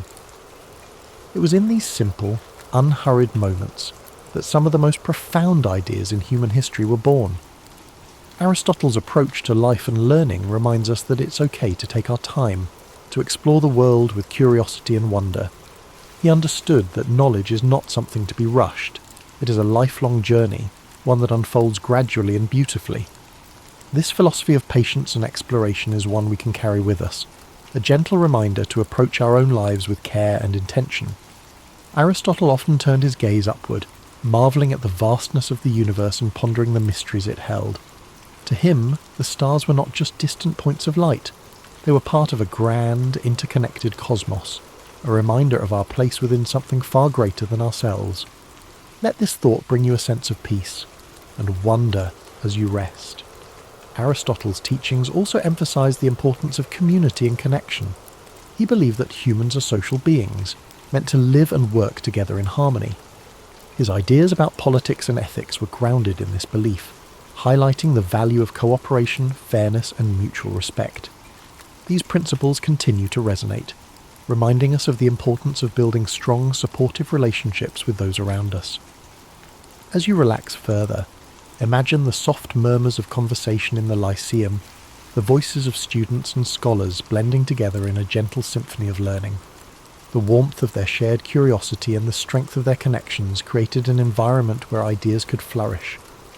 Let this image remind you of the power of community, the way it supports and uplifts us, even in our quietest moments. Aristotle's dedication to understanding the natural world was unparalleled. He believed that by observing and studying the world around us, we could uncover the principles that govern life itself. From the smallest insect to the vast expanse of the heavens, Aristotle approached every subject with the same level of curiosity and care. His work laid the foundation for countless discoveries, inspiring generations of thinkers to explore and question. Now, as you drift closer to sleep, picture Aristotle walking along a quiet beach at sunrise, the waves gently lapping at the shore. The golden light of dawn illuminates his path, a symbol of the new ideas and possibilities that each day brings. This peaceful scene reflects the quiet strength of his mind and the endless potential for discovery that lies within us all. Let your breathing slow as you embrace the calm and tranquility of this moment. The story of Aristotle's life is one of resilience, curiosity, and an unyielding desire to understand. His teachings remind us that no matter how complex the world may seem, there is always beauty to be found in the search for knowledge. As you fall into a deep, restful sleep, let the timeless wisdom of Aristotle's journey inspire your dreams. Imagine the serenity of the Lyceum, the warmth of shared ideas, and the quiet joy of exploring the mysteries of life. Thank you for spending this time with us at History and Sleep. May your dreams be peaceful and filled with wonder. Sweet dreams, and we look forward to seeing you again soon.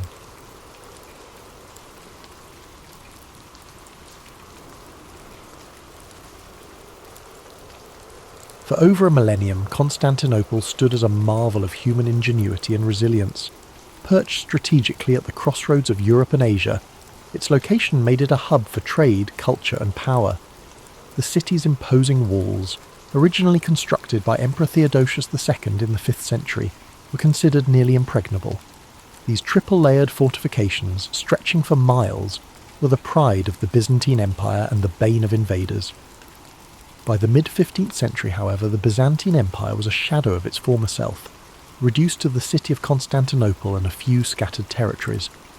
The once mighty empire that had ruled vast regions now found itself encircled by the rising power of the Ottoman Empire. To the east, Sultan Mehmed II, an ambitious and brilliant leader, had set his sights on conquering the city, seeing it as the key to solidifying his rule and expanding his domain. Inside the walls of Constantinople, Emperor Constantine XI Palaiologos faced an uncertain future. With only a few thousand defenders, comprised of weary Byzantine soldiers, and a handful of foreign allies, the city was woefully underprepared for the onslaught that loomed. Supplies were dwindling, and the population, though fiercely loyal, lived under the constant shadow of impending doom. Yet, despite the odds, the emperor refused to surrender. He was determined to fight to the end.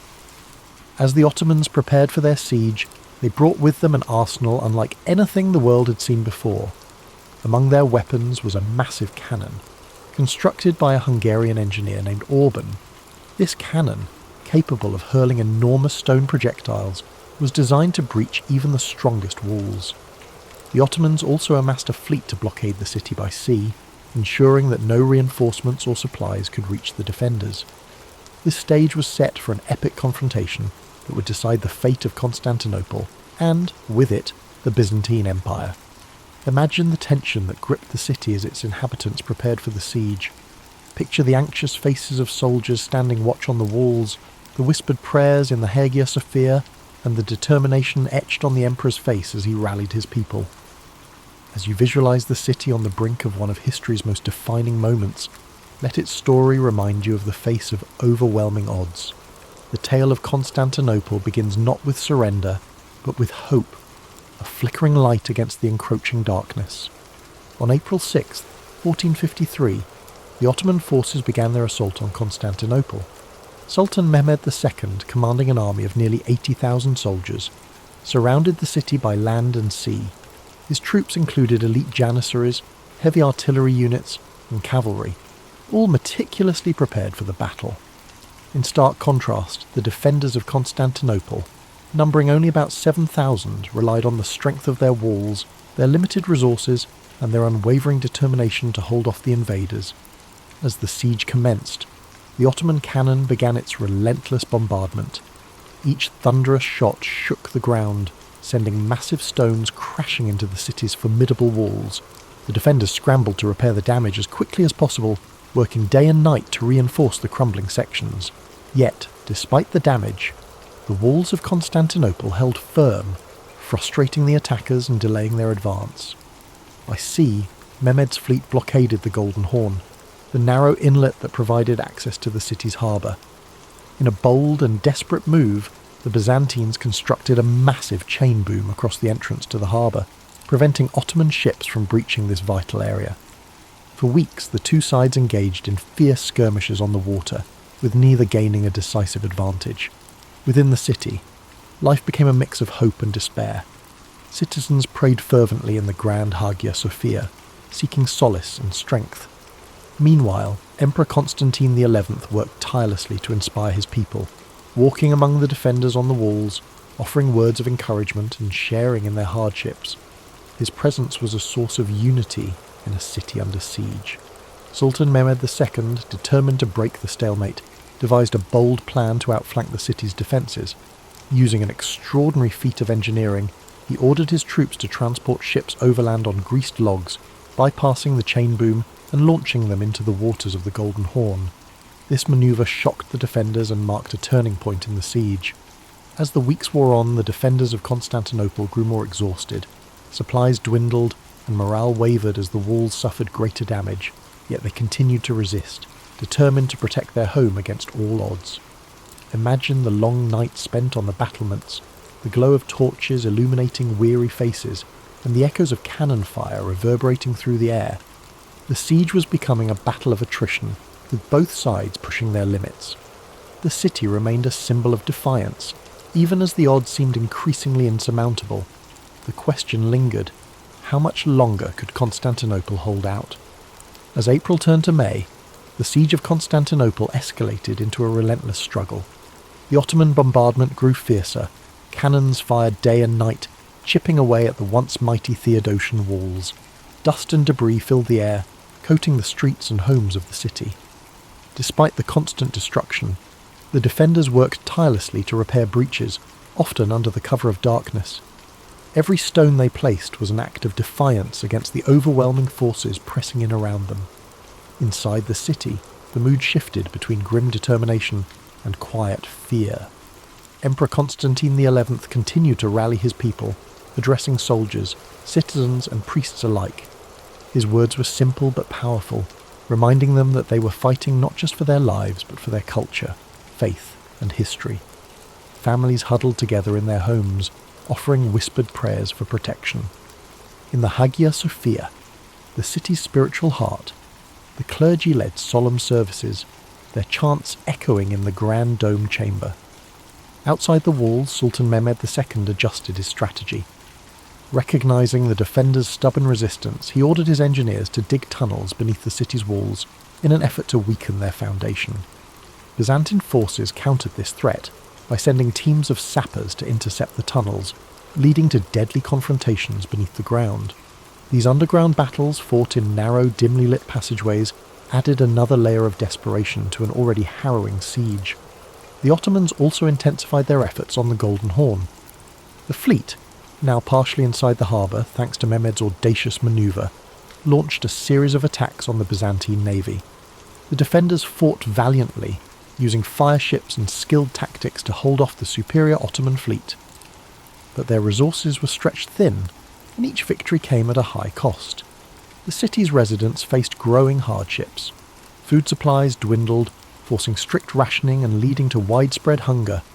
The constant noise of the siege, cannon blasts, the clash of swords, and the cries of battle made restful sleep nearly impossible. And yet, the people endured, drawing strength from their shared purpose and their leaders' unyielding resolve. As May progressed, the city's defenders began to realise that relief from the outside was unlikely. The Venetian and Genoese fleets, though sympathetic to the Byzantine cause, were entangled in their own conflicts and slow to act. Constantinople stood alone against the might of the Ottoman Empire. The stage was set for a climactic confrontation. The city was battered but unbroken, its defenders refusing to yield despite the impossible odds. The Ottomans, frustrated by the slow progress of the siege, prepared for an all-out assault to breach the walls and claim their prize. The air was heavy with tension, every moment pregnant with the possibility of triumph or tragedy. As the final days of the siege approached, one could feel the weight of history bearing down on Constantinople. The city's fate hung in the balance, and the world watched, waiting to see how this epic struggle would end. Yet as the cannon blasts faded into the distance and the days turned into long quiet nights, imagine the peaceful stillness settling over the defenders of the city. The weight of the struggle seemed to lift, replaced by a soft calm that allowed weary eyes to rest, even amidst the constant pressure of the siege.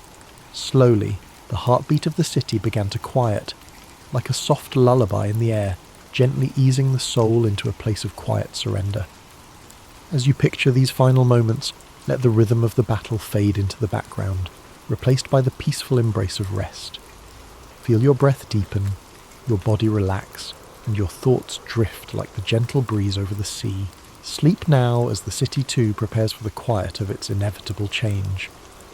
On May 29th, 1453, after nearly 2 months of relentless bombardment and siege, Sultan Mehmed II ordered his forces to make their final push. The battered walls of Constantinople, once thought impenetrable, could no longer hold against the might of the Ottoman army. As the sun rose on that fateful morning, the air was thick with tension, and the distant rumble of approaching soldiers could be heard over the stillness of the city. The defenders, though exhausted and outnumbered, had one final opportunity to hold the line. Emperor Constantine XI, fully aware of the gravity of the moment, donned his armour and walked once more among his soldiers. His face, normally calm and composed, now carried the weight of his kingdom's fate. The emperor's rallying cry was simple: freedom or death, and he urged his soldiers to fight for their city and for their lives. Meanwhile, on the Ottoman side, Sultan Mehmed II had prepared for this day with meticulous care. His engineers worked tirelessly to breach the walls using battering rams, and his elite Janissary troops positioned themselves to take the city by force. A final, massive cannon barrage rang out across the city as the Ottomans made their move. With each blast, the walls of Constantinople groaned, and the defenders scrambled to repair what they could, but the damage had taken its toll. At the same time, the Ottoman fleet, now fully in position within the Golden Horn, moved to blockade the last remaining escape routes by sea.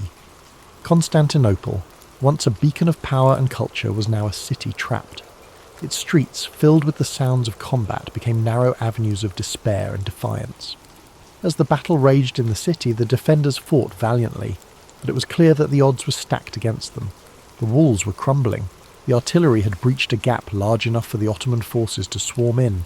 The fighting grew fiercer, house by house, street by street, as the city's residents and soldiers tried to push back the invaders, but there were too many Ottomans, and their determination to conquer the city was overwhelming. As the day wore on, the fate of Constantinople was sealed. By afternoon, the Ottomans had broken through the walls, and the city began to fall. Emperor Constantine XI, realizing that the end was near, fought bravely until the very last. But when the Ottoman forces entered the city, they found no mercy. The city was overrun, and its defenders, exhausted and outnumbered, were either captured or slain. The fall of Constantinople was not just the fall of a city, it was the end of an era. The Byzantine Empire, which had once been a powerful force in Europe and Asia, was no more. The city, now in Ottoman hands, would be renamed Istanbul and become the new capital of the Ottoman Empire. As you reflect on the fall of this great city, imagine the silence that followed the chaos of battle. The cries of the defeated soldiers faded into quiet, and the city, now under new rule, began its transformation. The once grand buildings, the churches, and the bustling marketplaces were left to be reborn into something new.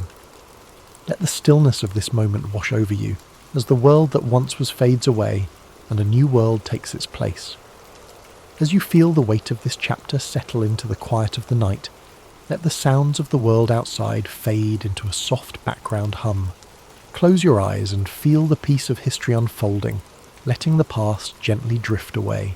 Sleep now, as time itself slows, and the city's story becomes a part of your dreams. The fall of Constantinople marked the end of one era and the beginning of another, reverberating far beyond the walls of the ancient city. As the Ottomans took control, they reshaped not only the city's physical appearance, but also its cultural, political, and religious landscape. The Byzantine Empire, which had once been the protector of Christian Orthodox traditions, was gone.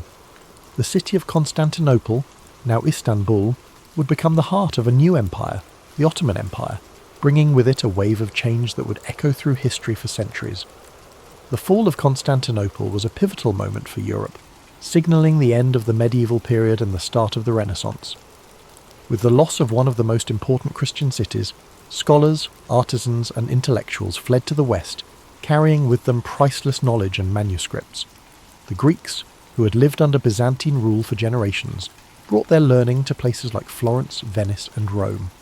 The rediscovery of classical texts and ancient Greek philosophy fueled the Renaissance, sparking a new era of intellectual and artistic flourishing.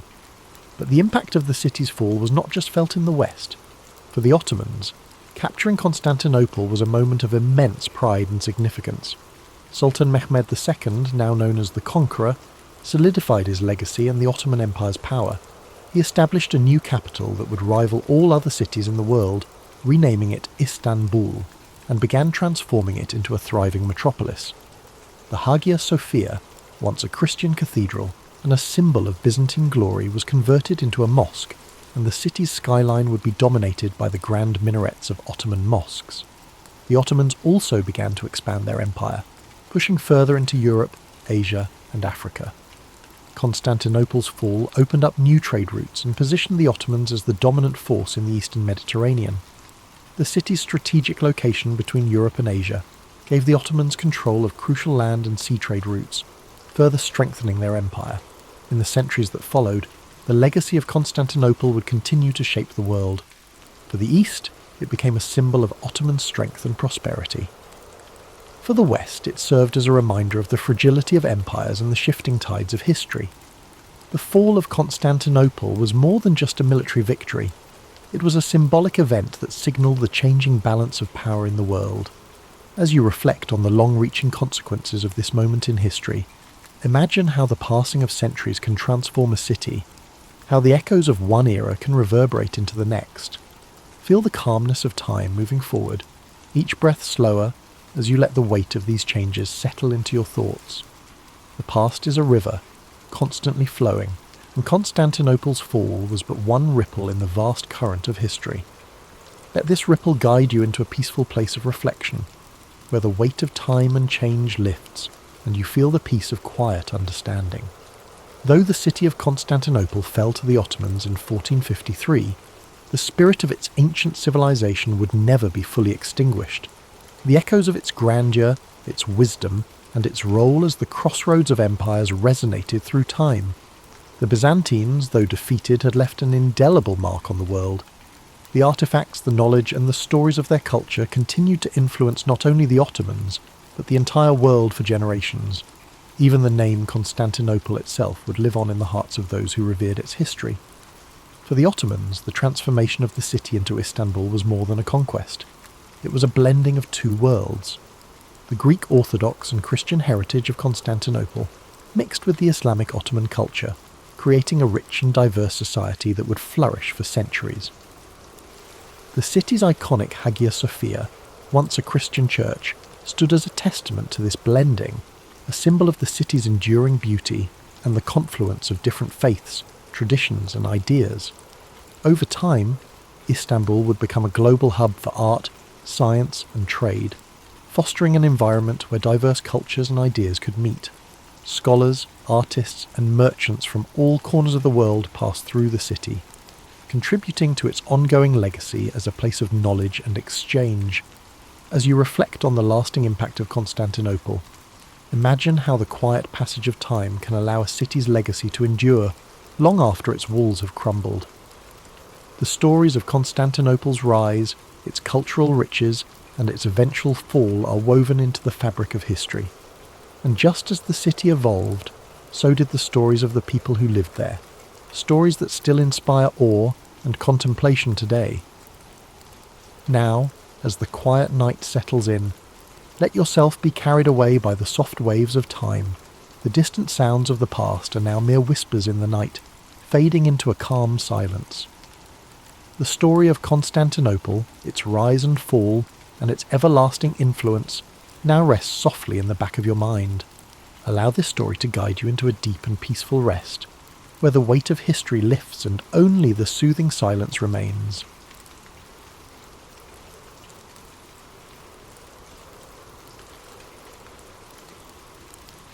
The Cuban Missile Crisis didn't arise in a vacuum.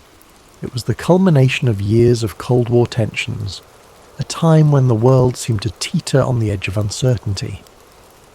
Imagine, for a moment, the quiet hum of the post-war era giving way to the slow, steady march of ideological rivalry between the United States and the Soviet Union. This rivalry, like a deep and resonant drumbeat, echoed across the globe, shaping the landscapes of diplomacy and conflict alike. The United States, with its vision of democracy, and the Soviet Union, determined to spread communism, found themselves locked in a careful and delicate dance, their every move calculated, every gesture weighted with significance. By the early 1960s, this struggle had already seen pivotal moments, like the Berlin blockade and the Korean War, leaving an enduring imprint on the hearts and minds of millions. Then came 1959, a turning point that brought Cuba into sharp focus. The Cuban Revolution swept through the island like a soft but unrelenting wind, carrying Fidel Castro to power and replacing the Batista regime. Under Castro, Cuba aligned itself with the Soviet Union, transforming into a communist stronghold just 90 miles from American shores, a distance so short it might as well have been a whisper across the ocean. This proximity brought with it a quiet but undeniable unease, a tension that settled in the minds of US leaders like a lingering shadow. The hum of covert operations soon followed, culminating in the failed Bay of Pigs invasion in 1961.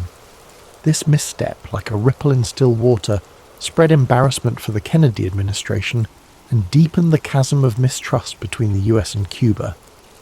At the same time, Soviet Premier Nikita Khrushchev, ever watchful and calculating, saw an opportunity to exploit this growing divide. He began to weave a plan that would take full advantage of Cuba's location, creating a web of uncertainty and anticipation that seemed to stretch endlessly across the calm skies. As we linger in this moment of reflection, picture a world on edge yet still wrapped in quiet resolve. Let these images and thoughts drift gently through your mind, like leaves carried by a slow, steady current. The stage was set, each thread of tension delicately placed, weaving the intricate fabric of what would soon become one of the most dramatic and perilous moments in modern history. In the quiet skies of October 14th, 1962, something extraordinary unfolded, something that would ripple through time like a soft, endless wave. High above the peaceful landscapes of Cuba, an American U-2 reconnaissance plane glided effortlessly, its sleek form cutting through the stillness of the heavens. From its vantage point, the plane captured a series of photographs, silent yet profound, revealing a truth that would shake the world. Soviet missile sites, nestled discreetly amidst the lush and tranquil countryside, were under construction.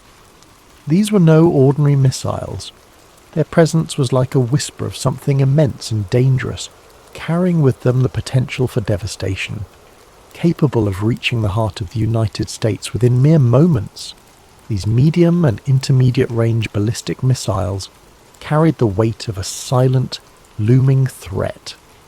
The images, delicate and unassuming, were swiftly brought back to Washington, where they were met with a storm of hushed urgency and careful deliberation. Picture the scene as President John F. Kennedy and his advisors gathered in the stillness of the White House. The room was heavy with the quiet murmur of voices, each one low and deliberate as the photographs were laid out like puzzle pieces on a smooth, polished table. The gravity of the discovery hung in the air, a presence as tangible as the tick of a distant clock. Each second stretched slow and steady, like the rhythm of a deep and calming breath. As the advisors spoke, their words mingled with the ambient quiet, and the room seemed to hold its breath. It became clear that this was not just a military challenge, but a profound shift in the balance of power.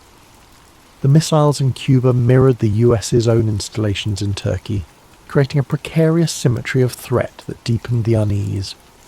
This delicate balance, like a tightrope suspended above a chasm, demanded extraordinary care and calm.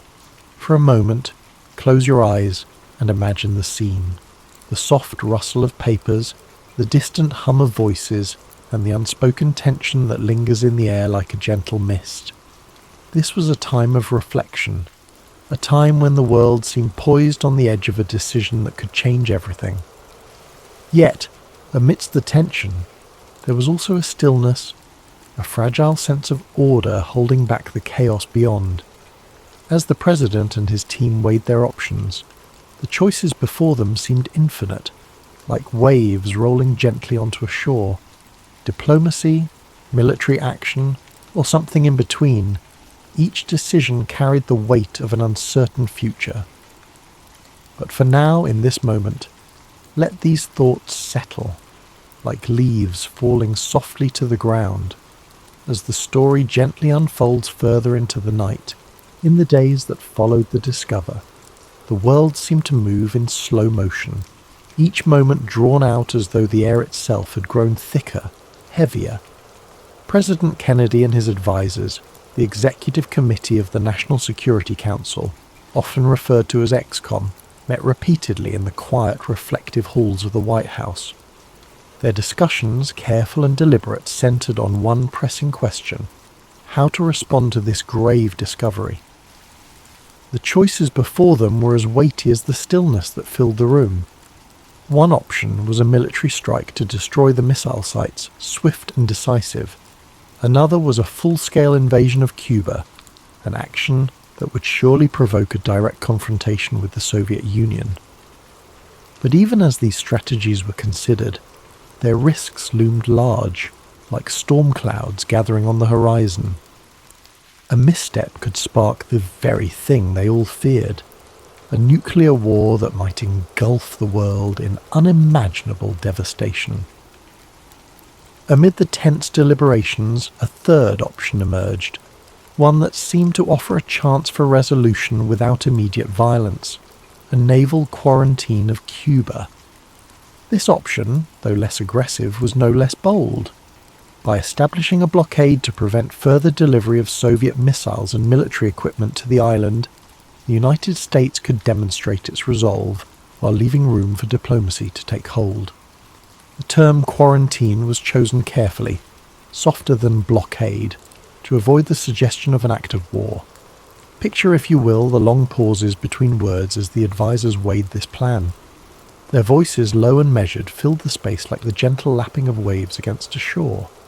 The room, dimly lit and hushed, seemed to hold its breath as the implications of the quarantine began to crystallize. Would it be enough to deter the Soviets, or would it provoke them into escalating the conflict further? The question lingered, unanswered, like a faint echo in the stillness. On October 22nd, 1962, President Kennedy addressed the nation in a speech that broke the quiet tension of those days. His calm and steady voice carried across the airwaves, explaining the situation and announcing the quarantine. He described the missiles in Cuba as a secret, swift, and extraordinary build-up, and made it clear that the United States would not tolerate this threat so close to its shores. Yet, even in this moment of firm resolve, there was an undercurrent of hope, a hope that reason might prevail, that diplomacy might yet find a path through the shadows of uncertainty. Imagine the millions of listeners across the world, leaning closer to their radios, their breaths slowing as the words sank in. The quarantine was now in place, a quiet but firm line drawn in the waters around Cuba. The decision was made, yet the outcome remained unknown, hanging in the air like a gentle mist at dawn. As we move forward, let these thoughts rest gently in your mind, like whispers carried on a cool, soothing breeze as we drift deeper into this unfolding story. Take a moment, breathe deeply, slowly, and imagine the calm before a storm, the kind of quiet that hums with anticipation when time seems to stretch and every second feels longer than the last.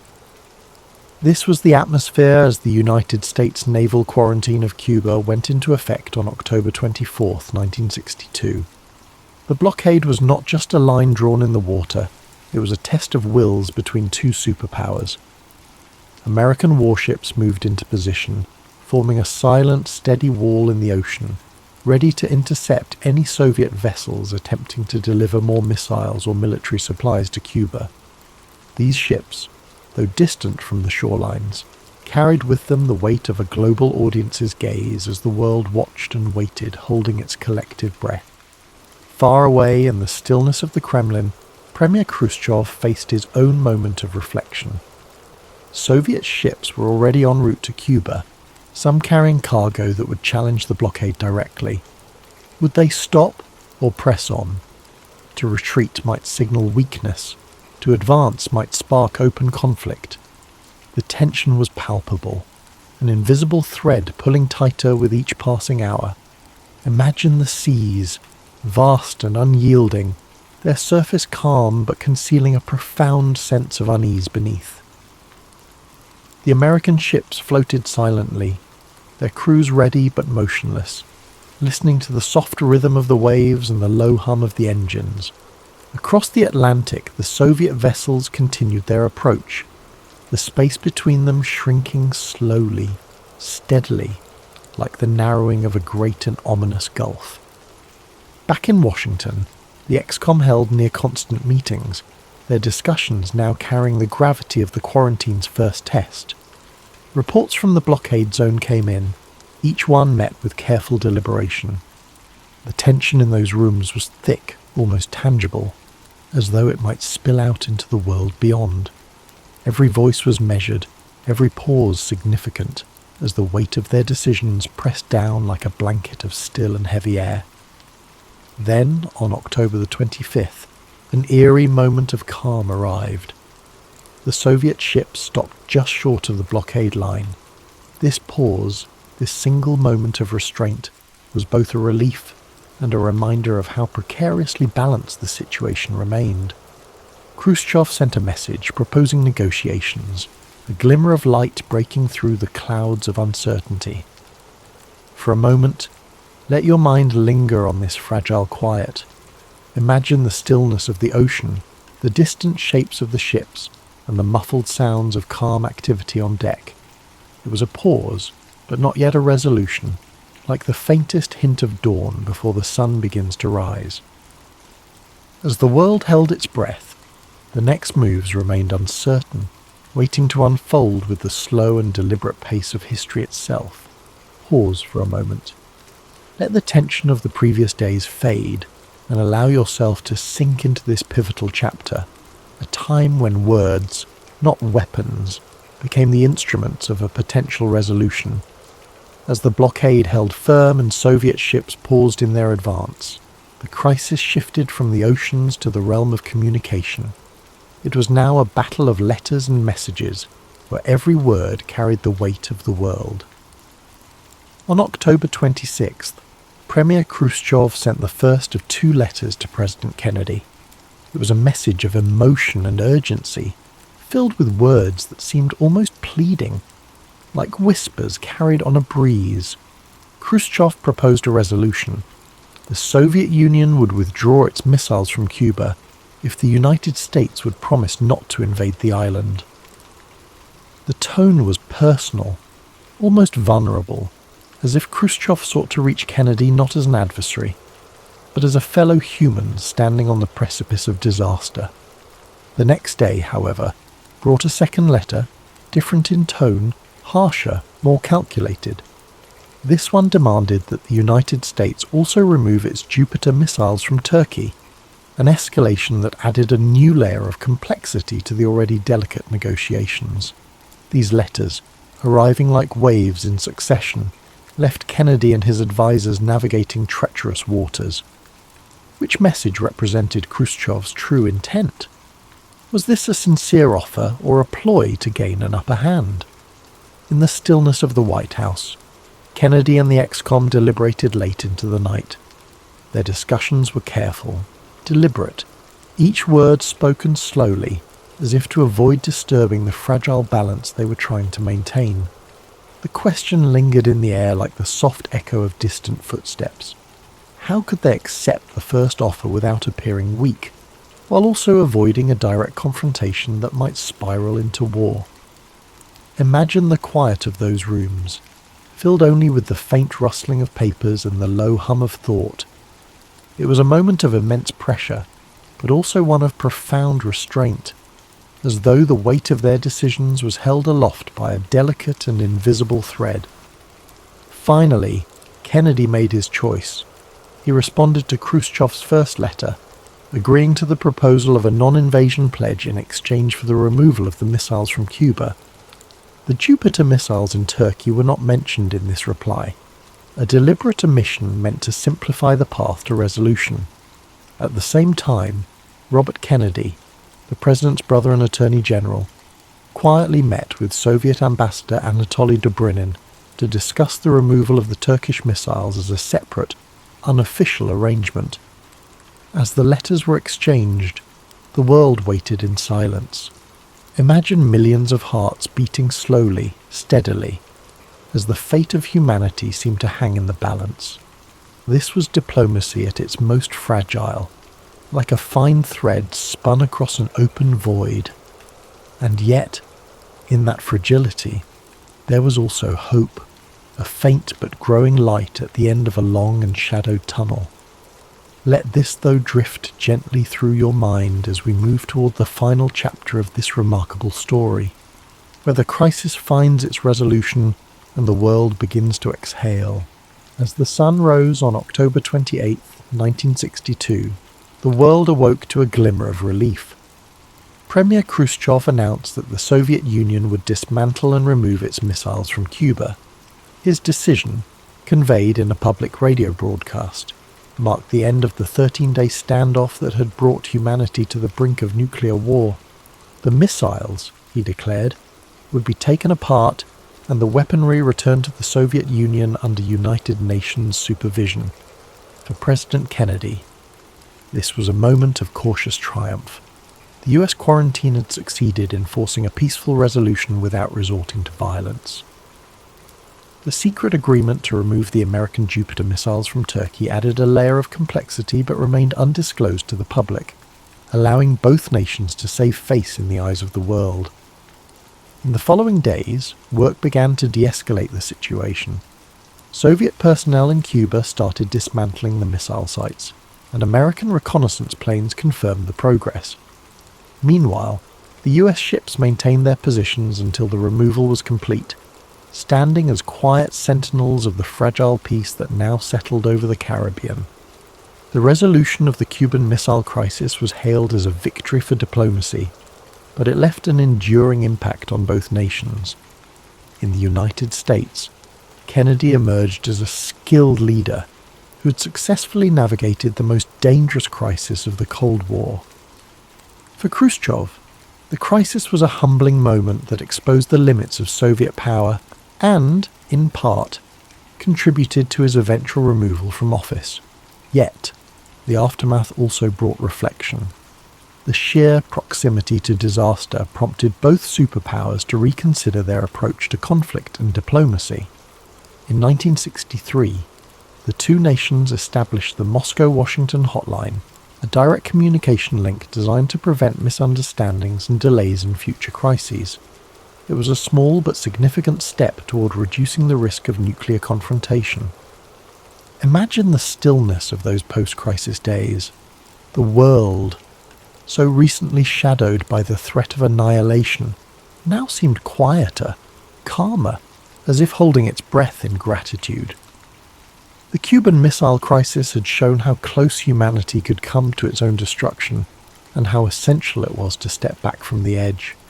In the years that followed, the crisis became a symbol of both the dangers of the nuclear age and the power of restraint and diplomacy. It remains a reminder of the delicate balance that sustains peace and the courage required to preserve it. As we reflect on the Cuban Missile Crisis, we realize its profound significance in shaping the trajectory of history. These 13 days in October 1962 were more than just a tense standoff between two superpowers. They were a moment when humanity stood on the edge of a precipice, where the future of the world hung in the balance. The resolution of the crisis, through diplomacy, restraint, and the courage to seek peace, reminds us of the fragile nature of our existence and the deep responsibility we all share to preserve it. The Cuban Missile Crisis serves as a testament to the power of careful communication and the importance of maintaining calm in the face of peril. It is a reminder that even in our darkest moments, when fear and uncertainty seem overwhelming, it is possible to find a path toward peace through understanding and cooperation. The decisions made during that crisis, by leaders and diplomats alike, were not just about averting disaster, but about fostering a future in which humanity could move forward, together, with a deeper commitment to avoiding the devastation of war. This story, with all its tension and drama, carries with it a profound sense of satisfaction, knowing that through diplomacy, cooler heads prevailed.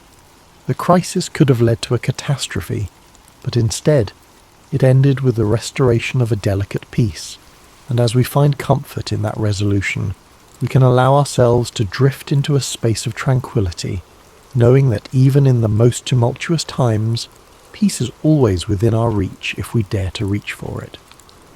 As we close this chapter on the Cuban Missile Crisis, take a moment to feel the weight of history's lessons wash over you, soothing your mind and heart.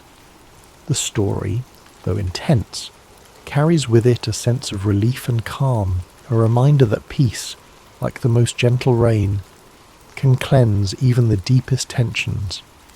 Now, as we begin to let go of these thoughts, allow the soft sound of rain in the background to fill your senses. Let the music gently carry you, like a breeze through the trees, into a state of deep relaxation. The calm, steady rhythm of the rain, with its soothing patter and the quiet hum of the night, will help you unwind fully, offering a peaceful escape as you settle into a restful sleep.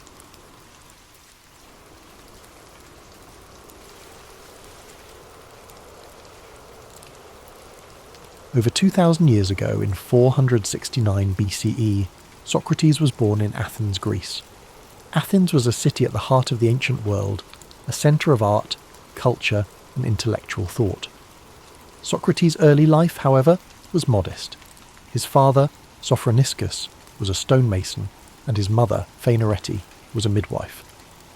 From these humble beginnings, Socrates would grow to become one of the most profound thinkers in human history. As a young man, Socrates likely followed in his father's footsteps as a stonemason, learning the craft of shaping stone and building structures. Yet, even then, his curiosity about the world and human nature set him apart. Socrates was not drawn to wealth or power. Instead, he found fulfillment in observing life, questioning beliefs, and seeking wisdom. Unlike many of his contemporaries, Socrates did not write books or leave behind written records of his teachings. Instead, we know about his life and philosophy through the writings of his students, particularly Plato. Through these accounts, we gain insight into Socrates' unique method of teaching and his relentless pursuit of truth. Socrates' approach to philosophy was deeply rooted in dialogue and inquiry. He believed that wisdom began with recognizing one's own ignorance. To him, admitting that we do not know everything opened the door to learning and growth.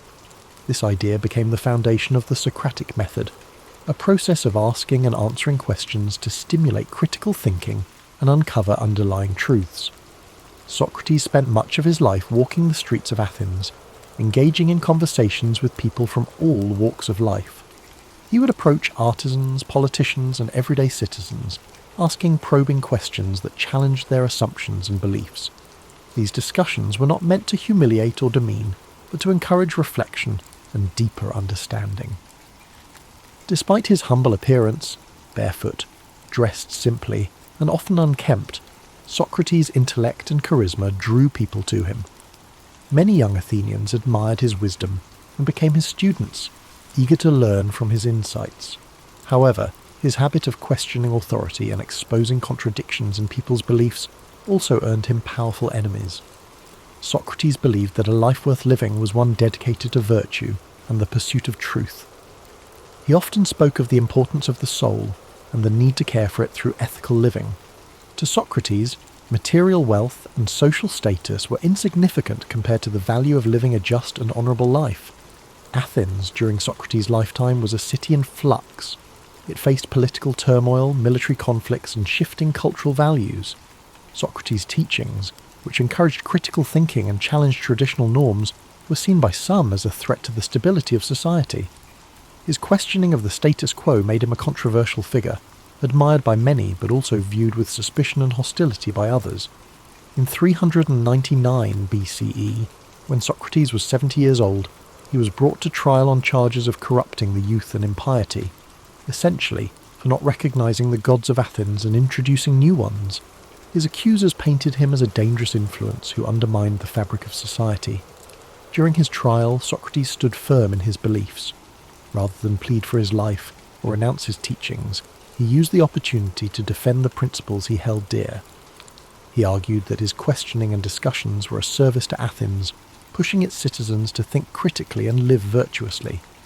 The trial was both a demonstration of Socrates' unwavering commitment to truth and a reflection of the political tensions in Athens.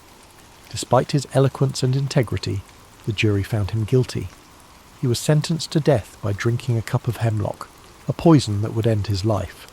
In the days leading up to his execution, Socrates remained calm and composed. Surrounded by his closest friends and students, he continued to discuss philosophy and the nature of life and death. He viewed death not as something to fear, but as a transition to another state of existence, where the soul might find true knowledge. On the day of his execution, Socrates drank the hemlock with dignity and courage, accepting his fate without bitterness or resentment. His final moments were spent in conversation, a testament to his belief that the pursuit of wisdom and truth transcended even the boundaries of life itself. Socrates' death marked the end of his physical presence in Athens, but his ideas lived on through his students and their writings. Plato in particular dedicated much of his work to preserving and expanding upon Socrates' teachings, ensuring that his philosophy would endure for generations to come. Today, Socrates is remembered as the father of Western philosophy, a thinker whose commitment to truth and virtue continues to inspire. His life teaches us the importance of questioning, of seeking knowledge, and of living with integrity. As you reflect on Socrates' journey, let his story guide you into a state of relaxation and peace. His dedication to wisdom reminds us that the pursuit of understanding is a lifelong journey, one that brings meaning and purpose to our lives. Imagine the streets of ancient Athens, the soft light of the setting sun casting long shadows on the stone buildings. Hear the murmur of conversations as Socrates walks among the people, his questions sparking thought and introspection. Let this image fill your mind with a sense of calm and wonder. As you drift into sleep, let the wisdom of Socrates' life inspire your dreams. His legacy reminds us that even in the face of adversity, the pursuit of truth and the care of the soul are endeavours worth striving for. Let the story of Socrates settle gently in your mind as you relax deeper into rest. His life, though lived so many centuries ago, carries timeless lessons that resonate in every moment of reflection and inquiry. Socrates reminds us that the simplest question can lead to the most profound discoveries, and that truth, even when difficult, is worth pursuing. Picture Socrates standing in the agora, the bustling marketplace of Athens. The air hums with activity, merchants calling out their wares, philosophers debating ideas, and citizens discussing the affairs of the city. Amid this lively scene, Socrates stands calmly, engaging those around him with his thoughtful questions. His unassuming presence and sharp intellect captivate those who stop to listen, drawing them into conversations that challenge their deepest beliefs. As the sun sets over Athens, the city quiets, and Socrates continues his discussions under the glow of oil lamps. The stars above twinkle faintly, a reminder of the vast universe beyond, as his voice carries the gentle rhythm of inquiry and understanding. Socrates believed that philosophy was not just an intellectual pursuit, but a way of life, a commitment to questioning, learning, and living with integrity. Imagine his students gathered around him, their faces illuminated by the soft light as they listen intently. Among them are young minds who would carry his teachings forward, shaping the future of philosophy and ensuring that his legacy would endure. The scene is serene, filled with the quiet joy of shared knowledge and the timeless beauty of human connection. Socrates' belief in the power of dialogue teaches us the importance of listening as well as questioning. In a world often filled with noise and haste, his approach encourages us to slow down, to reflect, and to seek clarity in our thoughts and interactions. His humility, his willingness to admit his own ignorance, and his tireless pursuit of understanding are qualities that inspire us to approach life with openness and curiosity. Now, as you drift closer to sleep, picture Socrates walking along the quiet shores of ancient Greece, the waves gently lapping at the sand. The moon casts a silver light over the sea, and the cool breeze carries the scent of salt and earth. Socrates walks slowly, his thoughts as calm and steady as the rhythm of the waves. In this peaceful moment, his dedication to truth and wisdom feels as vast and eternal as the ocean itself. Feel the serenity of this image envelop you as you rest. Socrates' life reminds us that even in moments of uncertainty, the search for meaning and understanding brings us closer to the essence of who we are. His courage to stand by his principles, even in the face of great adversity, is a gentle reminder to live with integrity and purpose. As you relax further, imagine the soft sound of sandals on stone as Socrates ascends the steps of a temple, the sky painted with the warm hues of dawn. The first rays of sunlight illuminate the ancient city, a symbol of renewal and the endless possibilities that come with each new day. Let this image fill you with a sense of hope and calm, a quiet reassurance that the pursuit of truth is always worth the effort. As you drift into a deep and restful sleep, carry with you the wisdom and spirit of Socrates. His life teaches us that even the simplest questions can open the door to profound insights, and that the search for understanding is a journey without end. As the gentle rhythm of Socrates' life story echoes in your mind, allow yourself to relax even further. His life, dedicated to the pursuit of wisdom and the betterment of the human soul, is a profound reminder that every question we ask is a step toward understanding the world and ourselves. Socrates believed that knowledge was not about having answers, but about the courage to ask and to seek. Picture the calm stillness of ancient Athens at night, the soft glow of lanterns lining narrow streets. Socrates, with his simple cloak draped over his shoulders, moves quietly among the people, his presence as humble as it is impactful. Each conversation he sparks is a journey into thought, a reminder to those around him that wisdom begins with wonder. Socrates' approach to life was marked by an unshakable commitment to virtue. He often spoke of the importance of living a life in harmony with one's values, of aligning actions with principles. To him, the care of the soul was the highest purpose, far more important than wealth, fame, or material success. This philosophy reminds us that true fulfillment comes not from external achievements, but from inner growth and ethical living. As you rest, let the wisdom of this teaching soothe your thoughts. The idea that our choices shape not just our lives, but the essence of who we are, encourages us to approach each moment with intention and care. Socrates' belief in the transformative power of self-reflection invites us to look inward, to nurture our inner lives with the same dedication and compassion we offer to others. Now imagine the gentle breeze of a spring morning in ancient Greece, the hills around Athens bathed in golden light. Socrates walks with his students along a quiet path, the sounds of birdsong and rustling leaves creating a peaceful symphony. Their conversation flows naturally, filled with questions and ideas that challenge and inspire.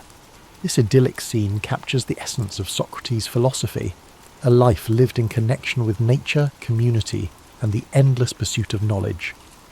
As you drift deeper into relaxation, think of Socrates' courage in facing the end of his life. His calm acceptance of his fate, his willingness to stand by his beliefs, even in the face of death, is a testament to the strength of his character. He taught his students not to fear death, but to view it as a natural part of existence. A transition that, like life itself, holds the potential for learning and growth. Feel the serenity of Socrates' perspective as it envelops you like a warm blanket. His unwavering faith in the value of a life well lived reminds us that even in moments of uncertainty, we can find peace by staying true to our values and seeking the truth within ourselves. His life, though marked by challenges, was ultimately one of profound purpose and enduring legacy. As the night deepens, imagine Socrates standing on a hill overlooking Athens, the city lights twinkling below like stars fallen to earth. The wind carries with it the faint sounds of laughter and conversation, the echoes of a city alive with thought and creativity. In this quiet moment, Socrates reflects on the beauty of a world filled with questions and possibilities. Let this image guide you into a deep, restful sleep. The story of Socrates reminds us that life's greatest journeys are not measured by distance, but by the depth of our exploration. His commitment to wisdom, his humility in the face of the unknown, and his courage to challenge convention inspire us to live with authenticity and purpose.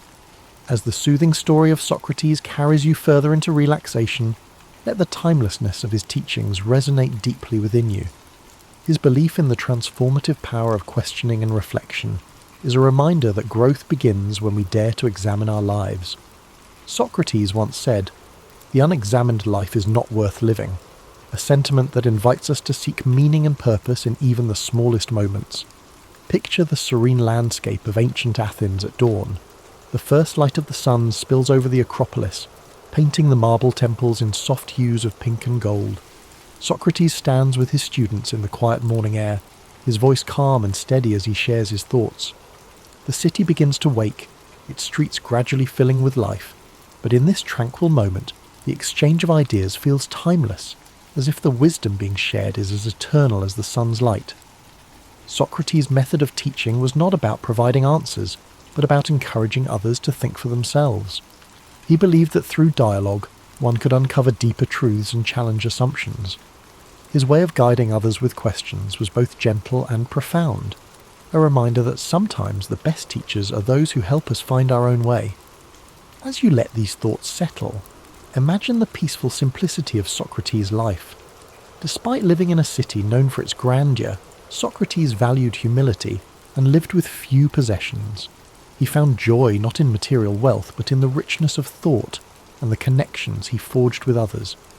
This simplicity is a reminder that contentment often lies not in having more, but in appreciating what truly matters.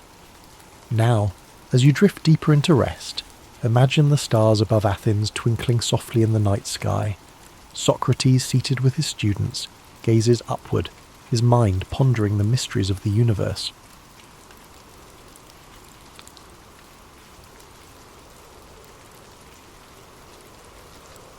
William Shakespeare was born in the spring of 1564 in the small town of Stratford-upon-Avon, England. Though the exact date of his birth is not known, tradition holds it to be April 23rd. The streets of Stratford were quiet, lined with timber-framed houses, their white plaster walls crisscrossed by dark wooden beams. The gentle flow of the River Avon had meandered through the town, reflecting the sky in its soft, rippling waters. William was the third child of John Shakespeare, a glove-maker and local merchant, and Mary Arden, who came from a respected farming family. Their home on Henley Street was modest, but comfortable, filled with the sense of leather and parchment from his father's work. In those early days, William's world was shaped by the sounds of bustling markets, church bells, and the hum of conversation among townsfolk. The air in Stratford was filled with the rhythms of everyday life, the changing seasons, and the echoes of a world on the brink of cultural awakening. As a boy, William likely spent time exploring the fields and woods beyond the town, where wildflowers bloomed and the calls of birds filled the air. He may have wandered along the banks of the Avon, his curious eyes taking in the flowing water, the shifting light, and the small wonders of nature. William attended the King's New School, where he received a solid education in reading, writing, and classical literature. He studied the works of Roman poets like Ovid and playwrights like Plautus and Seneca. These ancient stories of gods, heroes, and tragic fates ignited his imagination, giving him a foundation that would later blossom into his own masterpieces. The days at school were long, filled with the scratch of quills on parchment, the low hum of Latin recitations, and the occasional creak of wooden benches. William learned not only the rules of language, but also the power of storytelling, the ability to capture the human experience in words. When William was 18, he married Anne Hathaway, a farmer's daughter who lived in a small cottage outside of Stratford. Their marriage was a quiet affair, held in the local church, surrounded by family and friends. A year later, they welcomed their first child, Susanna, followed by twins, Hamnet and Judith. The small house they shared was filled with the sounds of children's laughter and the simple comforts of family life. Yet, even as a young man with a family, William's mind seemed to yearn for something more. Somewhere within him, the seeds of creativity were beginning to sprout. By the late 1580s or early 1590s, Shakespeare left Stratford and made his way to London, a city alive with energy, opportunity, and artistic expression. London in the 1590s was a place of contrasts, cobblestone streets filled with carriages, merchants selling their wares, and the hustle and bustle of a growing metropolis. It was a city where theatres were becoming centres of cultural life, drawing people from all walks of society. Amidst this vibrant chaos, William Shakespeare found his place in the world of theatre. He began his career as an actor and playwright, with a company called the Lord Chamberlain's Men. His early plays were performed in small theatres, where audiences gathered in the dim light, eager to be transported by stories of love, betrayal, and adventure.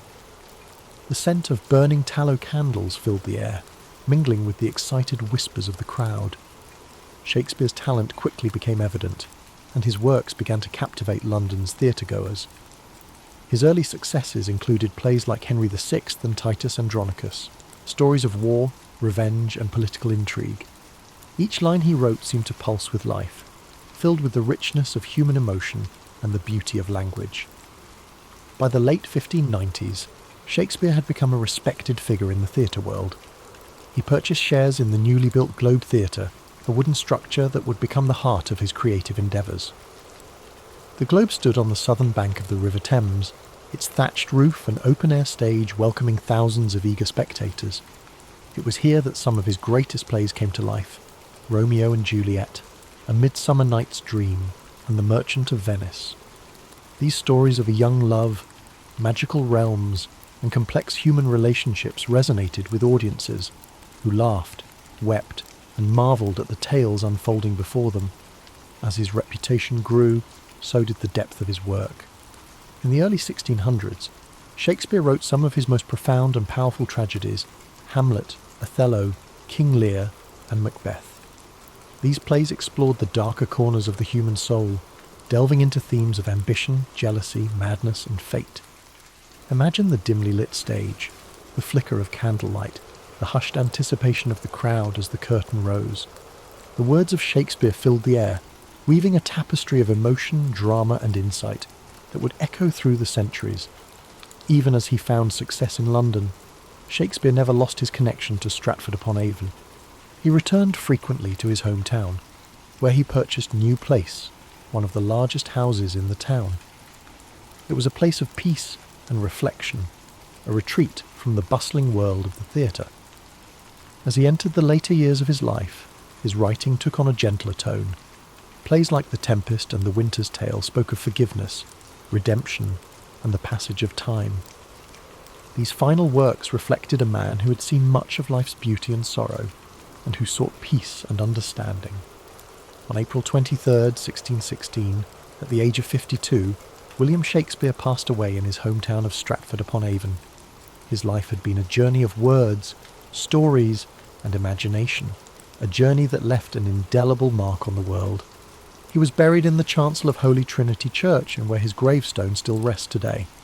As you breathe deeply now, let the story of William Shakespeare settle gently into your mind. His legacy lives on, in every play, every sonnet, and every line that continues to inspire generations. His words remind us of the beauty of language, the complexity of the human experience, and the power of storytelling. William Shakespeare's life was one of continuous growth, creativity, and exploration. Even though he left the world far too early at the age of 52, his legacy continued to flourish long after his death. His works were not confined to his own time. They transcended generations, cultures, and continents, shaping the world of literature, theatre, and language in ways no one could have predicted. In the years following his passing, Shakespeare's fellow actors and friends, John Hemingway and Henry Condell, took on the task of preserving his work. They compiled and published the first folio in 1623, a collection that ensured his plays would be remembered and performed for centuries to come. This remarkable volume contained 36 of his plays, including comedies, histories, and tragedies, preserving works that may otherwise have been lost. Without the dedication of these friends, some of Shakespeare's most beloved works, such as Macbeth and The Tempest, might never have reached us. Thanks to this labour of love, his stories endured, spreading far beyond the theatres of London to inspire future generations of readers, actors, and writers. Shakespeare's influence on the English language is unparalleled. He coined or popularised thousands of words and phrases, many of which are still in use today. Expressions like break the ice, wild goose chase, and heart of gold can all be traced back to his plays. His ability to capture human emotion and experience in words gave the language a richness and expressiveness that endures. His works reflected the human condition in all its complexity, the joys, the sorrows, the triumphs, and the tragedies. Shakespeare's characters were not just figures on a stage, but living, breathing reflections of humanity. They spoke of love, ambition, betrayal, and redemption with a clarity that resonated across time. Imagine Romeo and Juliet, young lovers torn apart by the feud of their families, speaking words that echo the passions and heartbreaks of every generation. Picture Hamlet, the introspective prince, grappling with questions of life, death, and morality. Think of King Lear, an old man facing the consequences of his pride and folly, or Macbeth, driven to ruin by ambition and fate. These stories were not just meant to entertain, they were designed to make audiences think, feel, and understand themselves and the world around them. In Shakespeare's time, the theatre was a place where the barriers of class and status melted away, where the common folk and the nobility could come together to share in the experience of a story. The Globe Theatre, with its thatched roof and wooden beams, echoed with the laughter, tears and applause of audiences who saw their lives reflected on stage. Shakespeare understood that stories had the power to unite people, to reveal truths, and to inspire change. In his quieter moments, Shakespeare returned to Stratford-upon-Avon, where he enjoyed the peace of his family home.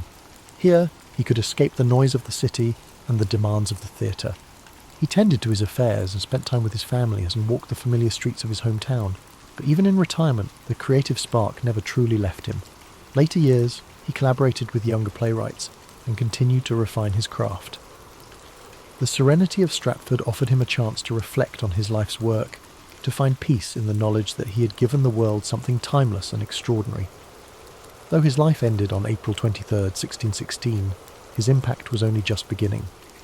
Over the centuries, Shakespeare's works were performed in countless theatres, translated into every major language, and adapted into countless forms. His stories found new life in operas, films, novels, and modern reinterpretations that brought his characters into new settings and contexts. Generations of actors, from humble players to celebrated stars, found their voices through Shakespeare's words. Directors reimagined his plays in endless ways, setting them in modern cities, distant futures, and war-torn landscapes. Each interpretation shed new light on his timeless themes. In schools and universities, students continue to explore his plays, discovering the brilliance and depth of his writing. His sonnets, with their delicate beauty and insight into the nature of love and time, continue to touch the hearts of readers across the globe. Shakespeare's legacy is not just in the pages of books or on the stages of theatres. It lives in the way we use language, the way we tell stories, and the way we understand ourselves. His genius lies in his ability to capture the full spectrum of human experience, from the lightest moments of comedy to the darkest depths of tragedy. As you lie here, feeling the weight of sleep gently pressing upon you, know that Shakespeare's story is one of inspiration, creativity, and boundless imagination. He reminds us that even the simplest beginnings can lead to extraordinary journeys, that the world is full of stories waiting to be told, and that words have the power to change hearts and minds. Allow his life story to guide you into a restful slumber, where dreams unfold like the scenes of a play, filled with wonder, beauty, and endless possibility. Let the words of the past wrap around you like a soft blanket, comforting and timeless. As we continue to reflect on the life and legacy of William Shakespeare, his story weaves a rich tapestry of creativity, resilience, and timeless brilliance. Though the world around him changed, his works remained steadfast, a beacon of human expression that endured across centuries. The years following his death saw a gradual rise in recognition, as scholars, actors, and audiences began to understand the profound impact of his words. In the decades after his passing, you have the first folio published in 763, 1623 by his friends and fellow actors, secured his place in history. This collection ensured that plays like Macbeth, The Tempest, Twelfth Night, and Julius Caesar would be preserved and shared with future generations. Each of these works held a mirror to society, reflecting the complexities of human nature, politics, and morality. As time went on, Shakespeare's works spread beyond the shores of England. Travelling troupes of actors performed his plays across Europe, carrying his stories to new audiences. By the 18th century, his influence had reached the far corners of the world, with translations bringing his words to new languages and cultures. The universality of his themes, love, ambition, betrayal, and redemption, resonated with people from all walks of life. His birthplace, Stratford-upon-Avon, slowly became a place of pilgrimage for lovers of literature and theatre. Visitors walked the same cobblestone streets, passed by the same riverbanks, and stood in the same rooms where Shakespeare once lived. The small town grew into a symbol of creativity and artistic heritage, forever linked to the legacy of its most famous son. As the centuries progressed, Shakespeare's plays were studied in schools, performed in grand theatres, and adapted for new media. Actors found endless opportunities to breathe life into his characters, from the tragic figures of Hamlet and King Lear to the comedic brilliance of Much Ado About Nothing and A Midsummer Night's Dream. Directors reimagined his stories in modern settings, on battlefields, in boardrooms, and in far-off galaxies, proving that his themes remained ever relevant. His influence on the arts is immeasurable. Painters depicted scenes from his plays in rich, vibrant canvases. Composers like Felix Mendelssohn and Giuseppe Verdi turned his works into operas and orchestral pieces. Poets and writers drew inspiration from his words, finding new ways to explore the human experience. In the 19th century, Shakespearean festivals began to emerge, celebrating his works with performances, lectures, and readings. The Royal Shakespeare Company, founded in the 20th century, became a beacon for the continued performance and exploration of his plays. The dedication to his work ensured that his stories remained alive, evolving with each new interpretation and performance. Shakespeare's works also found a home in cinema, with directors like Laurence Olivier, Kenneth Branagh, and Baz Luhrmann bringing his plays to the silver screen.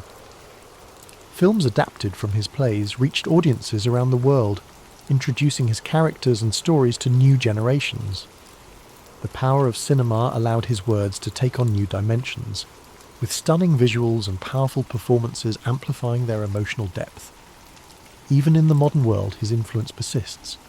Expressions he penned over 400 years ago are part of everyday language. When someone speaks of wearing their heart on their sleeve, or describes a task as a wild goose chase, they are echoing Shakespeare's voice. His ability to capture the human condition ensured that his words would forever be woven into the fabric of our lives. As you lie comfortably, breathing gently, imagine the quiet streets of Stratford-upon-Avon, bathed in the soft glow of twilight. Picture the river Avon flowing peacefully, its surface shimmering with the last rays of the setting sun. The breeze carries the faint scent of blooming flowers, and the world slows to a tranquil hush. Let the image of a young William with eyes full of wonder and curiosity fill your mind. See him wandering the countryside, dreaming of the stories he would one day tell. His journey reminds us that creativity, passion, and perseverance can shape a legacy that outlives us all. Allow these thoughts to soothe you, like the gentle turning of pages in an old book. The weight of history and the timeless beauty of Shakespeare's words settle around you, a comforting presence that whispers of endless possibilities. As sleep draws you deeper, know that you are connected to a rich lineage of dreamers, thinkers, and storytellers. The same stories that moved audiences in Shakespeare's time continue to resonate today, bridging the gap between past and present.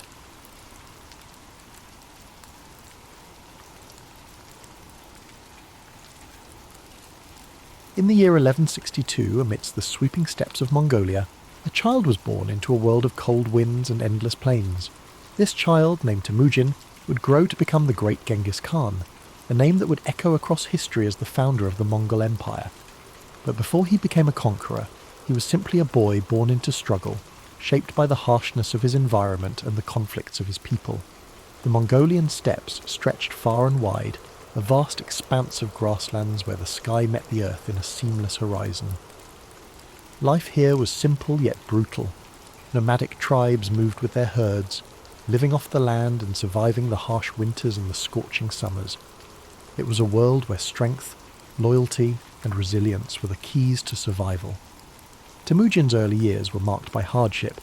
He was the son of Yesugei, a minor tribal leader, and his wife Holun. When Temujin was just a young boy, his father was poisoned by a rival tribe. This sudden loss left his family vulnerable, and they were abandoned by their own clan. His mother, Holun, took on the responsibility of raising Temujin and his siblings alone. The family was left to fend for themselves on the open steppes, relying on foraging, hunting, and sheer determination to survive. These early struggles forged a deep resilience in Temujin. He learned to endure hunger, cold, and the constant threat of violence. But he also learned the value of unity, the importance of family, and the need for loyalty. His mother's strength became a guiding force in his life. She taught him that survival required not only physical strength but also wisdom, patience, and an unyielding spirit. As Temujin grew older, he began to understand the fragmented world of the Mongol tribes. There were endless feuds, shifting alliances, and a constant struggle for power. He saw how disunity left his people vulnerable.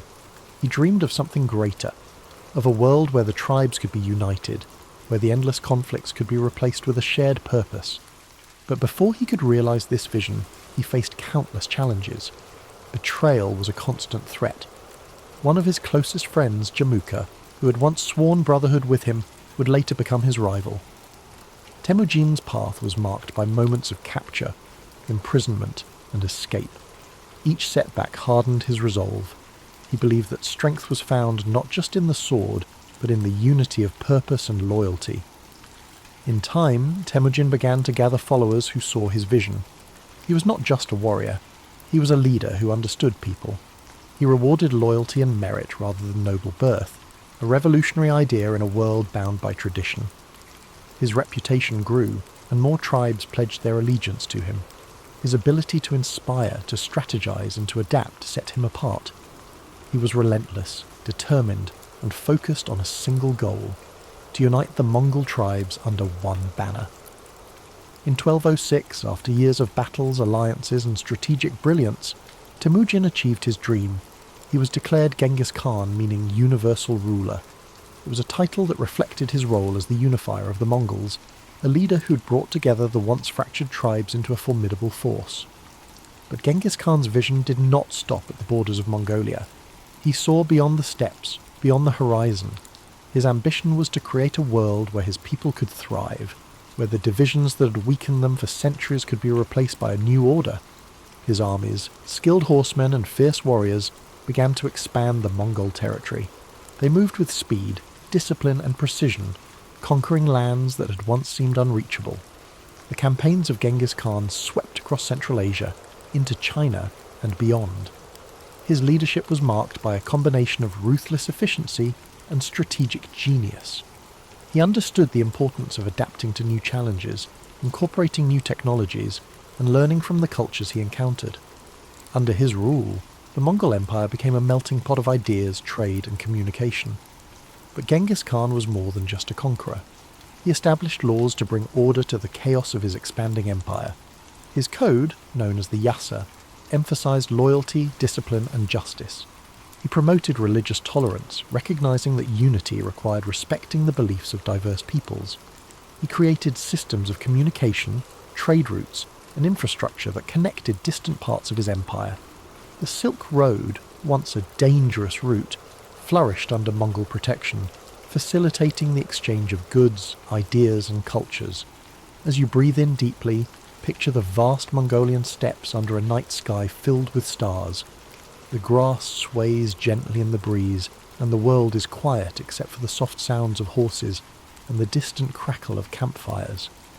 Genghis Khan's legacy stretches across these plains, a reminder of a leader who dared to dream of unity, who faced the harshness of his world with an unbreakable spirit.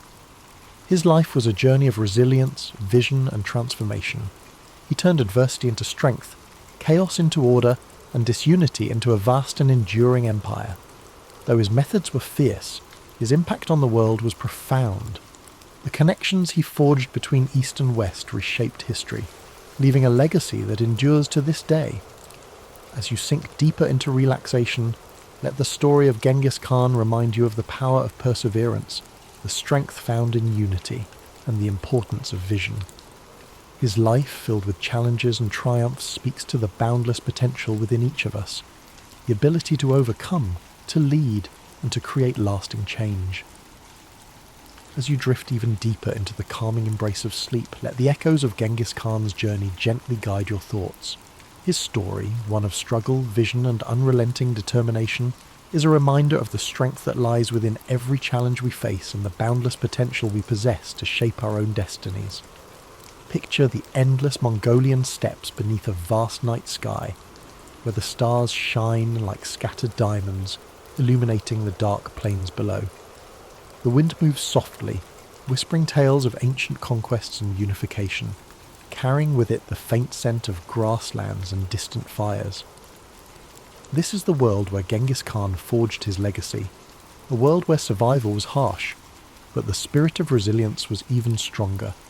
As his empire expanded, so too did his influence. His conquests stretched from the mountains of China to the deserts of Persia, from the plains of Russia to the cities of the Middle East. But beyond the battles and the victories, Genghis Khan's mind remained focused on a singular goal: creating a world where his people could thrive. He was not driven purely by conquest, but by the desire to establish order where there was once chaos, to bring unity to lands divided by endless feuds. The Mongol Empire under his leadership was not just vast but interconnected. Trade routes flourished under his protection, allowing merchants, scholars and travellers to move more freely than ever before. This period of stability and security, often referred to as the Pax Mongolica, allowed ideas, cultures and innovations to flow across continents. Paper, gunpowder and art travelled from east to west, while philosophies, religions and scientific discoveries spread in return. Imagine the caravans moving slowly across the Silk Road, their lanterns glowing softly in the dark, their footsteps measured and steady, the gentle clinking of goods, the murmur of languages blending together. This was a world where once isolated cultures began to connect, creating a tapestry of shared human experience. Genghis Khan's vision of an interconnected world laid the foundation for this exchange, bridging the gaps between civilizations and opening pathways that had once seemed impassable. As you breathe in slowly, picture the vast expanse of his empire, the lands stretching beyond sight. Mountains rise in the distance, rivers carve paths through fertile valleys, and open plains roll endlessly toward the horizon. Each part of this landscape, once divided, is now united under a common rule, a testament to the power of a shared purpose. Genghis Khan's dream of unity has become a reality, one shaped by his unwavering will and strategic brilliance. But even as his empire grew, Genghis Khan remained tied to the simplicity of his roots. He lived a life close to the earth, surrounded by the people who had followed him from the very beginning. He never allowed himself to be consumed by luxury or excess. His strength lay in his ability to understand both the warrior's path and the leader's burden, to balance the ferocity of conquest with the wisdom of governance. As the years passed, Genghis Khan continued to guide his people, his vision extending beyond his own lifetime. He established systems of law and order, ensuring that justice and discipline held his empire together. His code, the Yasa, provided structure and fairness, holding even the highest-ranking leaders accountable. This commitment to order and loyalty became the backbone of the Mongol Empire, a legacy that would endure long after his death. In 1227, Genghis Khan's journey came to an end. He passed away during a military campaign.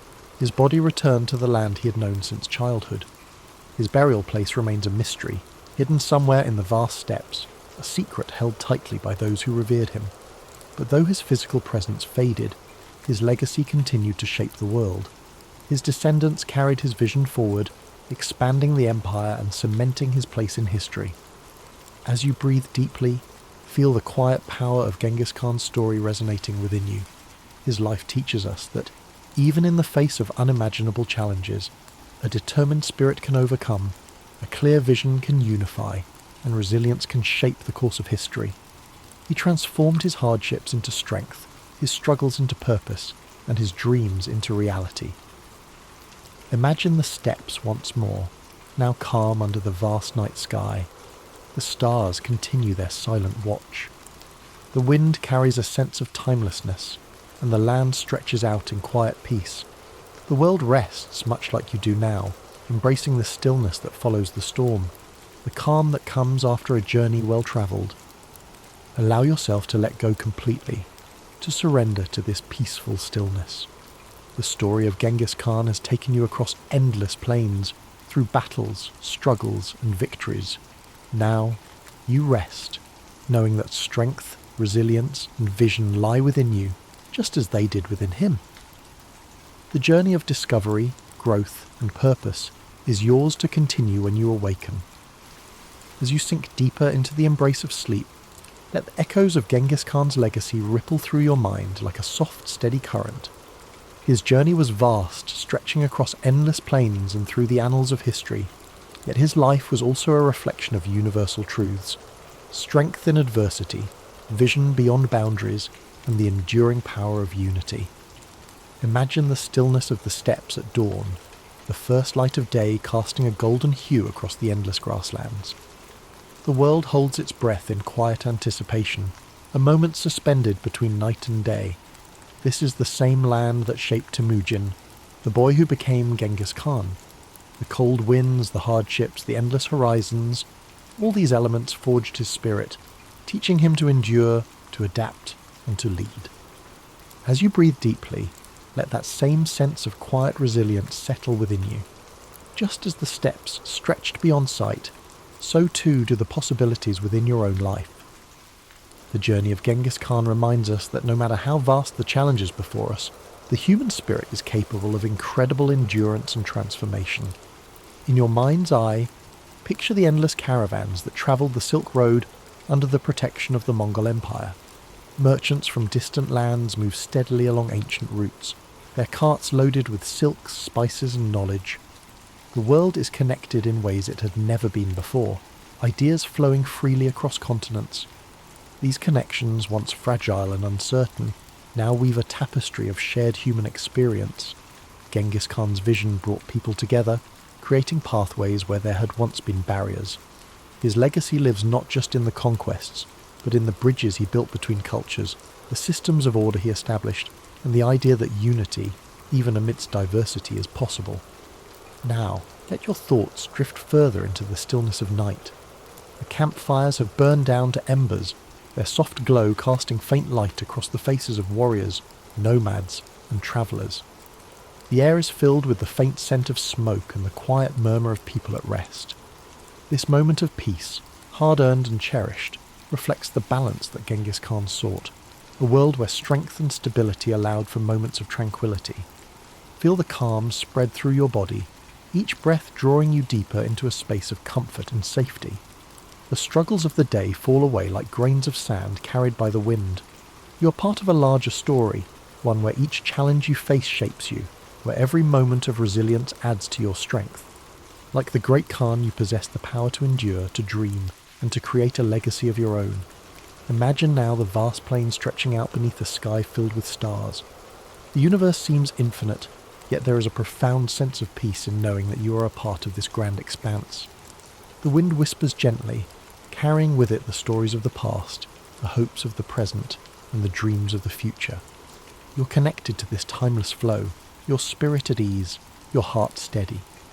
As your mind drifts further into sleep, let the essence of Genghis Khan's story remain with you.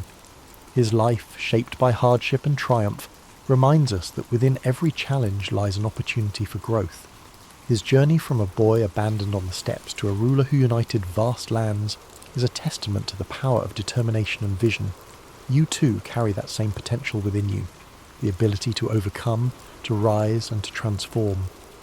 The world outside grows softer now, the edges of reality blurring as you surrender to rest. Your breath is slow, steady, and calm. Each inhale fills you with a sense of possibility. Each exhale releases any tension you've been holding. The night wraps around you like a warm cloak, protecting and soothing you as you drift further into peaceful sleep. As you drift even deeper into the embrace of sleep, the vast plains of history stretch endlessly before you, serene and timeless.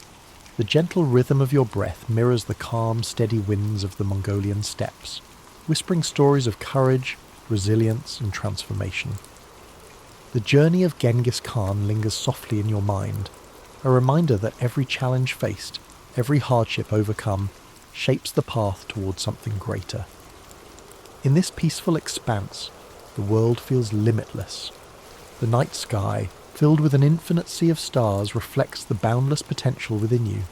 Each star glimmers with a quiet brilliance, a beacon of possibility, hope, and the dreams that lie waiting beyond the horizon. Just as Genghis Khan dared to look beyond the confines of his world, you too are capable of breaking through barriers, of envisioning new paths, of creating a life defined by your own resilience and purpose. Imagine the quiet of the ancient world. No city lights, no noise of modern life, just the pure, unbroken silence of the night. The grass beneath you is soft, cool and fragrant. The air is crisp, carrying the scent of earth and distant fires. The only sounds are the faint rustling of the wind and the occasional soft nicker of a horse standing watch. This tranquility is a gift, a space where you can let go, breathe deeply, and allow your mind to float freely. As you inhale, draw in a sense of calm strength. With each exhale, release the burdens of the day, the worries that cling like shadows. In this space, there is no need to rush, no need to struggle. You are safe, held gently by the vastness of history and the quiet wisdom it offers. Like the open steps, your mind expands, free from constraints, filled with possibility. The story of Genghis Khan is one of transformation, of a young boy who endured pain and loss, but who rose to become a leader who reshaped the world. His journey reminds us that strength is born in moments of adversity, that the spirit is forged in the fires of challenge. His vision was clear, his resolve unbreakable, and within you too lies that same seed of potential, that same capacity for growth, for vision, for resilience. Picture the endless plains bathed in the soft glow of dawn. The first rays of sunlight touch the horizon, casting a warm golden light over the land. The sky shifts from deep indigo to gentle hues of pink and orange. The world awakens slowly, peacefully, as the night gives way to a new day. This transition, from darkness to light, is a symbol of hope, a reminder that no matter how long the night may seem, the dawn always comes. Let this thought settle gently in your mind. Just as the night must yield to the morning, every struggle you face, every challenge you endure holds the promise of renewal, of new beginnings, of possibilities yet to be realized. The journey of life, like the journey of Genghis Khan, is one of cycles, of hardship and triumph, of darkness and light, of endings and new beginnings. Feel your body relax even further, each muscle letting go, your mind sinking deeper into the comfort of sleep. The weight of the world lifts away, leaving you light, free, and at peace. The winds of the steppes, the vast horizons, and the quiet strength of history envelop you in a cocoon of serenity. In this state of deep relaxation, know that you are part of something timeless. The struggles, the victories, the dreams of those who came before you live on, whispering their wisdom and encouragement. You are connected to this greater tapestry of humanity, a thread woven through the fabric of time, resilient and unbroken.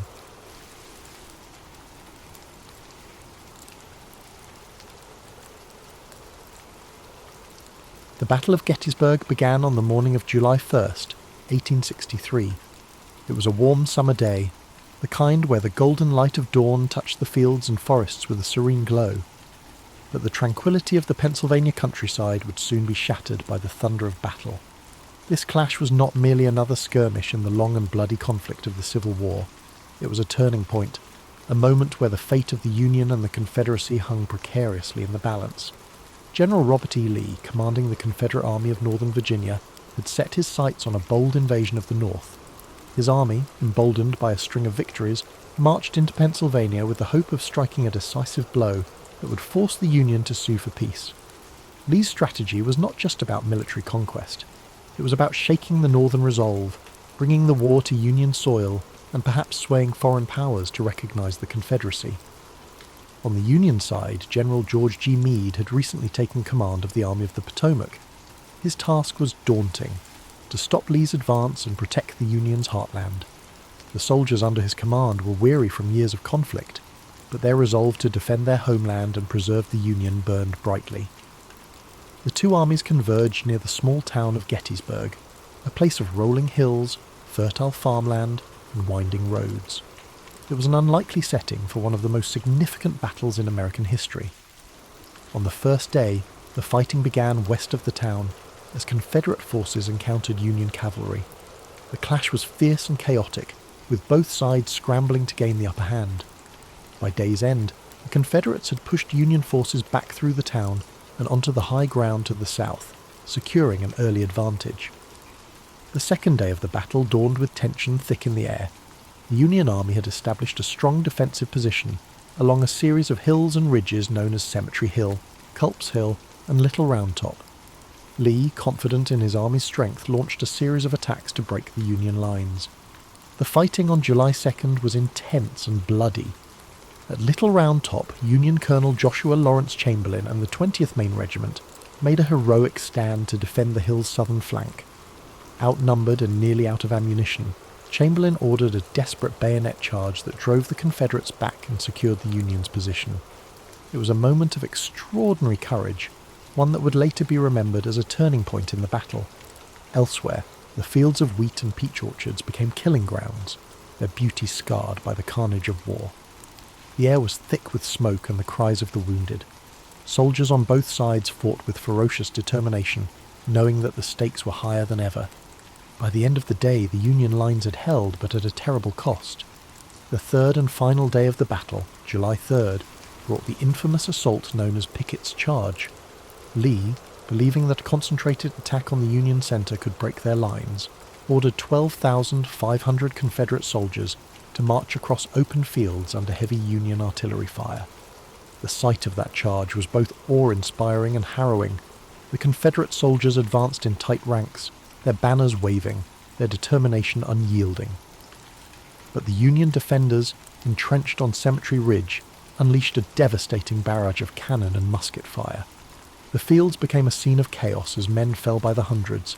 Despite their bravery, the Confederate soldiers could not overcome the Union's defences. The charge was repelled, and the fields were littered with the fallen. As the sun set on July 3rd, the Battle of Gettysburg came to an end. Lee, realizing that his army could not sustain another assault, began the long retreat back to Virginia. The Union Army, though battered and exhausted, had won a decisive victory. It was a moment of relief and triumph for the North, a turning point that shifted the momentum of the war. The cost of the battle was staggering. Over 50,000 soldiers were killed, wounded, or missing. The fields of Gettysburg, once peaceful and lush, were now marked by the scars of war. Families in both the North and the South mourned the loss of loved ones, their lives forever changed by the conflict. In the months that followed, Gettysburg became a symbol of sacrifice and resilience. On November 19, 1863, President Abraham Lincoln delivered the Gettysburg Address at the dedication of the Soldiers' National Cemetery. His words, though brief, captured the essence of what the battle had come to represent. He spoke of a nation conceived in liberty and dedicated to the proposition that all men are created equal. He reminded the audience that the soldiers who had fought and died at Gettysburg had done so to ensure that freedom and democracy would endure. The Battle of Gettysburg remains one of the most studied and remembered events in American history. It was a moment of profound struggle and sacrifice, a reminder of the costs of war and the resilience of the human spirit. The bravery of the soldiers on both sides, their dedication to their causes, and the impact of their actions continue to echo through time. As you drift into sleep, let the story of Gettysburg fill your mind with a sense of reverence and reflection. Imagine the stillness of the fields after the battle, the quiet wind carrying the memory of those who fought and fell. Feel the weight of their sacrifice, but also the hope that their struggle helped to shape a better future.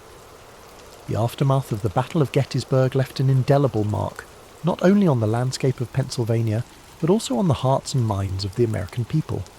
The quiet town that had seen a horrific convergence of armies now bore the weight of countless graves, hastily dug for the fallen soldiers. The once lush fields, orchards, and rolling hills were now etched with scars of war, trenches, shattered fences, and abandoned artillery. In the days immediately following the battle, the townspeople of Gettysburg rose to meet the grim reality of what had unfolded. Civilians who had sought shelter during the 3 days of fighting now ventured out to help the wounded and dying. Homes, barns, and churches were transformed into makeshift hospitals. Women, men, and even children worked tirelessly to bring comfort to soldiers, regardless of the uniforms they wore. The lines of battle blurred in the face of shared humanity. Doctors and nurses were overwhelmed by the sheer number of wounded. Medical supplies were scarce, and the knowledge of sanitation was rudimentary at best.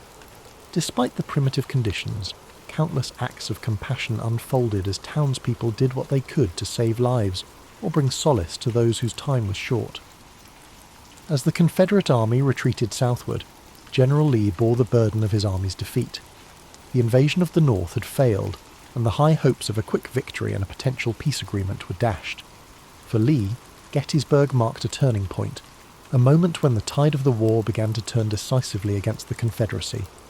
The loss of so many men and the inability to break Union resolve were blows from which his forces would never fully recover. For the Union, the victory at Gettysburg was a critical morale boost. General Meade, despite some criticism for not pursuing Lee's retreating army more aggressively, had achieved what many thought impossible. The Army of the Potomac had stood firm against Lee's forces, proving that the Union could hold its ground and turn the tide of the war. The significance of Gettysburg reached far beyond the battlefield. It became a symbol of the broader struggle, the fight to preserve the Union and the principles upon which it was founded. In the months following the battle, efforts began to ensure that the sacrifices made there would not be forgotten. One of the most poignant moments came on November 19, 1863, with the dedication of the Soldiers' National Cemetery at Gettysburg. President Abraham Lincoln was invited to deliver a few remarks, following a lengthy oration by Edward Everett, a renowned speaker of the time. Lincoln's address, though brief, would become one of the most enduring speeches in American history. Standing on the blood-soaked fields of Gettysburg, Lincoln spoke not only to honour the dead, but to remind the living of the greater cause for which they had fought.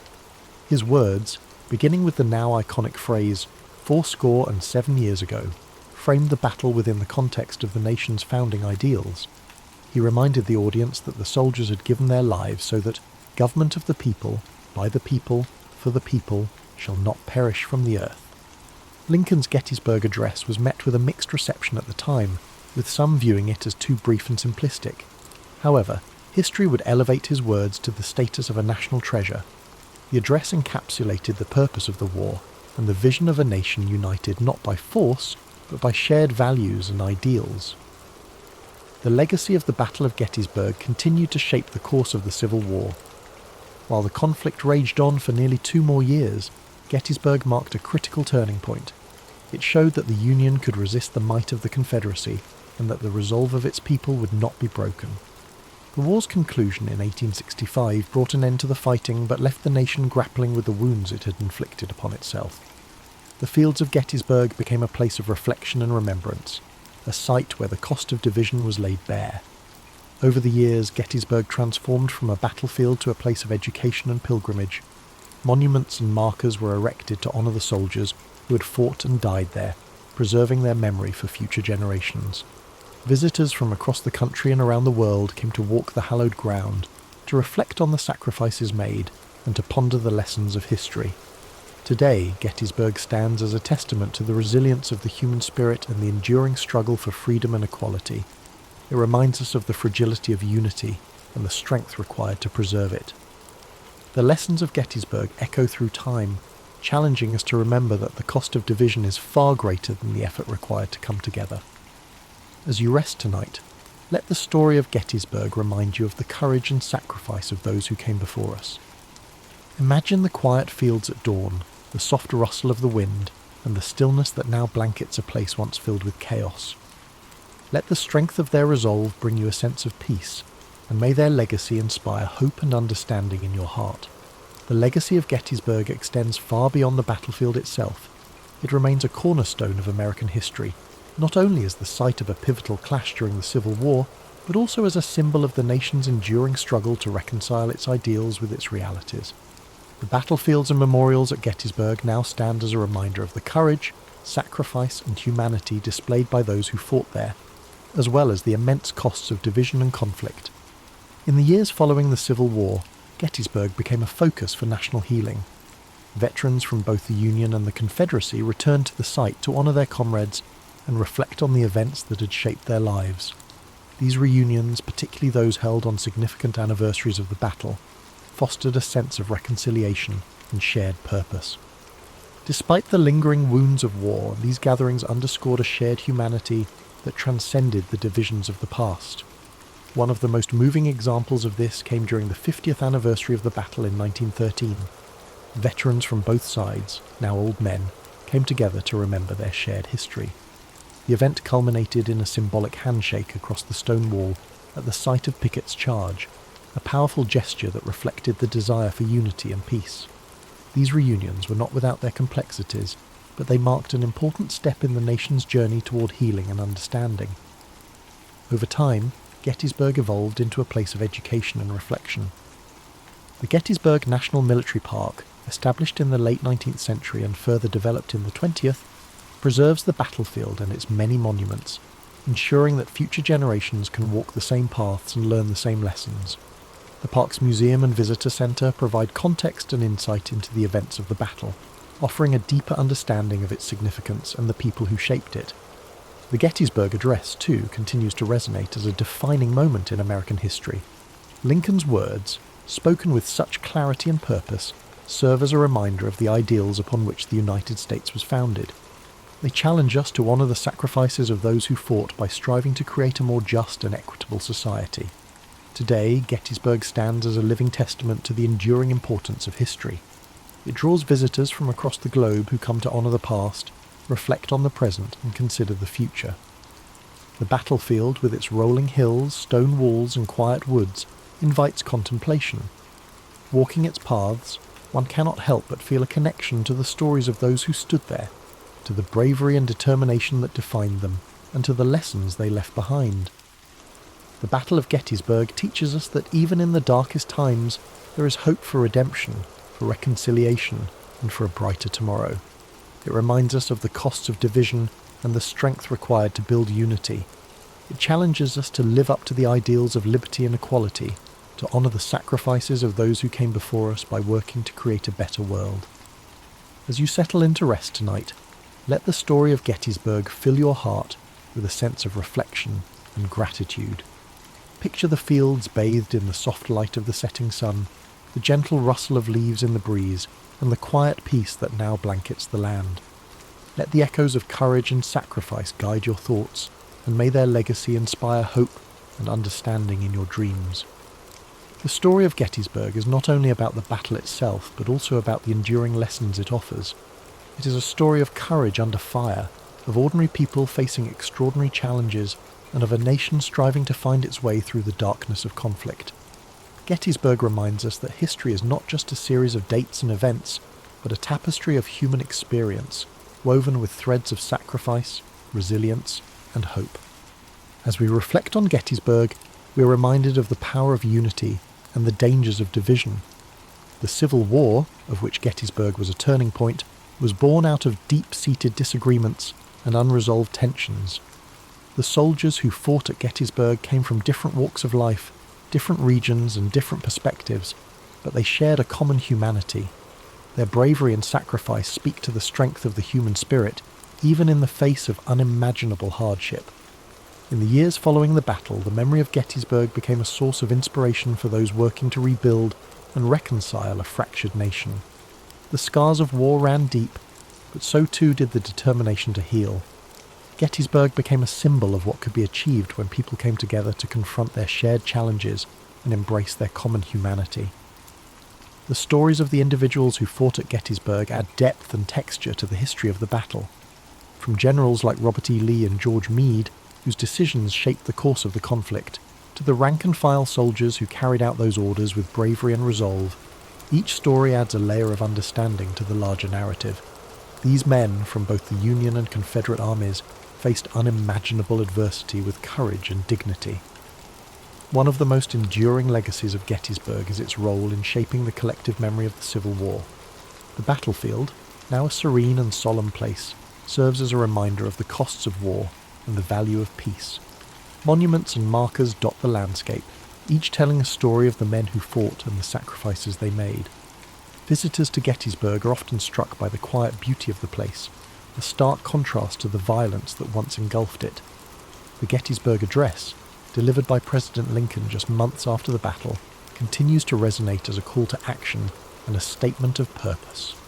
Lincoln's words remind us of the importance of dedication, of recommitting ourselves to the principles of freedom and equality. His speech, though brief, captures the essence of what Gettysburg represents, not just a battle, but a turning point in the ongoing struggle to create a more perfect union. Today, Gettysburg remains a place of pilgrimage for those seeking to understand the complexities of the past and draw inspiration for the future. The stories of those who fought there, the lessons of unity and perseverance, and the enduring call to honour their sacrifices continue to guide us. Gettysburg is not just a place on a map, it is a symbol of resilience, a reminder of what we can achieve when we come together to face our challenges. As you drift off to sleep tonight, let the story of Gettysburg wrap around you like a warm blanket of reflection and peace. Imagine the stillness of the battlefield at dawn, the quiet hum of nature reclaiming a place once filled with chaos. Let the courage and sacrifice of those who stood there inspire you, reminding you that even in the darkest times there is light to be found. Thank you for spending this time with us on History and Sleep. May the story of Gettysburg bring you a sense of calm, perspective and hope. Sleep well, and may your dreams be filled with peace, understanding, and the enduring strength of the human spirit. Sweet dreams.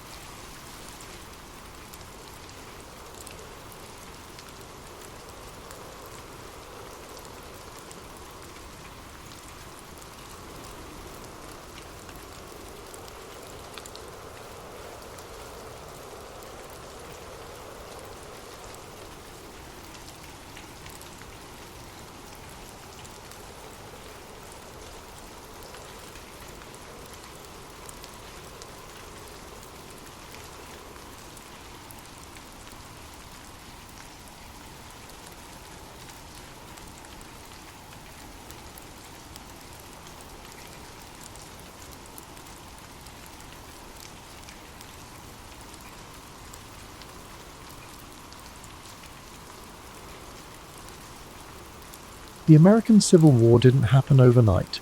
It was the result of tensions that had been building for decades. Tensions rooted in profound differences between the North and South. At the heart of it all was the issue of slavery. In the South, slavery wasn't just an institution, it was their economy. Cotton fields stretched as far as the eye could see, and the labour of enslaved people made the South incredibly wealthy. But it came at an unbearable cost. The humanity of millions denied, their voices silenced. In the North, things were changing. The Industrial Revolution was taking hold, and with it came growing calls to abolish slavery. People were starting to speak out more, questioning how a nation built on the idea of liberty could allow such a system to exist. This wasn't just a difference of opinion, it was a clash of values, one that only grew louder as time went on. Then there was the question of states' rights. Southern leaders believed they had the right to govern themselves without interference, especially when it came to slavery. They feared that the federal government, growing stronger by the year, would strip them of their autonomy. On the other side, many in the North believed that a united country required a strong central government, one that could uphold the principles of freedom and equality.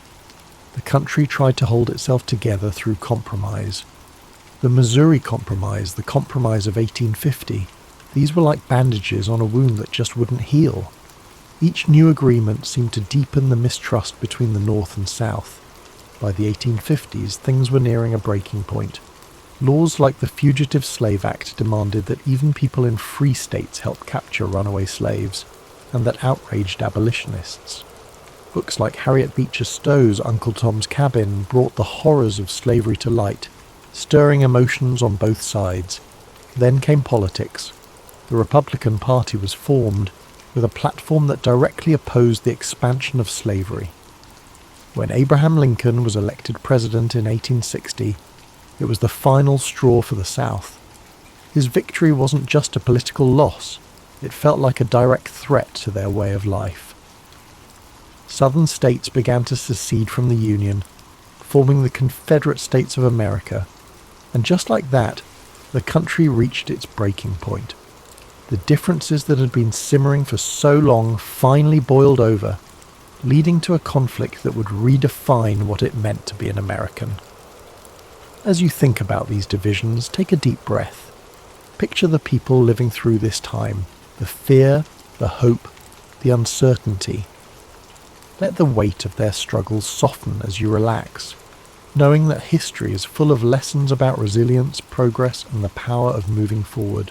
By the spring of 1861, the tensions that had been tearing the nation apart finally reached a boiling point. In Charleston, South Carolina, a small Union garrison stationed at Fort Sumter found itself surrounded by Confederate forces. The fort had become a symbol of defiance for the Union and a test of legitimacy for the Confederacy.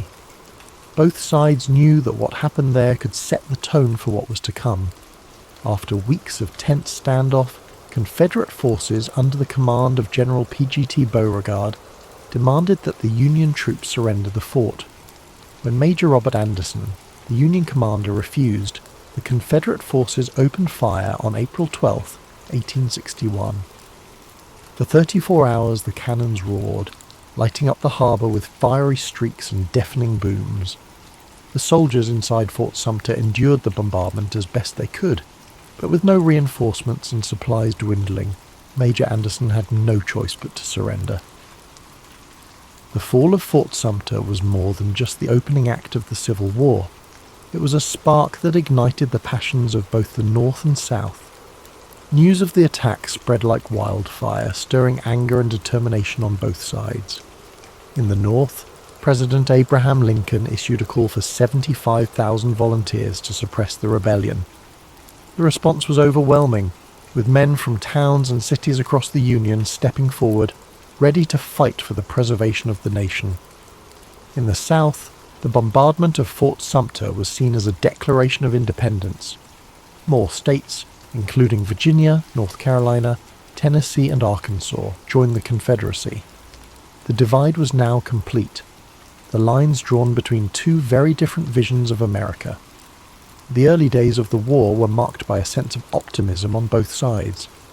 Many believed the conflict would be brief, with one decisive battle bringing it to an end. Young men marched off to war with confidence, their families cheering them on with flags and songs. But beneath the surface, the reality of what was to come was far graver than anyone could imagine. As you think about the beginnings of this war, allow your mind to soften its grip on the tension.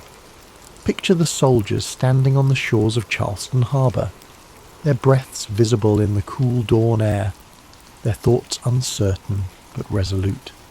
Imagine the cannon fire fading into silence, replaced by the gentle rhythm of waves lapping against the shore. Let this moment remind you that even in the face of division, hope and resolve can endure. As the war moved from the hopeful marches of its early days to the grim reality of prolonged conflict, the battles became larger, bloodier, and more devastating than anyone could have imagined. Names like Antietam, Gettysburg, and Vicksburg became etched into the collective memory of a nation forever changed by the horrors of war. In September 1862, the Battle of Antietam unfolded in Maryland. It was a single day of unimaginable carnage. Soldiers clashed in cornfields and along winding roads, with cannon fire and musket shots tearing through the air. By the end of the day, more than 22,000 men were dead, wounded, or missing. The ground was soaked with blood, and the scale of the losses left an indelible mark on those who survived. But out of this tragedy came a turning point. President Lincoln used the Union's strategic victory at Antietam to announce the Emancipation Proclamation, redefining the war as a fight not just to preserve the Union but to end slavery. Then came Gettysburg, the battle often seen as the turning point of the war. For 3 days in July 1863, Union and Confederate forces clashed in the rolling hills and fields of Pennsylvania. The stakes were enormous and the fighting relentless. On the third day, Confederate General Robert E. Lee ordered a bold assault known as Pickett's Charge. Thousands of Confederate soldiers marched across an open field under withering Union fire. The charge failed, leaving the Confederate army battered and retreating. Gettysburg marked the beginning of the end for the Confederacy, but the cost was staggering. More than 50,000 casualties in just 3 days. Further south, the Union Army achieved another critical victory at Vicksburg, Mississippi, securing control of the Mississippi River.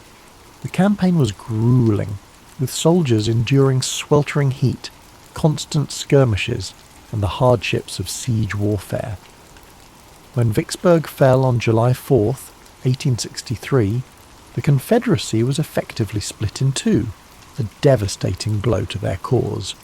These battles revealed the full weight of the Civil War, not just in numbers but in the profound human cost. Families mourned the loss of fathers, brothers and sons. Soldiers bore the scars of battle, both physical and emotional. The countryside was littered with the remnants of war, broken cannons, torn flags, and fields that once grew crops now filled with unmarked graves.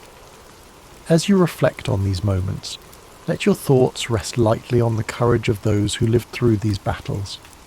Picture the quiet after the storm, the fields growing still, the sun setting over the hills, and the long shadows stretching across the land. Let this image of stillness and resilience bring a sense of calm to your own thoughts, reminding you that even in the darkest times, there is always a path to healing. While the Civil War raged on the battlefields, the lives of those who remained at home were transformed in ways that were just as profound. Families were torn apart, communities reshaped, and everyday life became a constant balancing act between hope and hardship. In the North, industry boomed as factories shifted their focus to produce weapons, uniforms, and supplies for the Union Army. Women took on roles they had never imagined, working in factories, managing farms, and volunteering as nurses.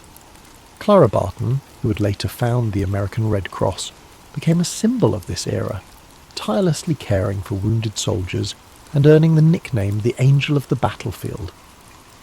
But even as the war effort created new opportunities, it brought heartache, with families anxiously awaiting news from the front lines.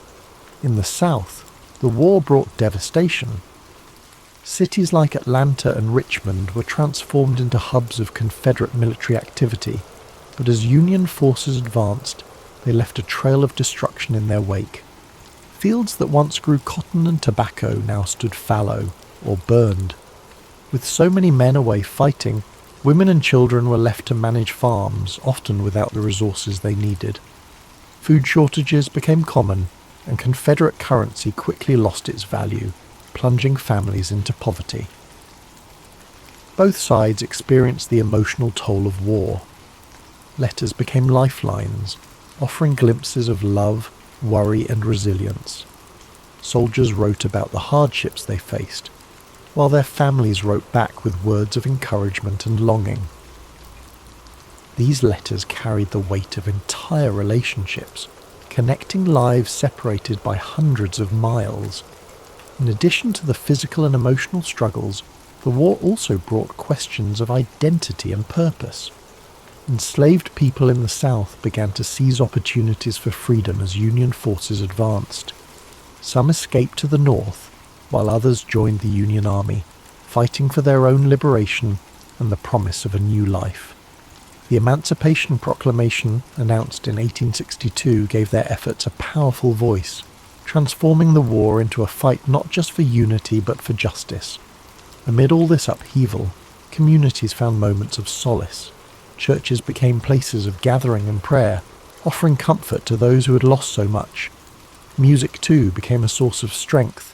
Patriotic anthems, sorrowful ballads, and spirituals filled the air, reflecting the hopes and fears of a nation at war. As you reflect on the home front, allow yourself to feel the weight of these quiet acts of resilience. Picture a mother sewing by candlelight, her stitches steady even as her heart aches with worry. Or a soldier reading a letter from home, finding strength in the words of love and hope. Let these moments of humanity remind you of the enduring power of connection, even in the face of immense challenge. By 1864, the Civil War had entered its fourth year. The hope for a quick resolution had long faded, replaced by the grim reality of a war that seemed to have no end. But momentum was beginning to shift. The Union, under new and determined leadership, launched a series of campaigns that would bring the war to a close, though not without immense sacrifice.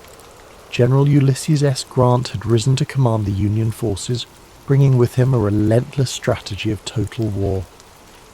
Unlike his predecessors, Grant was willing to engage the Confederate armies directly, knowing that the Union's superior numbers and resources could eventually wear them down. His overland campaign in Virginia was brutal, with battles like the Wilderness and Cold Harbor leaving tens of thousands dead. Yet Grant pressed on, earning the nickname Unconditional Surrender for his unwavering resolve. In the Deep South, General William Tecumseh Sherman carried out his infamous March to the Sea, cutting a path of destruction from Atlanta to Savannah. Sherman's goal was to break the South's will to fight by targeting not just its armies, but its infrastructure and resources. Railroads were torn up, factories dismantled, and crops burned. The devastation was immense, but it succeeded in crippling the Confederacy's ability to sustain the war. As Union forces closed in, Confederate morale began to crumble. Desertions increased, supplies dwindled, and the reality of defeat loomed. In April 1865, General Robert E. Lee's Army of Northern Virginia, the backbone of the Confederate forces, found itself surrounded near the village of Appomattox Courthouse. With no hope of escape, Lee met with Grant to negotiate surrender. Their meeting on April 9, 1865, marked the end of the war's major fighting. The terms Grant offered were generous, allowing Confederate soldiers to return home with their horses and personal belongings. His intention was to heal the nation rather than humiliate its defeated half. It was a moment of quiet dignity, the beginning of a long and difficult process of reconciliation. Yet, even as the war ended, its cost was staggering. More than 600,000 lives had been lost, and much of the South lay in ruins. President Abraham Lincoln, who had guided the Union through its darkest hours, would not live to see the fruits of his efforts. Just days after Lee's surrender, Lincoln was assassinated by John Wilkes Booth, a Confederate sympathizer, plunging the nation into mourning. The war had answered two critical questions. The Union would endure and slavery would not, but it left behind deep scars, both physical and emotional, that would take generations to heal.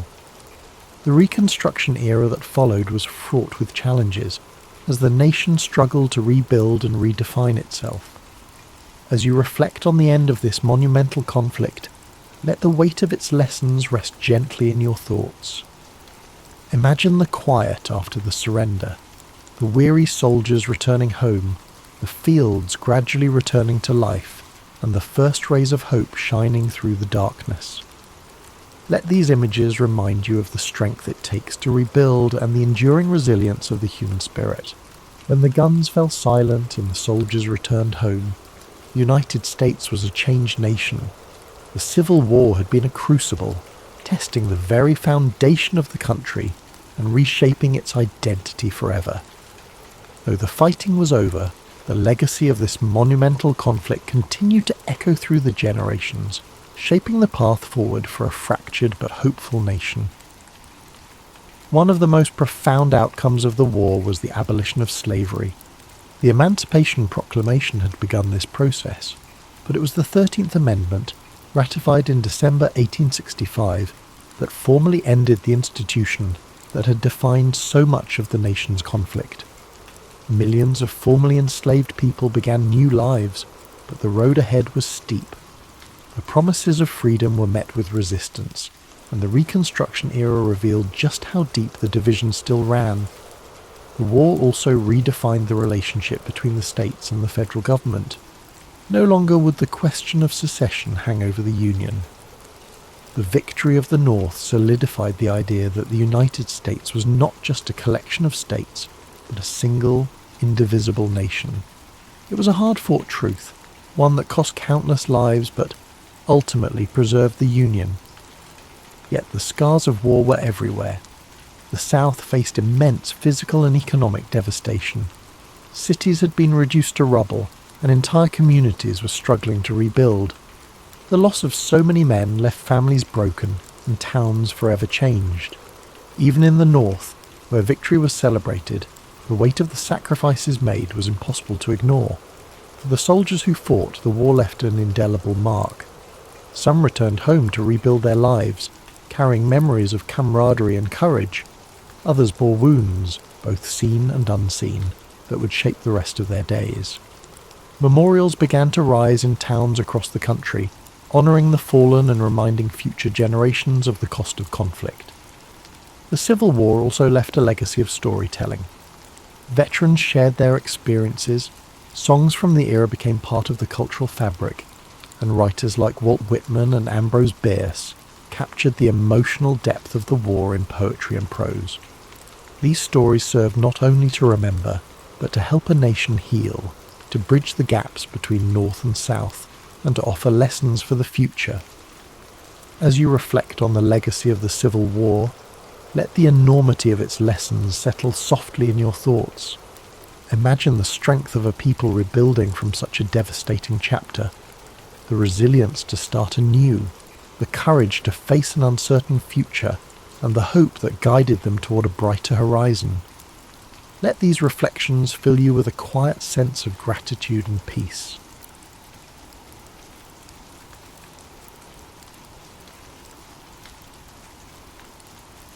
Thomas Alva Edison was born on February 11th, 1847, in the small town of Milan, Ohio, in the United States. He was the youngest of 7 children, and his parents, Samuel and Nancy Edison, were hard-working and resourceful. Samuel was a political activist and entrepreneur, while Nancy was a former schoolteacher who nurtured her children's curiosity and learning. From an early age, Edison showed signs of a restless and inquisitive mind. However, his education was far from conventional. He attended school for only a few months before his teacher labelled him as addled. a term used at the time to describe someone with a scattered or confused mind. This harsh judgment prompted his mother to take his education into her own hands. Nancy Edison believed in her son's potential and homeschooled him, instilling a love of reading and self-directed learning that would stay with him for life. Edison's childhood was marked by curiosity and experimentation. He set up a small laboratory in the family basement, where he conducted simple experiments and explored the wonders of chemistry. However, his thirst for knowledge extended beyond science. He devoured books on a wide range of topics, including history, philosophy, and mechanics. This eclectic education laid the foundation for the inventor he would become. At the age of 12, Edison took a job as a newsboy and candy seller on the Grand Trunk Railway. This job allowed him to earn money while observing the workings of the industrial world. He used part of his earnings to buy chemicals and equipment for his experiments. Edison even set up a small laboratory in the baggage car of the train, where he conducted experiments during downtime. His early ventures were not without mishaps. One experiment caused a fire, earning him a reprimand and forcing him to move his activities elsewhere. Edison's life took a significant turn when he became partially deaf, a condition that began in childhood and worsened over time. Although he later offered various explanations for his hearing loss, including a train conductor pulling him onto a moving train by his ears, the exact cause remains uncertain. Instead of viewing his deafness as a limitation, Edison considered it an advantage, allowing him to focus deeply on his work without distractions. As Edison grew older, his fascination with telegraphy opened new doors. He learned Morse code and became a skilled telegraph operator, taking on jobs across the Midwest. The telegraph was one of the most advanced technologies of the time, and working with it gave Edison valuable experience in electrical systems and communication. During this period, he began to develop his first inventions, including an automatic repeater that improved the efficiency of telegraph transmissions. Empty brackets. In 1868, at the age of 21, Edison moved to Boston, a hub of innovation and industry. It was here that he created his first patented invention, an electric vote recorder designed to speed up the voting process in legislative bodies. Unfortunately, the device failed to gain traction, teaching Edison a valuable lesson about the importance of creating inventions that met practical needs. This setback did not deter him. Instead, it fueled his determination to succeed. Edison's career really took off in 1876 when he established his first research laboratory in Menlo Park, New Jersey. This facility became a center of creativity and innovation, earning Edison the nickname the Wizard of Menlo Park. Here, he assembled a team of talented assistants who collaborated on a wide range of projects. Edison's approach to invention was systematic and collaborative, a stark contrast to the solitary inventor stereotype. One of Edison's most famous inventions emerged from this period, the phonograph. In 1877, he developed a device that could record and reproduce sound, a groundbreaking achievement that amazed the public. The phonograph earned Edison international acclaim and cemented his reputation as a leading innovator. The following years saw Edison tackle one of the greatest challenges of his career, creating a practical and affordable electric light system.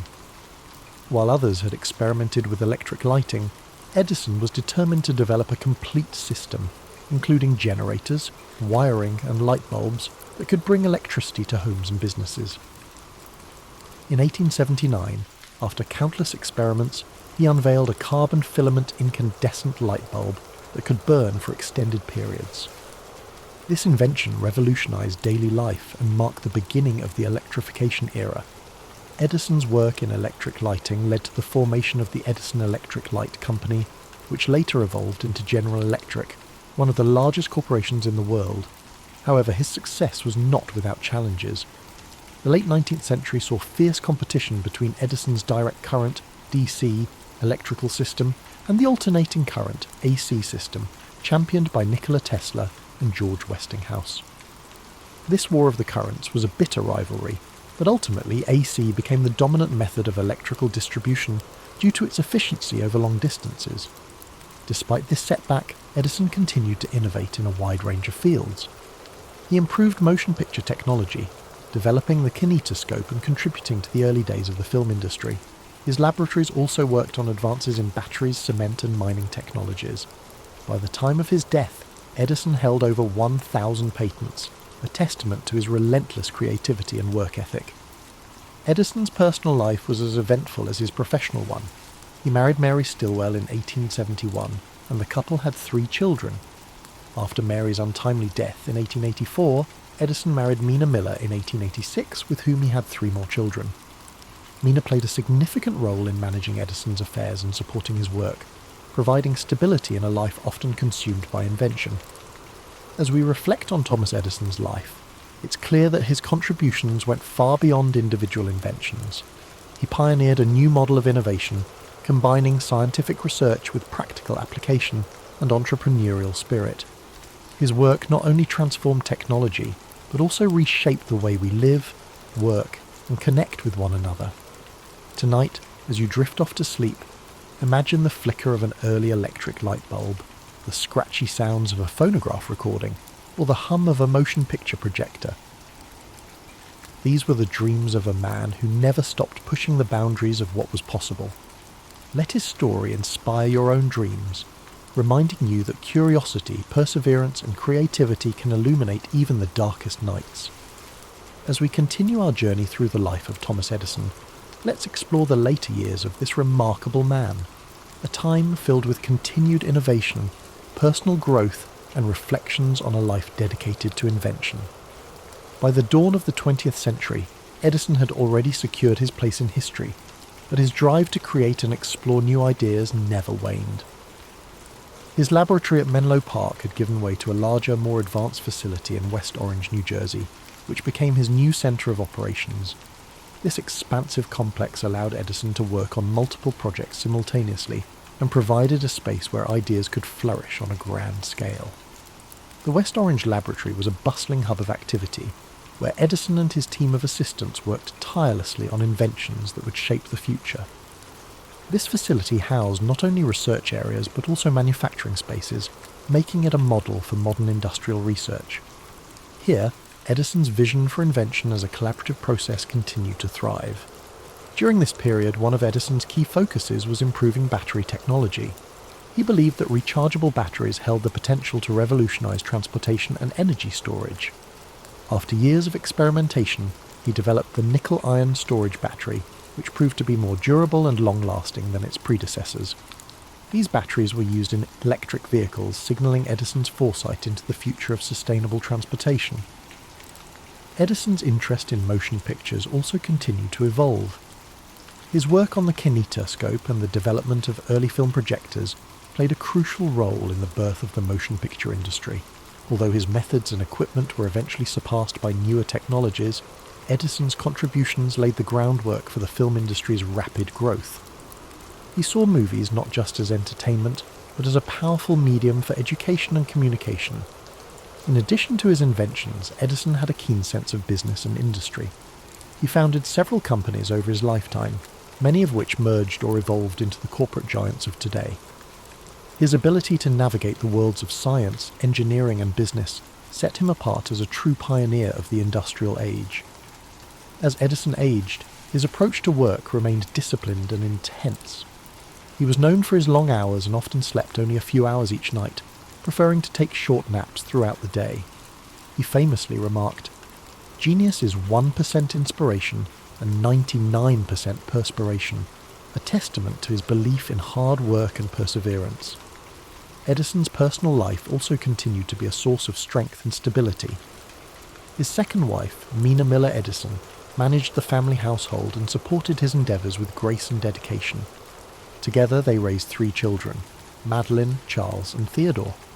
The Edison family enjoyed a comfortable life, but Edison's devotion to his work sometimes kept him away from home for long stretches of time. Despite his fame and success, Edison remained a humble and often private individual. He shunned the idea of being called a genius, and instead credited his achievements to relentless effort and curiosity. He was known to be a man of simple tastes, preferring practical clothing and straightforward conversations over grand displays of wealth or intellect. In the later years of his life, Edison's pace of invention began to slow, but his mind remained active. He explored new ideas in fields such as rubber production, seeking alternatives to natural rubber for industrial use. He even collaborated with his friends Henry Ford and Harvey Firestone on this endeavour, forming what became known as the $1 Million Trio. Their combined efforts reflected the spirit of collaboration and innovation that defined Edison's career. As he approached his twilight years, Edison became more reflective about the changes he had witnessed. Born before the widespread use of electricity, he lived to see a world transformed by his inventions. The cities of his youth, once dimly lit by gas lamps and candles, now gleamed with electric lights. The hum of machines, powered by electricity, filled factories and homes alike. The world had grown smaller through communication technologies like the telegraph, the telephone and motion pictures, all fields where Edison had left his mark. In 1929, to celebrate the 50th anniversary of the electric light bulb, a grand event was held in Edison's honour at his laboratory in West Orange. Attended by prominent figures such as President Herbert Hoover and industrialists like Henry Ford, the event was a tribute to a man whose ideas had changed the world. Despite the accolades, Edison remained modest, focusing instead on the future and the possibilities yet to be explored. On October 18, 1931, at the age of 84, Thomas Edison passed away in his home in West Orange, New Jersey. His death marked the end of an era, but his legacy lived on. In tribute to his memory, people across the United States dimmed their electric lights for a moment of silence. It was a poignant reminder of how deeply Edison's work had illuminated their lives. Edison left behind more than just his inventions. He left a philosophy of innovation, a belief that curiosity, hard work, and a willingness to experiment could change the world. His approach to problem solving, his relentless pursuit of practical solutions, and his ability to turn ideas into reality inspired generations of inventors, scientists, and entrepreneurs. As you relax and drift into sleep, think of Thomas Edison's unwavering commitment to his dreams. Imagine the quiet hum of his laboratories, the soft glow of an electric bulb, or the scratchy tinny sound of a phonograph playing a long-forgotten tune.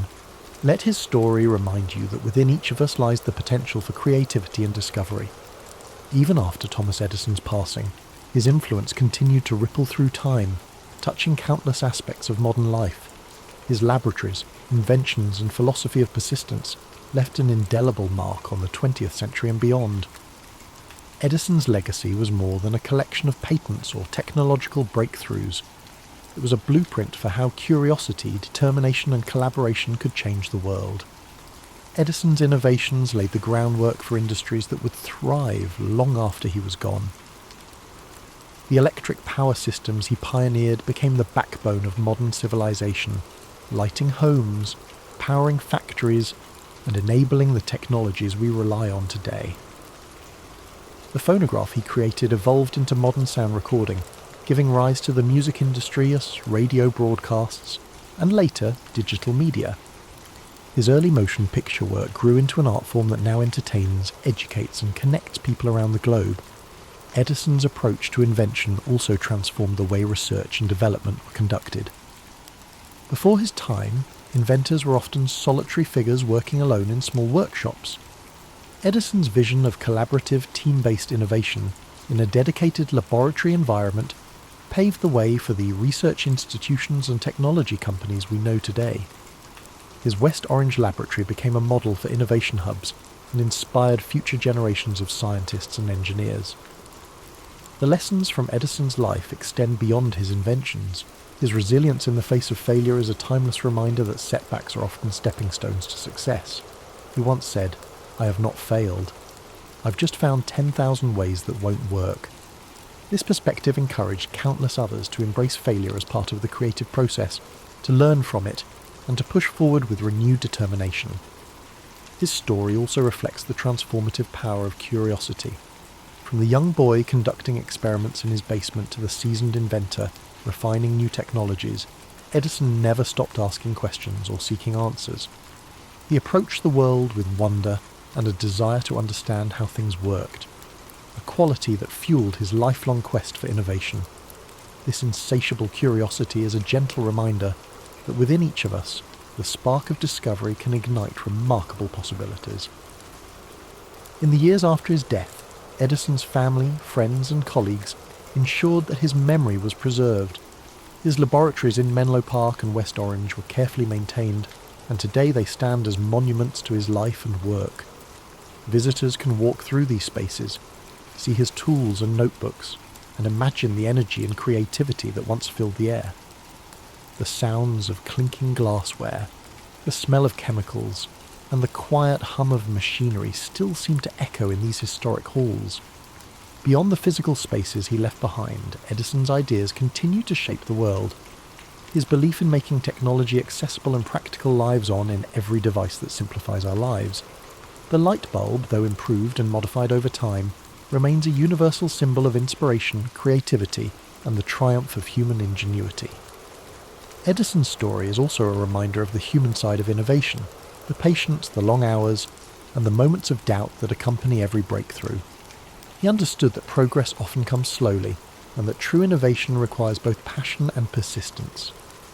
As you rest tonight, perhaps you can reflect on your own journeys, knowing that even small steps forward are part of a greater path. Imagine a world lit only by flickering candles and dim gas lamps, where nights were cloaked in darkness. Then picture the slow, steady emergence of light, spreading from cities to towns, illuminating homes and streets. This transformation was more than a technological shift. It was a change in how people experienced life. Night no longer brought an end to productivity or recreation. With the glow of electric light, the world stayed awake, and new possibilities emerged. As you sink deeper into relaxation, envision Thomas Edison in his laboratory, the warm glow of a single bulb casting long shadows across the room. Shelves lined with tools, wires, and glass beakers surround him. The quiet scribble of notes fills the air as he records his observations. His eyes, filled with focus and curiosity, study each experiment, searching for answers hidden in the details. This was a man who believed that within every problem lay a solution waiting to be uncovered. Edison's belief in progress and innovation reminds us that the world is ever changing, shaped by those who dare to imagine something better. His life's work was a testament to the idea that with enough patience, creativity, and determination, we can bring light to even the darkest corners of our world.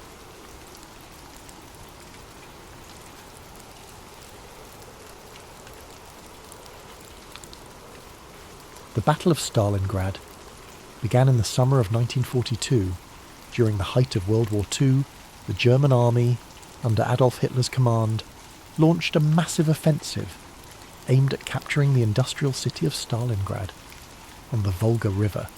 Stalingrad was more than just a strategic target. It bore the name of the Soviet leader, Joseph Stalin, and its capture would deal a psychological blow to the Soviet Union. For Hitler, taking Stalingrad was as much about prestige as it was about military strategy. Stalingrad was a vital industrial hub, producing weapons, ammunition, and supplies. Crucial to the Soviet war effort, its location on the Volga River made it a key transportation route linking the northern and southern regions of the Soviet Union. For Stalin, the city's defense was non-negotiable. Losing it would be both a symbolic and logistical disaster. In August 1942, the German Sixth Army, led by General Friedrich Paulus, began its advance on Stalingrad. The city, a sprawling industrial expanse with factories, railways, and residential areas, became the site of one of the most grueling battles in history. The Germans were initially confident of a swift victory, but the Soviet defenders, under the command of General Vasily Chuikov, were determined to resist. At all costs, the fighting in Stalingrad was unlike anything the world had seen before.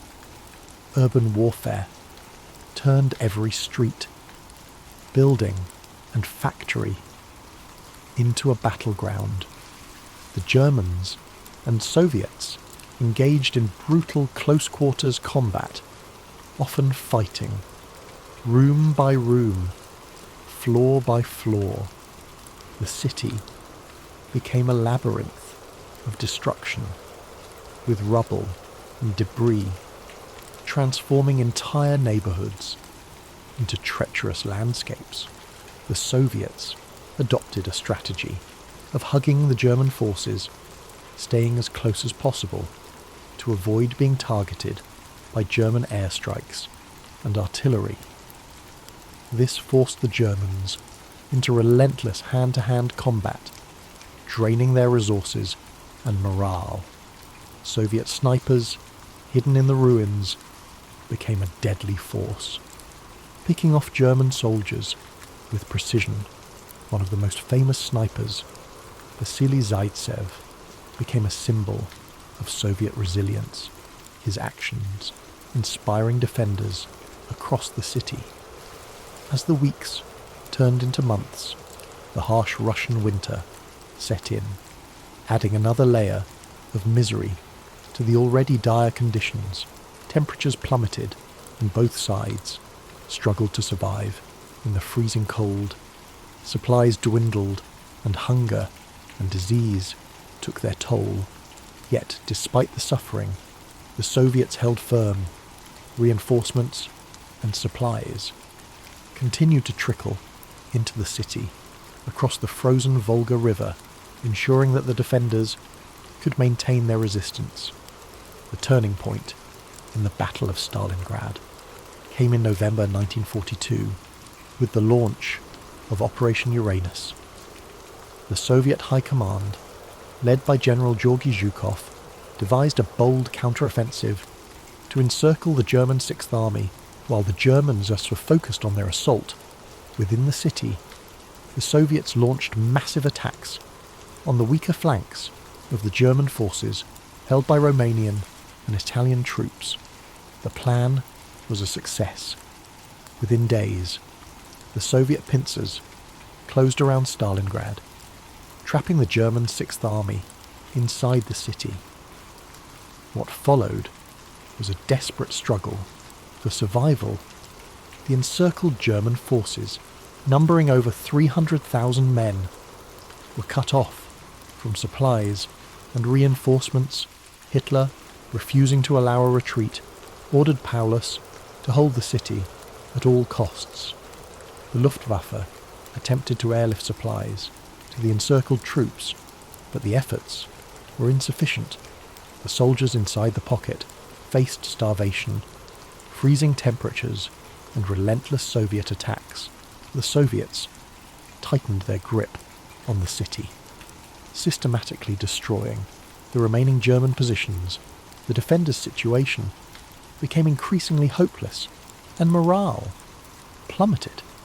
In January 1943, the Soviets launched their final assault to crush the pocket. By this time, Paulus and his men were exhausted, demoralized, and out of options. On February 2nd, 1943, Paulus surrendered, marking the end of the Battle of Stalingrad.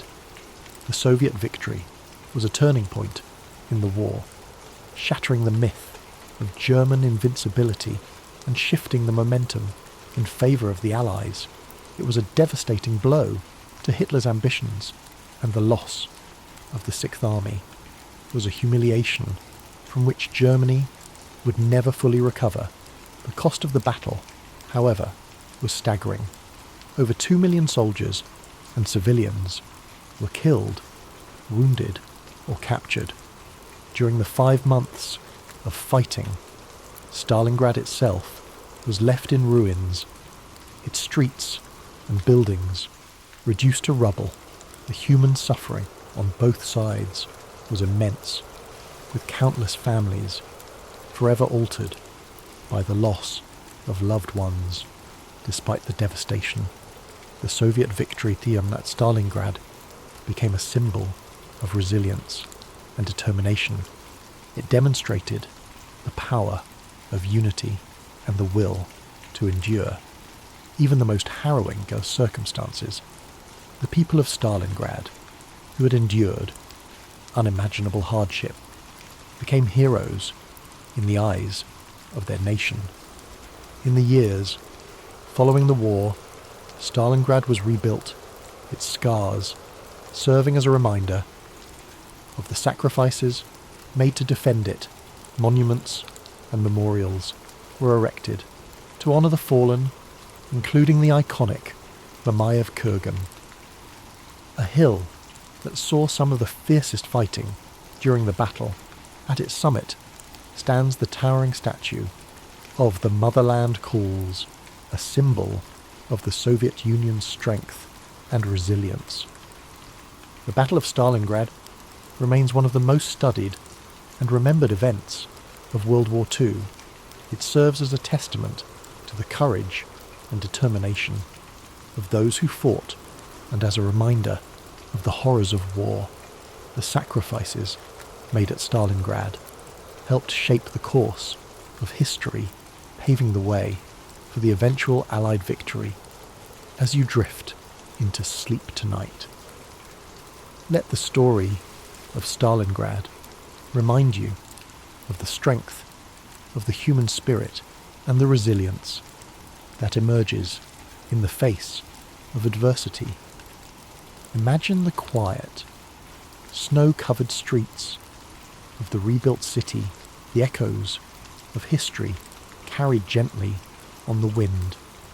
Let the bravery and sacrifice of those who endured inspire a sense of gratitude and peace within you. The story of the Battle of Stalingrad did not end with the surrender of the German Sixth Army. Its aftermath rippled far beyond the frozen streets of the ruined city, shaping the course of World War II and the history of the 20th century. The Soviet victory was a turning point, not just for the Eastern Front, but for the entire Allied effort.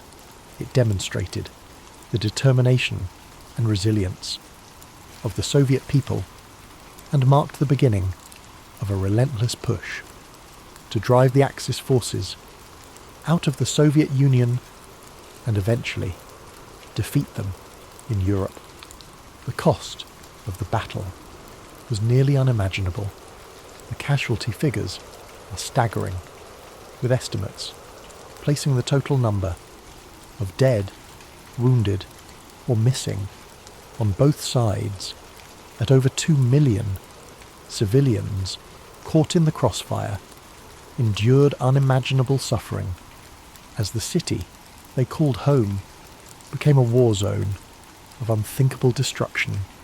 Homes were destroyed, families torn apart, and lives forever altered by the relentless tide of war. For the survivors of Stalingrad, the end of the battle brought no immediate relief. The city, once a thriving industrial centre, lay in ruins. Entire neighbourhoods had been reduced to rubble, and the infrastructure was necessary for daily life, water, electricity, food supplies, was obliterated. The people of Stalingrad faced the monumental task of rebuilding their lives and their city from the ashes. Yet, even in the face of such devastation, there was a sense of pride and determination among the survivors. They had endured the unendurable and emerged victorious. The Soviet government worked swiftly to rebuild Stalingrad. The city became a symbol of resilience and sacrifice, a beacon of Soviet strength and determination. Propaganda celebrated the victory as a triumph of socialism and the indomitable spirit of the Soviet people. The rebuilding effort was immense, and though the scars of war were not easily erased, the city slowly rose from its ashes. For the German army, the defeat at Stalingrad was a catastrophe from which it would never fully recover. the loss of the Sixth Army, one of Germany's most experienced and well-equipped fighting forces, was a devastating blow. Morale among German troops on the Eastern Front plummeted, and the aura of invincibility that had surrounded the Wehrmacht since the beginning of the war was shattered. Hitler's refusal to allow a retreat, his insistence on holding Stalingrad at all costs, and the ultimate surrender of Paulus and his forces exposed the flaws in Germany's military strategy and leadership. The Soviets capitalized on their victory at Stalingrad, launching a series of offensives that pushed the Germans further and further west. The Red Army's momentum, gained at such great cost in Stalingrad, carried them all the way to Berlin by the spring of 1945. The victory at Stalingrad was the foundation upon which the eventual Soviet triumph in World War II was built. Beyond its military significance, the Battle of Stalingrad left a profound legacy in the collective memory of the world. It became a symbol of resilience, sacrifice, and the unyielding human spirit. The stories of the soldiers and civilians who endured the battle, stories of heroism, endurance, and survival, continue to resonate. Their experiences remind us of the horrors of war, the cost of conflict, and the strength of the human will to persevere. For the people of Stalingrad, their city's name became synonymous with courage and defiance. In 1961, during a wave of de-Stalinisation in the Soviet Union, the city was renamed Volgograd, yet the memory of the Battle of Stalingrad remained deeply embedded in the hearts of those who lived through it and those who came after. The name Stalingrad continues to evoke the profound sacrifices made during those grueling months of battle.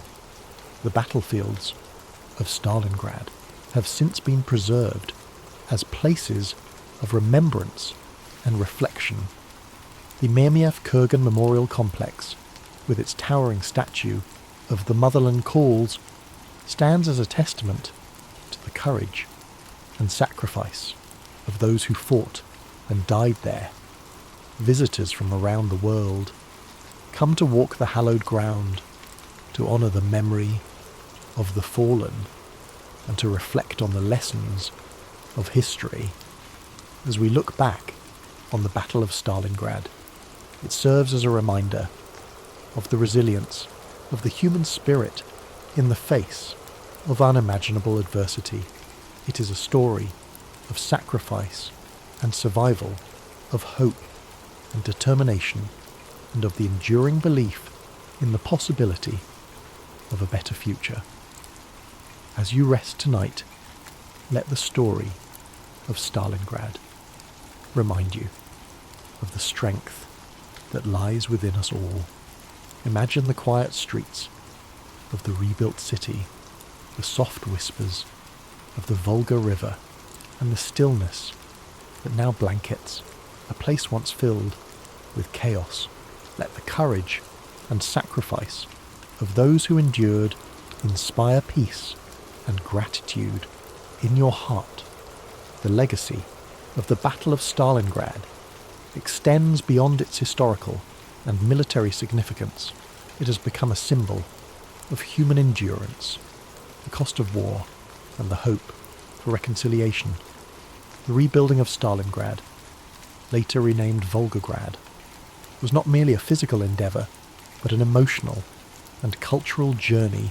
Every stone laid, every home rebuilt, was a testament to the resilience of the people who survived the horrors of war. In the aftermath of the battle, the city became a focal point for the Soviet Union's narrative of victory and sacrifice. Monuments were erected to commemorate the bravery of those who fought, such as the eternal flame that burns in memory of the fallen.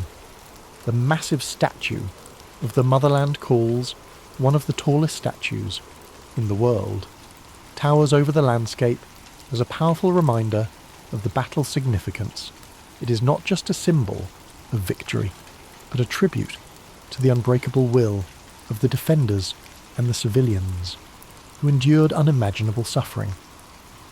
For decades, the memory of Stalingrad shaped the Soviet Union's identity and its portrayal on the global stage. The battle was celebrated in films, literature, and art, each retelling emphasizing the unity and determination of the Soviet people. The city became a pilgrimage site for veterans, their families, and historians seeking to understand the profound impact of this defining moment in history on a more personal level. The stories of those who fought and survived the battle have been passed down through generations. Veterans shared their experiences with their children and grandchildren, ensuring that the sacrifices made at Stalingrad would never be forgotten. These personal accounts, filled with both sorrow and pride, add depth to the historical narrative and remind us of the humanity behind the statistics. Globally, Stalingrad has become a symbol of resistance and perseverance. Its name is invoked in discussions of strategy, endurance, and the high cost of war for historians and military scholars. The battle offers countless lessons on tactics, leadership, and the interplay of morale and logistics for ordinary people.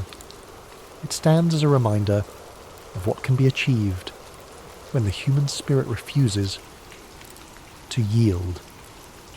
In recent years, efforts have been made to preserve the memory of Stalingrad while fostering a spirit of reconciliation.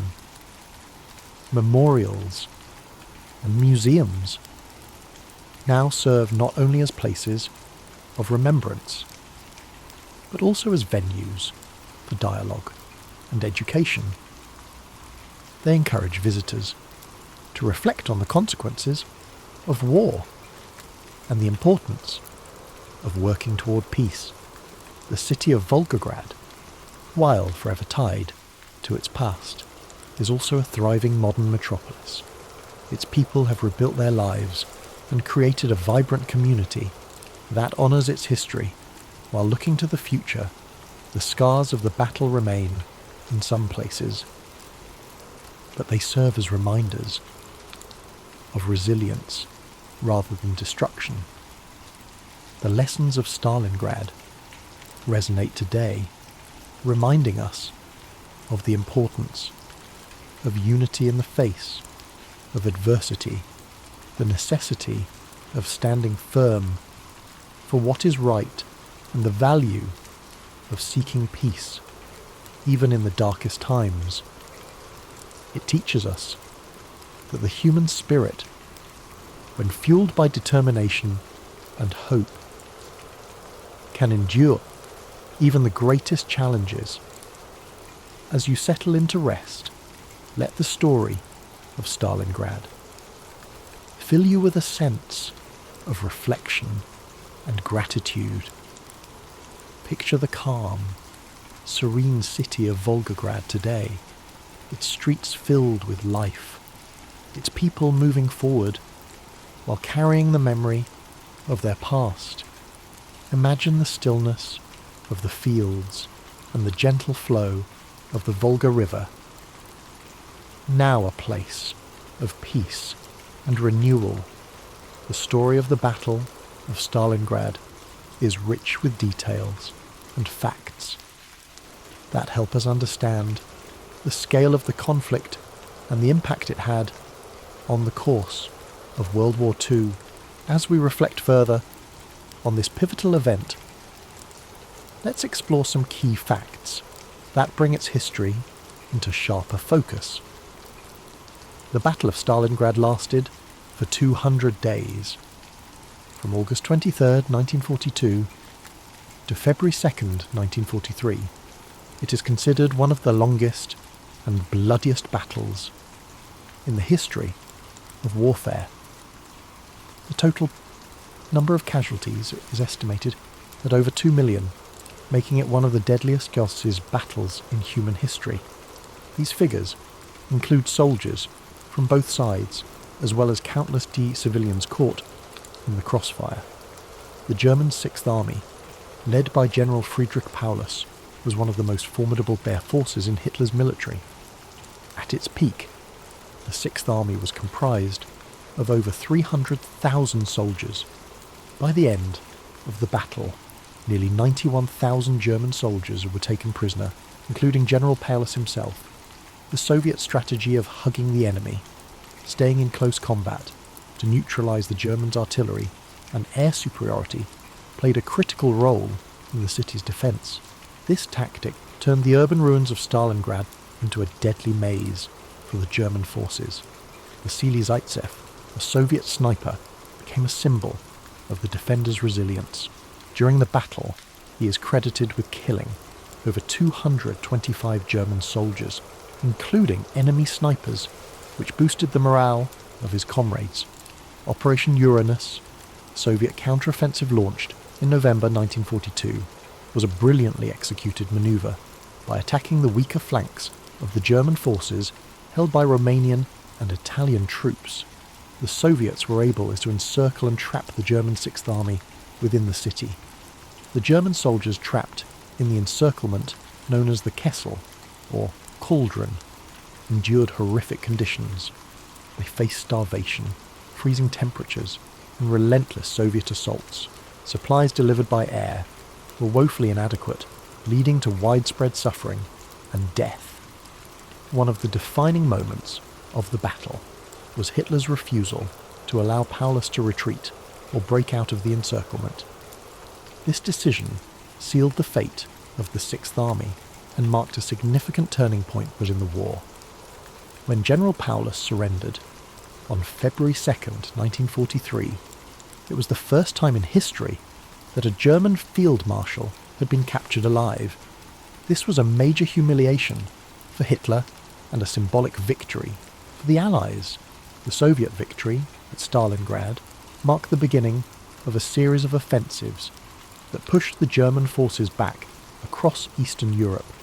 It was a critical turning point that shifted the momentum of the war in favour of the Allies. The city of Stalingrad, renamed Volgograd in 1961, has become a place of remembrance.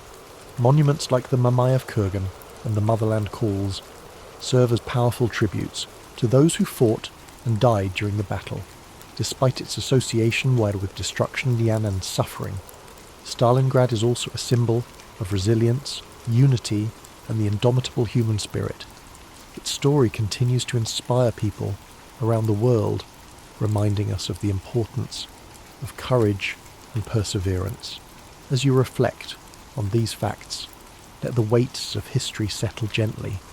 In your mind, each detail, each moment of bravery and sacrifice adds to the tapestry of this remarkable story. Imagine the quiet streets of Volgograd today, a city that has risen from the ashes of war, standing as a testament to the enduring strength of the human spirit.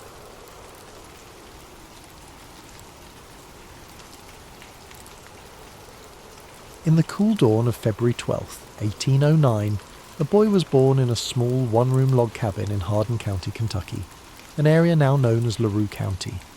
His name was Abraham Lincoln, a name that would one day become synonymous with perseverance, justice, and the struggle to unite a divided nation.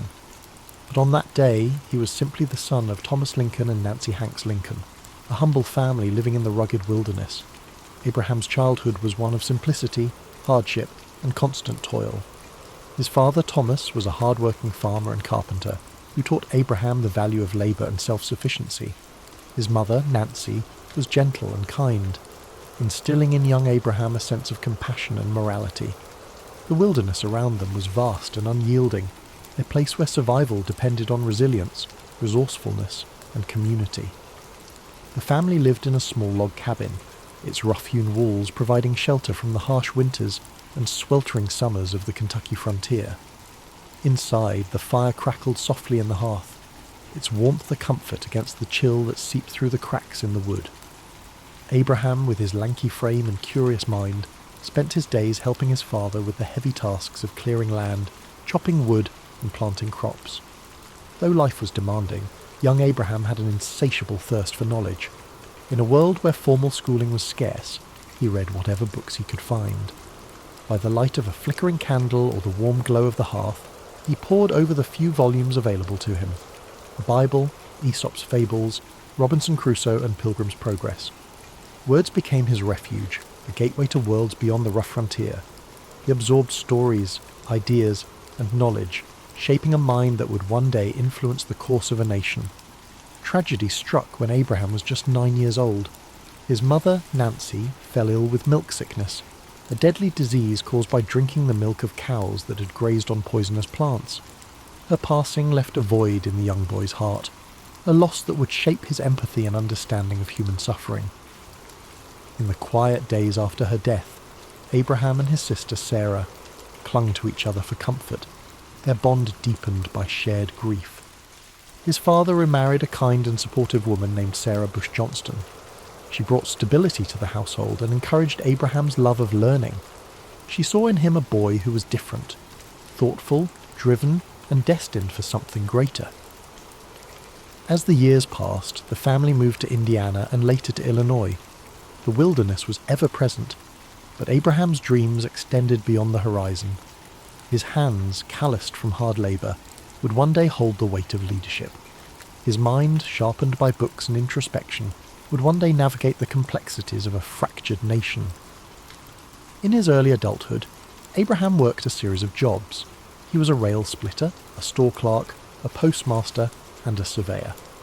Each experience taught him something new about people, work, and society.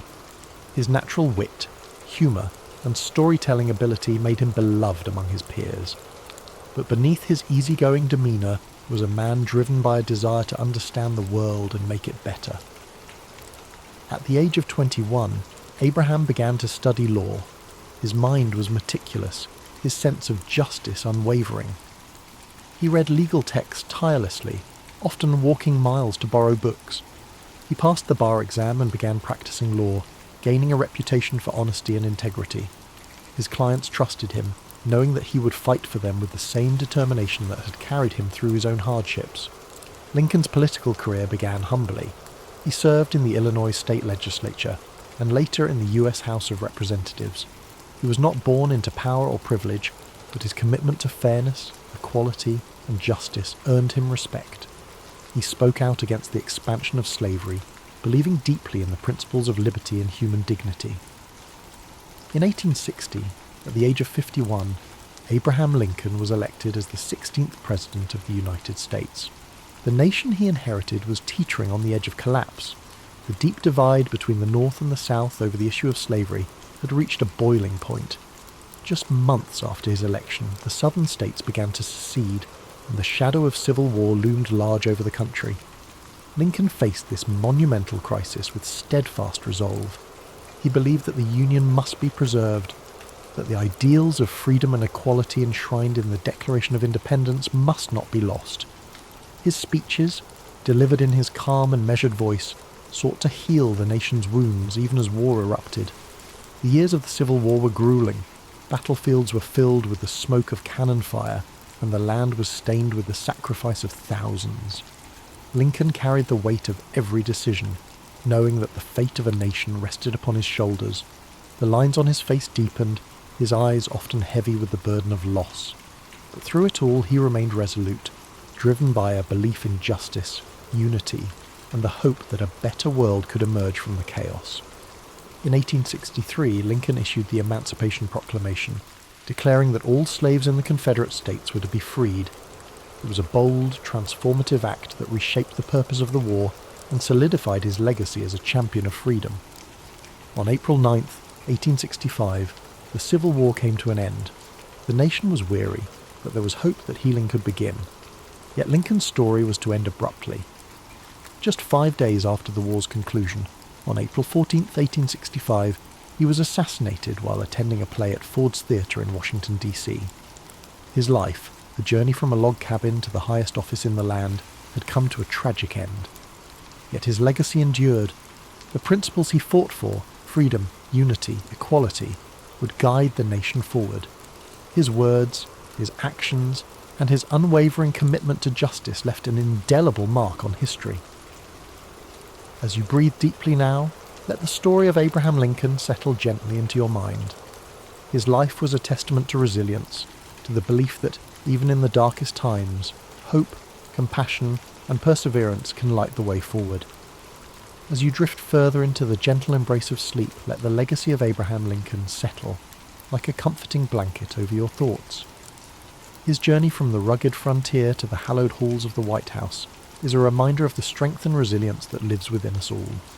His life teaches us that even in times of struggle, compassion, and perseverance can lead to hope, unity, and transformation. Picture the quiet landscape of the American frontier, the wide open plains stretching endlessly beneath a star-filled sky. The air is crisp and cool, and the soft breeze carries with it the scent of wild grass and earth. A sense of stillness settles over the land, the kind of stillness that comes with the end of a long day of toil. This is where Lincoln's journey began, where each sunrise and sunset shaped a man who would one day guide a nation through its darkest hours. As you breathe in deeply, feel that same calm resilience within you. The steady rhythm of your breath mirrors the gentle sway of the tall grasses, their tips shimmering in the pale moonlight. The sky above is vast and serene, a reminder that even amidst the chaos of life, there exists a quiet, enduring peace. Let this image fill your mind with tranquility, a sense of knowing that no matter the trials you face, there is strength to be found in perseverance and patience. Imagine the crackling of a campfire in the distance, its warm glow a beacon of comfort in the darkness. The flames dance softly, casting flickering shadows that sway and twist. This fire represents the warmth of human connection, the bonds of unity that Lincoln so passionately fought to protect. Even when the world was divided, he held firm to the belief that a nation could heal, that people could come together despite their differences. Lincoln's story reminds us of the quiet power of humility, empathy, and integrity. In his speeches and letters, he spoke not with arrogance, but with a deep understanding of human nature, of the pains and struggles that shape us all. His words carried the weight of experience and the hope of a better tomorrow. They were like gentle waves, lapping against the shores of a fractured nation, each word a step toward healing and reconciliation. As you lie here, feel yourself sinking deeper into rest. The burdens of the day grow lighter, like leaves floating gently down a stream. The water carries them away effortlessly, leaving behind a surface that is smooth and calm. Allow your mind to let go of worries, doubts, and fears, knowing that the path forward, though sometimes difficult, is always illuminated by the quiet light of hope. The soft whisper of the wind through the trees mirrors the quiet resolve that Lincoln carried within him. His journey was not one of ease, but of purpose. Each challenge, each setback, was met with patience and fortitude. He understood that change, real and lasting change, takes time and steady effort. In the face of adversity, he chose to act with dignity, knowing that his choices would shape the future for generations to come. As you drift deeper, imagine standing in the stillness of a forest at twilight. The world is hushed, the last rays of sunlight filtering through the branches casting long golden shadows on the ground. This is a place of reflection, of quiet contemplation. The air is filled with the faint sounds of nature, a distant owl calling softly, the rustle of leaves in the breeze. Here you feel a connection to the world around you, a sense of being part of something much greater than yourself. Lincoln's life, with its moments of triumph and tragedy, is a reminder that each of us has the power to shape our own legacy. His belief in justice, equality and unity is a flame that continues to burn, a beacon that guides us through the darkness. His story encourages us to act with kindness, to stand firm in our principles, and to seek peace even in turbulent times. Breathe in deeply, the air filling your lungs with a sense of calm and clarity. With each exhale, let go of any tension or unease. Feel your body relax further, each muscle softening, your mind becoming lighter. The steady rhythm of your heart is like a gentle drumbeat, grounding you in this peaceful moment. The night envelops you now, a cocoon of warmth and safety. The stars above shimmer softly, their light a reminder that even in the vastness of the universe you're not alone. You are part of a story that stretches across time and space, connected to the dreams, struggles and triumphs of those who came before you. As you continue to relax, let Lincoln's story inspire a sense of quiet resolve within you. His life is a testament to the idea that courage, empathy, and perseverance can overcome even the greatest challenges. His journey, though filled with hardship, ultimately brought hope and healing to a fractured world. You too carry that potential within you, the power to face challenges with grace and to find peace in the midst of uncertainty. Thank you for joining us tonight on History and Sleep. May the story of Abraham Lincoln fill your dreams with calm, strength, and the knowledge that you are capable of overcoming any obstacle. Remember to like, comment and subscribe for more soothing stories of history's greatest figures. Now, let go completely. The night holds you gently, the stars keep watch, and your dreams unfold like the quiet pages of a storybook. Sleep deeply, knowing that you are safe, that you are strong, and that tomorrow holds new possibilities, new paths to explore, and new moments of peace. As you drift even deeper into the comforting depths of sleep, let the quiet strength of Abraham Lincoln's story continue to guide you. His journey, one marked by perseverance, compassion, and unwavering resolve, reminds you that within every moment of stillness lies the potential for growth and healing.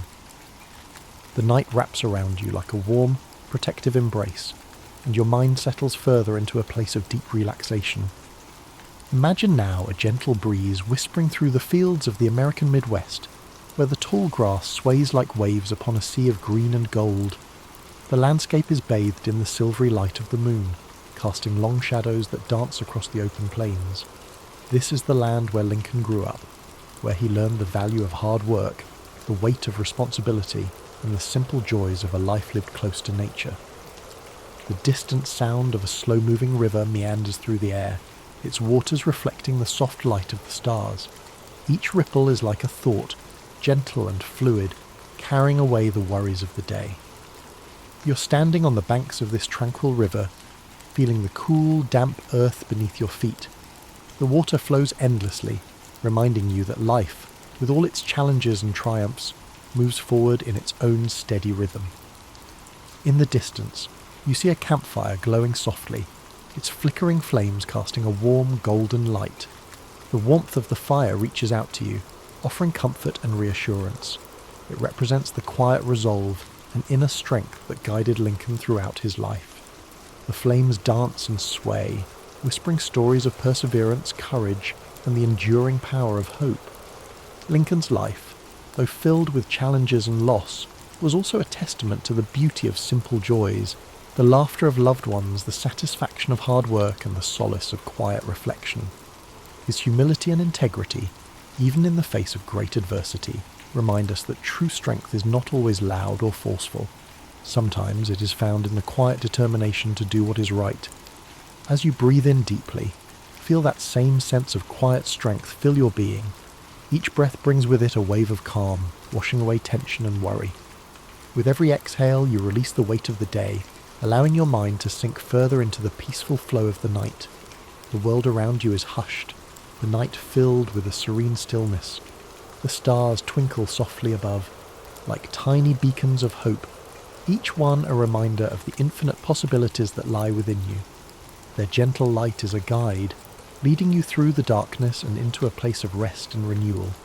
Imagine now that you are walking along a well-worn path, the soft grass cushioning your every step. The path winds gently through a landscape of rolling hills and quiet forests, each step bringing you closer to a place of complete relaxation. The air is cool and refreshing, filled with the faint scent of pine and wildflowers. The sounds of nature surround you, the rustling of leaves, the distant call of a night bird, and the soft murmur of the breeze. This path represents your journey, a journey that is uniquely yours. Just as Abraham Lincoln faced his own trials with courage and resilience, you too have the strength to navigate whatever challenges lie before you. The path may twist and turn, but with each step you're moving forward, growing stronger and finding peace within. As you continue along this path, you come to a quiet clearing. The ground is soft and inviting, the air filled with a profound sense of stillness. Here, you feel a deep connection to the world around you and to the quiet power within yourself. This is a place of rest, a place where you can let go completely, knowing that you're safe, supported, and at peace. The night sky stretches above you, vast and endless, a reminder that you are part of something much greater than yourself. The gentle glow of the stars fills you with a sense of wonder and calm. You're exactly where you need to be, and in this moment, everything is as it should be. As you settle into this peaceful clearing, allow yourself to drift even further into the depths of sleep. Your breath is slow and steady, your body relaxed and weightless. The world fades away, leaving only the comforting darkness and the quiet rhythm of your heart.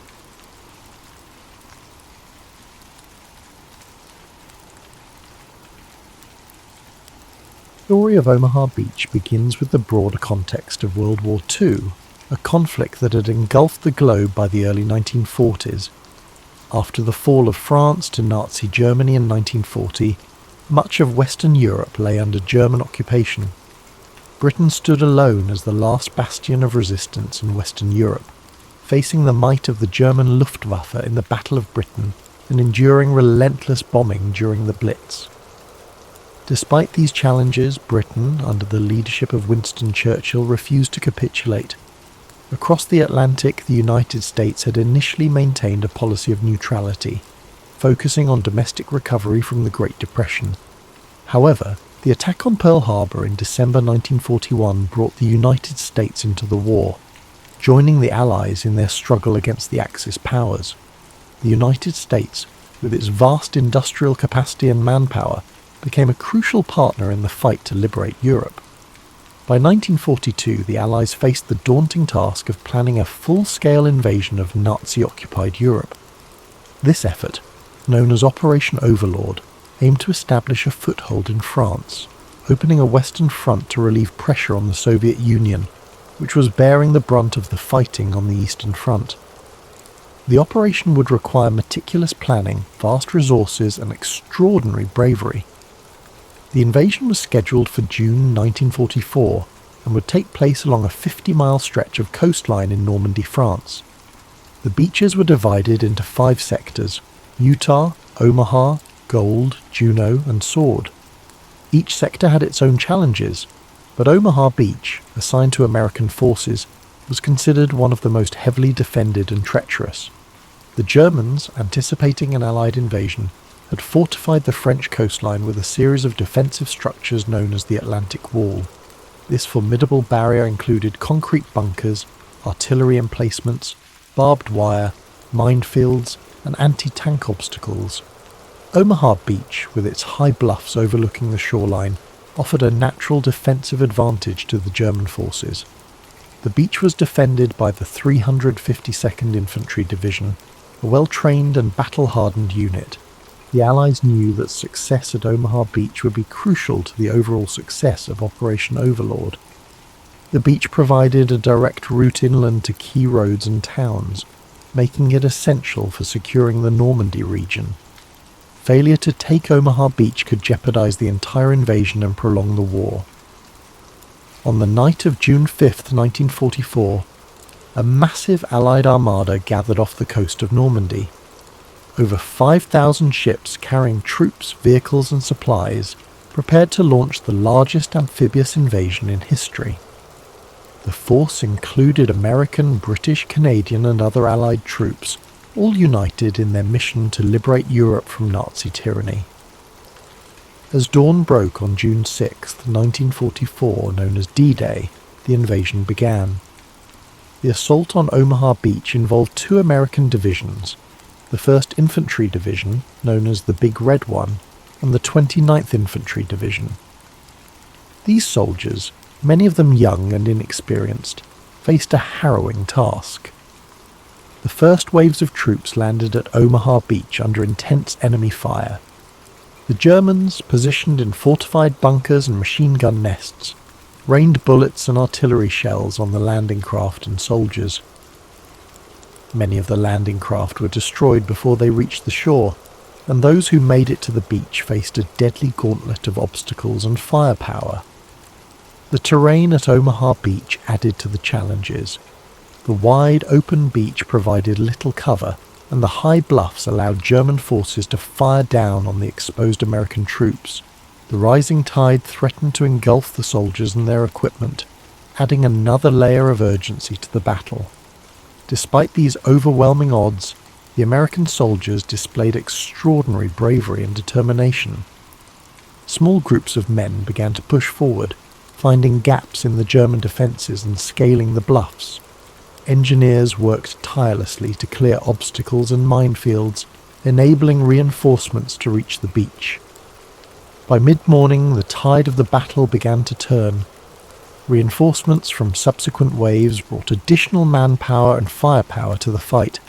Naval bombardments and airstrikes targeted German positions, weakening their defences. Slowly but steadily, the Americans gained ground, overcoming the formidable obstacles and breaking through the Atlantic Wall. By the end of the day, the American forces had secured a foothold at Omaha Beach, but the cost was staggering. Over 2,000 American soldiers were killed, wounded, or missing, making Omaha Beach the bloodiest of the 5 D-Day beaches. The sacrifices of these men were not in vain, as their efforts paved the way for the liberation of Normandy and, ultimately, the defeat of Nazi Germany. The success at Omaha Beach and the broader D-Day invasion marked a turning point in World War II. The Allies established a strong presence in Normandy, which allowed them to launch further offensives into France and beyond. Within weeks, Paris was liberated, and the momentum of the war shifted decisively in favour of the Allies. The Battle of Omaha Beach is remembered as a testament to the courage and resilience of those who fought and sacrificed for freedom. The stories of individual heroism and collective determination continue to inspire generations, reminding us of the cost of war and the enduring value of liberty. Today, the beaches of Normandy are peaceful, their sands washed clean by the tides of time. Memorials and cemeteries stand as solemn reminders of the events of June 6, 1944, honouring the men who gave their lives in the name of freedom.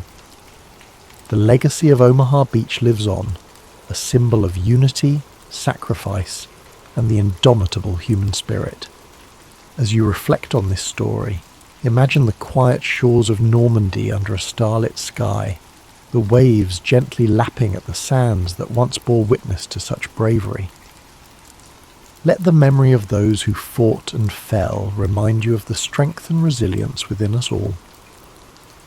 As the day of June 6, 1944, unfolded at Omaha Beach, the battle continued with relentless intensity. The early waves of American troops had endured devastating losses. Many soldiers never even made it off their landing craft, while others were cut down as they stepped onto the beach. The chaos and carnage of those first hours were overwhelming, with confusion reigning among the survivors as they sought to find cover and organize. The German defenders, positioned in fortified bunkers and pillboxes, maintained a near-constant stream of fire. Machine guns swept the open sands, mortars exploded among the soldiers, and artillery from the high bluffs pounded the beachhead. These fortifications had been meticulously planned, with interlocking fields of fire and overlapping lines of defence, making it nearly impossible for large groups of soldiers to advance without suffering heavy casualties. The Americans faced logistical challenges as well. Many of the tanks and heavy equipment intended to support the landing were lost at sea due to rough waters and enemy fire. The soldiers were left with little more than their rifles, grenades, and sheer determination to overcome the formidable obstacles ahead. The landing beach itself was littered with debris, destroyed landing craft, abandoned equipment, and the bodies of fallen comrades, creating a scene of utter devastation. Yet, amidst this chaos, small pockets of resistance began to form. Groups of soldiers, often led by junior officers or non-commissioned officers, rallied together and started pushing forward. These men displayed extraordinary courage, braving machine gun fire and mortar shells to advance toward the German positions. Engineers worked tirelessly to clear paths through the beach obstacles, blowing gaps in the barbed wire and clearing mines under heavy fire. One of the pivotal moments of the battle came when soldiers began scaling the bluffs that loomed over the beach. Using ropes, ladders, and sheer grit, they climbed the steep slopes to reach the German positions at the top. The fighting here was brutal and close quarters, with soldiers engaging the enemy in hand-to-hand combat. Slowly but surely, the Americans began to neutralize the German bunkers and gun emplacements, thus weakening the enemy's defensive hold on the beach. The turning point at Omaha Beach was also aided by naval support. Realizing the dire situation on the beach, American naval commanders ordered their ships to move closer to shore, despite the risk of running aground. From these positions, the ships unleashed a barrage of firepower, targeting the German fortifications with their heavy guns. These naval bombardments played a crucial role in suppressing the enemy defences, allowing the soldiers on the ground to advance. By the afternoon, the tide of the battle had shifted. Reinforcements from later waves brought fresh troops and supplies to the beach, bolstering the American effort. The German defenders, though still fighting fiercely, began to falter under the relentless pressure. The combination of infantry assaults, naval bombardments, and air support gradually broke the German lines. By nightfall, the Americans had established a tenuous foothold at Omaha Beach. The high bluffs, once a symbol of the German dominance, were now under American control. From this vantage point, the troops could push inland, linking up with forces from the other landing beaches and beginning the liberation of Normandy.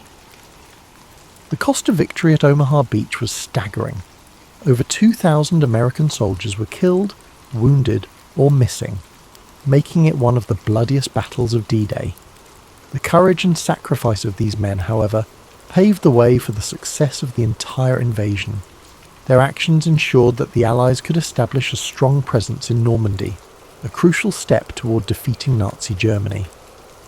In the days that followed, the Americans worked to consolidate their position at Omaha Beach. Supply lines were established, reinforcements poured in, and the beachhead became a staging ground for further operations. The success of D-Day marked the beginning of the end for Nazi Germany, as Allied forces pushed inland and liberated towns and cities across France. The Battle of Omaha Beach remains one of the most iconic and studied engagements of World War II.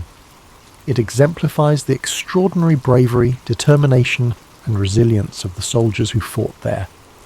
Their sacrifices remind us of the cost of freedom and the enduring power of unity in the face of adversity. Today, Omaha Beach is a place of reflection and remembrance. The sands that once bore witness to such intense combat are now quiet, visited by people from around the world who come to pay their respects. The Normandy American Cemetery, overlooking the beach, stands as a solemn tribute to the thousands of soldiers who gave their lives on D-Day.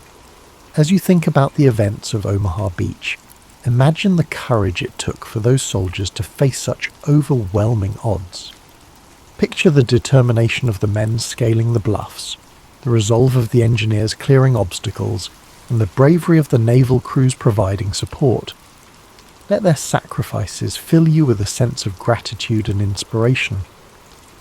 The story of Omaha Beach is not just one of extraordinary bravery and resilience. It is also a tale of lessons learned and strategies developed that would influence the remainder of World War II. The success of D-Day, including the hard-fought victory at Omaha Beach, gave the Allies a critical foothold in Western Europe, but it also came with a significant cost, offering lessons in leadership, logistics, and the nature of modern warfare. In the days and weeks following June 6, 1944, the Allies worked tirelessly to solidify their positions in Normandy. Omaha Beach, alongside the other 4 landing beaches, became a vital supply hub for the Allied forces. Engineers constructed artificial harbours, known as mulberry harbours, to facilitate the unloading of troops, vehicles and supplies. These floating piers were a marvel of engineering and a testament to the ingenuity and determination of the Allied effort. With the beachhead secured, the Allies pushed inland, encountering fierce resistance from German forces. The bocage, the dense hedgerows that characterised the Normandy countryside, proved to be a significant obstacle, offering German defenders natural cover and making it difficult for Allied tanks and infantry to advance. Despite these challenges, the Allies pressed forward, liberating towns and villages one by one. Omaha Beach's role in the larger Normandy campaign cannot be overstated. It served as a crucial link between the various sectors of the invasion, allowing the Allies to coordinate their movements and reinforce their lines. The capture of Omaha Beach also enabled the Allies to connect with the airborne divisions that had landed further inland, creating a unified front that could push the Germans back. The success of the Normandy campaign eventually led to the liberation of Paris in August 1944. The victory at Omaha Beach and the other landing sites had set the stage for this momentous achievement, giving the Allies the momentum they needed to continue their advance across France and into Germany. By opening a western front, the Allies forced the Germans to fight on multiple fronts, stretching their resources and hastening the collapse of the Nazi regime. For the soldiers who fought at Omaha Beach, the experience left an indelible mark. Many of the survivors carried the memories of that harrowing day for the rest of their lives. Their stories, filled with moments of terror, heroism, and camaraderie, provide invaluable insights into the human cost of war. These first-hand accounts have been passed down through generations, ensuring that the sacrifices made on that stretch of sand are never forgotten. The legacy of Omaha Beach extends beyond the battlefield. It serves as a reminder of the importance of unity and collaboration in overcoming seemingly insurmountable challenges. The D-Day invasion was a joint effort involving not just American forces but also British, Canadian and other Allied troops. Their collective determination and shared purpose exemplify the power of working together for a common goal. In the years following World War II, Omaha Beach became a symbol of remembrance and reconciliation. Memorials and cemeteries were established to honour the fallen, and annual commemorations bring together veterans, their families, and people from around the world to reflect on the events of June 6, 1944. The beach itself, now peaceful and serene, offers a stark contrast to the chaos and violence of that day, serving as a poignant reminder of the sacrifices made for freedom. The Battle of Omaha Beach also holds important lessons for future generations. It underscores the importance of preparation, adaptability, and resolve in the face of adversity. The soldiers who fought there demonstrated extraordinary courage, refusing to give up despite overwhelming odds. Their example inspires us to persevere through challenges and to value the freedoms and opportunities that others have fought to secure. As you reflect on the story of Omaha Beach, imagine the waves gently lapping against the shore, the sands now quiet and still. Think of the soldiers who stepped onto that beach, knowing the dangers that awaited them, yet pressing forward with unwavering determination. Let their bravery and sacrifice remind you of the strength and resilience within us all. The legacy of Omaha Beach continues to resonate far beyond the shores of Normandy. It stands as a testament to the bravery and sacrifice of those who fought, and as a reminder of the profound impact of collective action in the pursuit of freedom. While the battle itself ended on June 6, 1944, its implications echoed throughout the remainder of the war and the decades that followed. In the immediate aftermath of the D-Day invasion, the Allies faced the monumental task of consolidating their gains and pushing further into German-occupied territory. The soldiers at Omaha Beach were soon joined by reinforcements, swelling the ranks and ensuring that the beachhead could serve as a staging ground for subsequent offensives.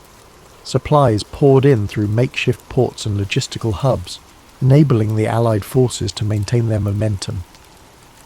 The capture of Omaha Beach, alongside the other landing sites, directly contributed to the liberation of Normandy. The fighting that followed was grueling, with both sides suffering heavy losses as they contested every inch of ground. The hedgerows of the bocage proved to be as challenging as the bluffs of Omaha Beach, with their dense vegetation providing ample cover for German defenders.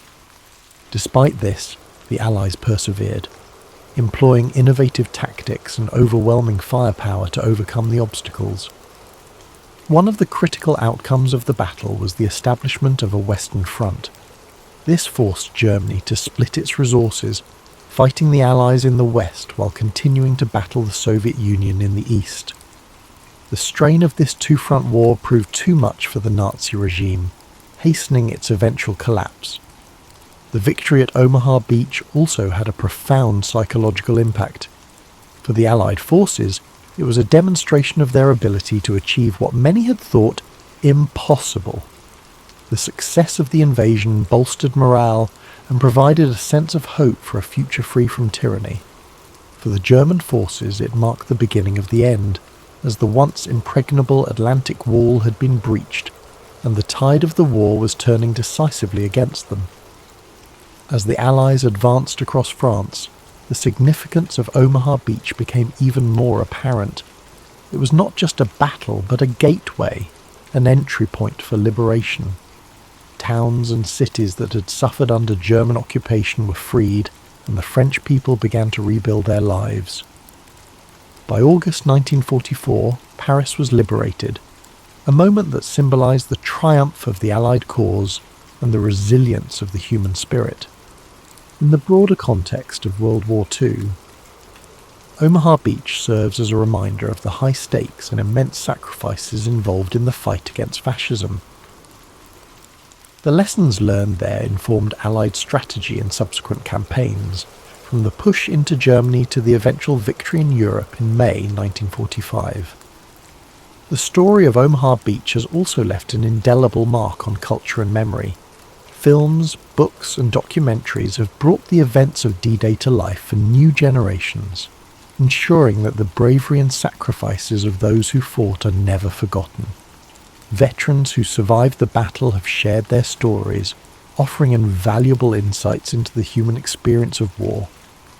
For those who visit Normandy today, Omaha Beach is a place of reflection and reverence. The rows of white crosses at the Normandy American Cemetery stand as a poignant reminder of the lives lost. The monuments and museums tell the story of the battle, preserving its legacy for future generations. Walking along the beach, one can still see remnants of the landing, from scattered artifacts to the rusted remains of bunkers and defences. The impact of Omaha Beach extends beyond the battlefield. It reminds us of the power of unity, the importance of standing up against injustice, and the strength that comes from working together toward a common goal. It also serves as a cautionary tale, urging us to remember the cost of war and the value of peace. As we close this chapter of history, take a moment to reflect on the bravery of those who fought at Omaha Beach. Imagine the waves gently washing over the sands, erasing the scars of battle, but never the memory of what took place there. Let their sacrifices inspire you to cherish the freedoms we enjoy today, and to strive for a future where such sacrifices are no longer necessary.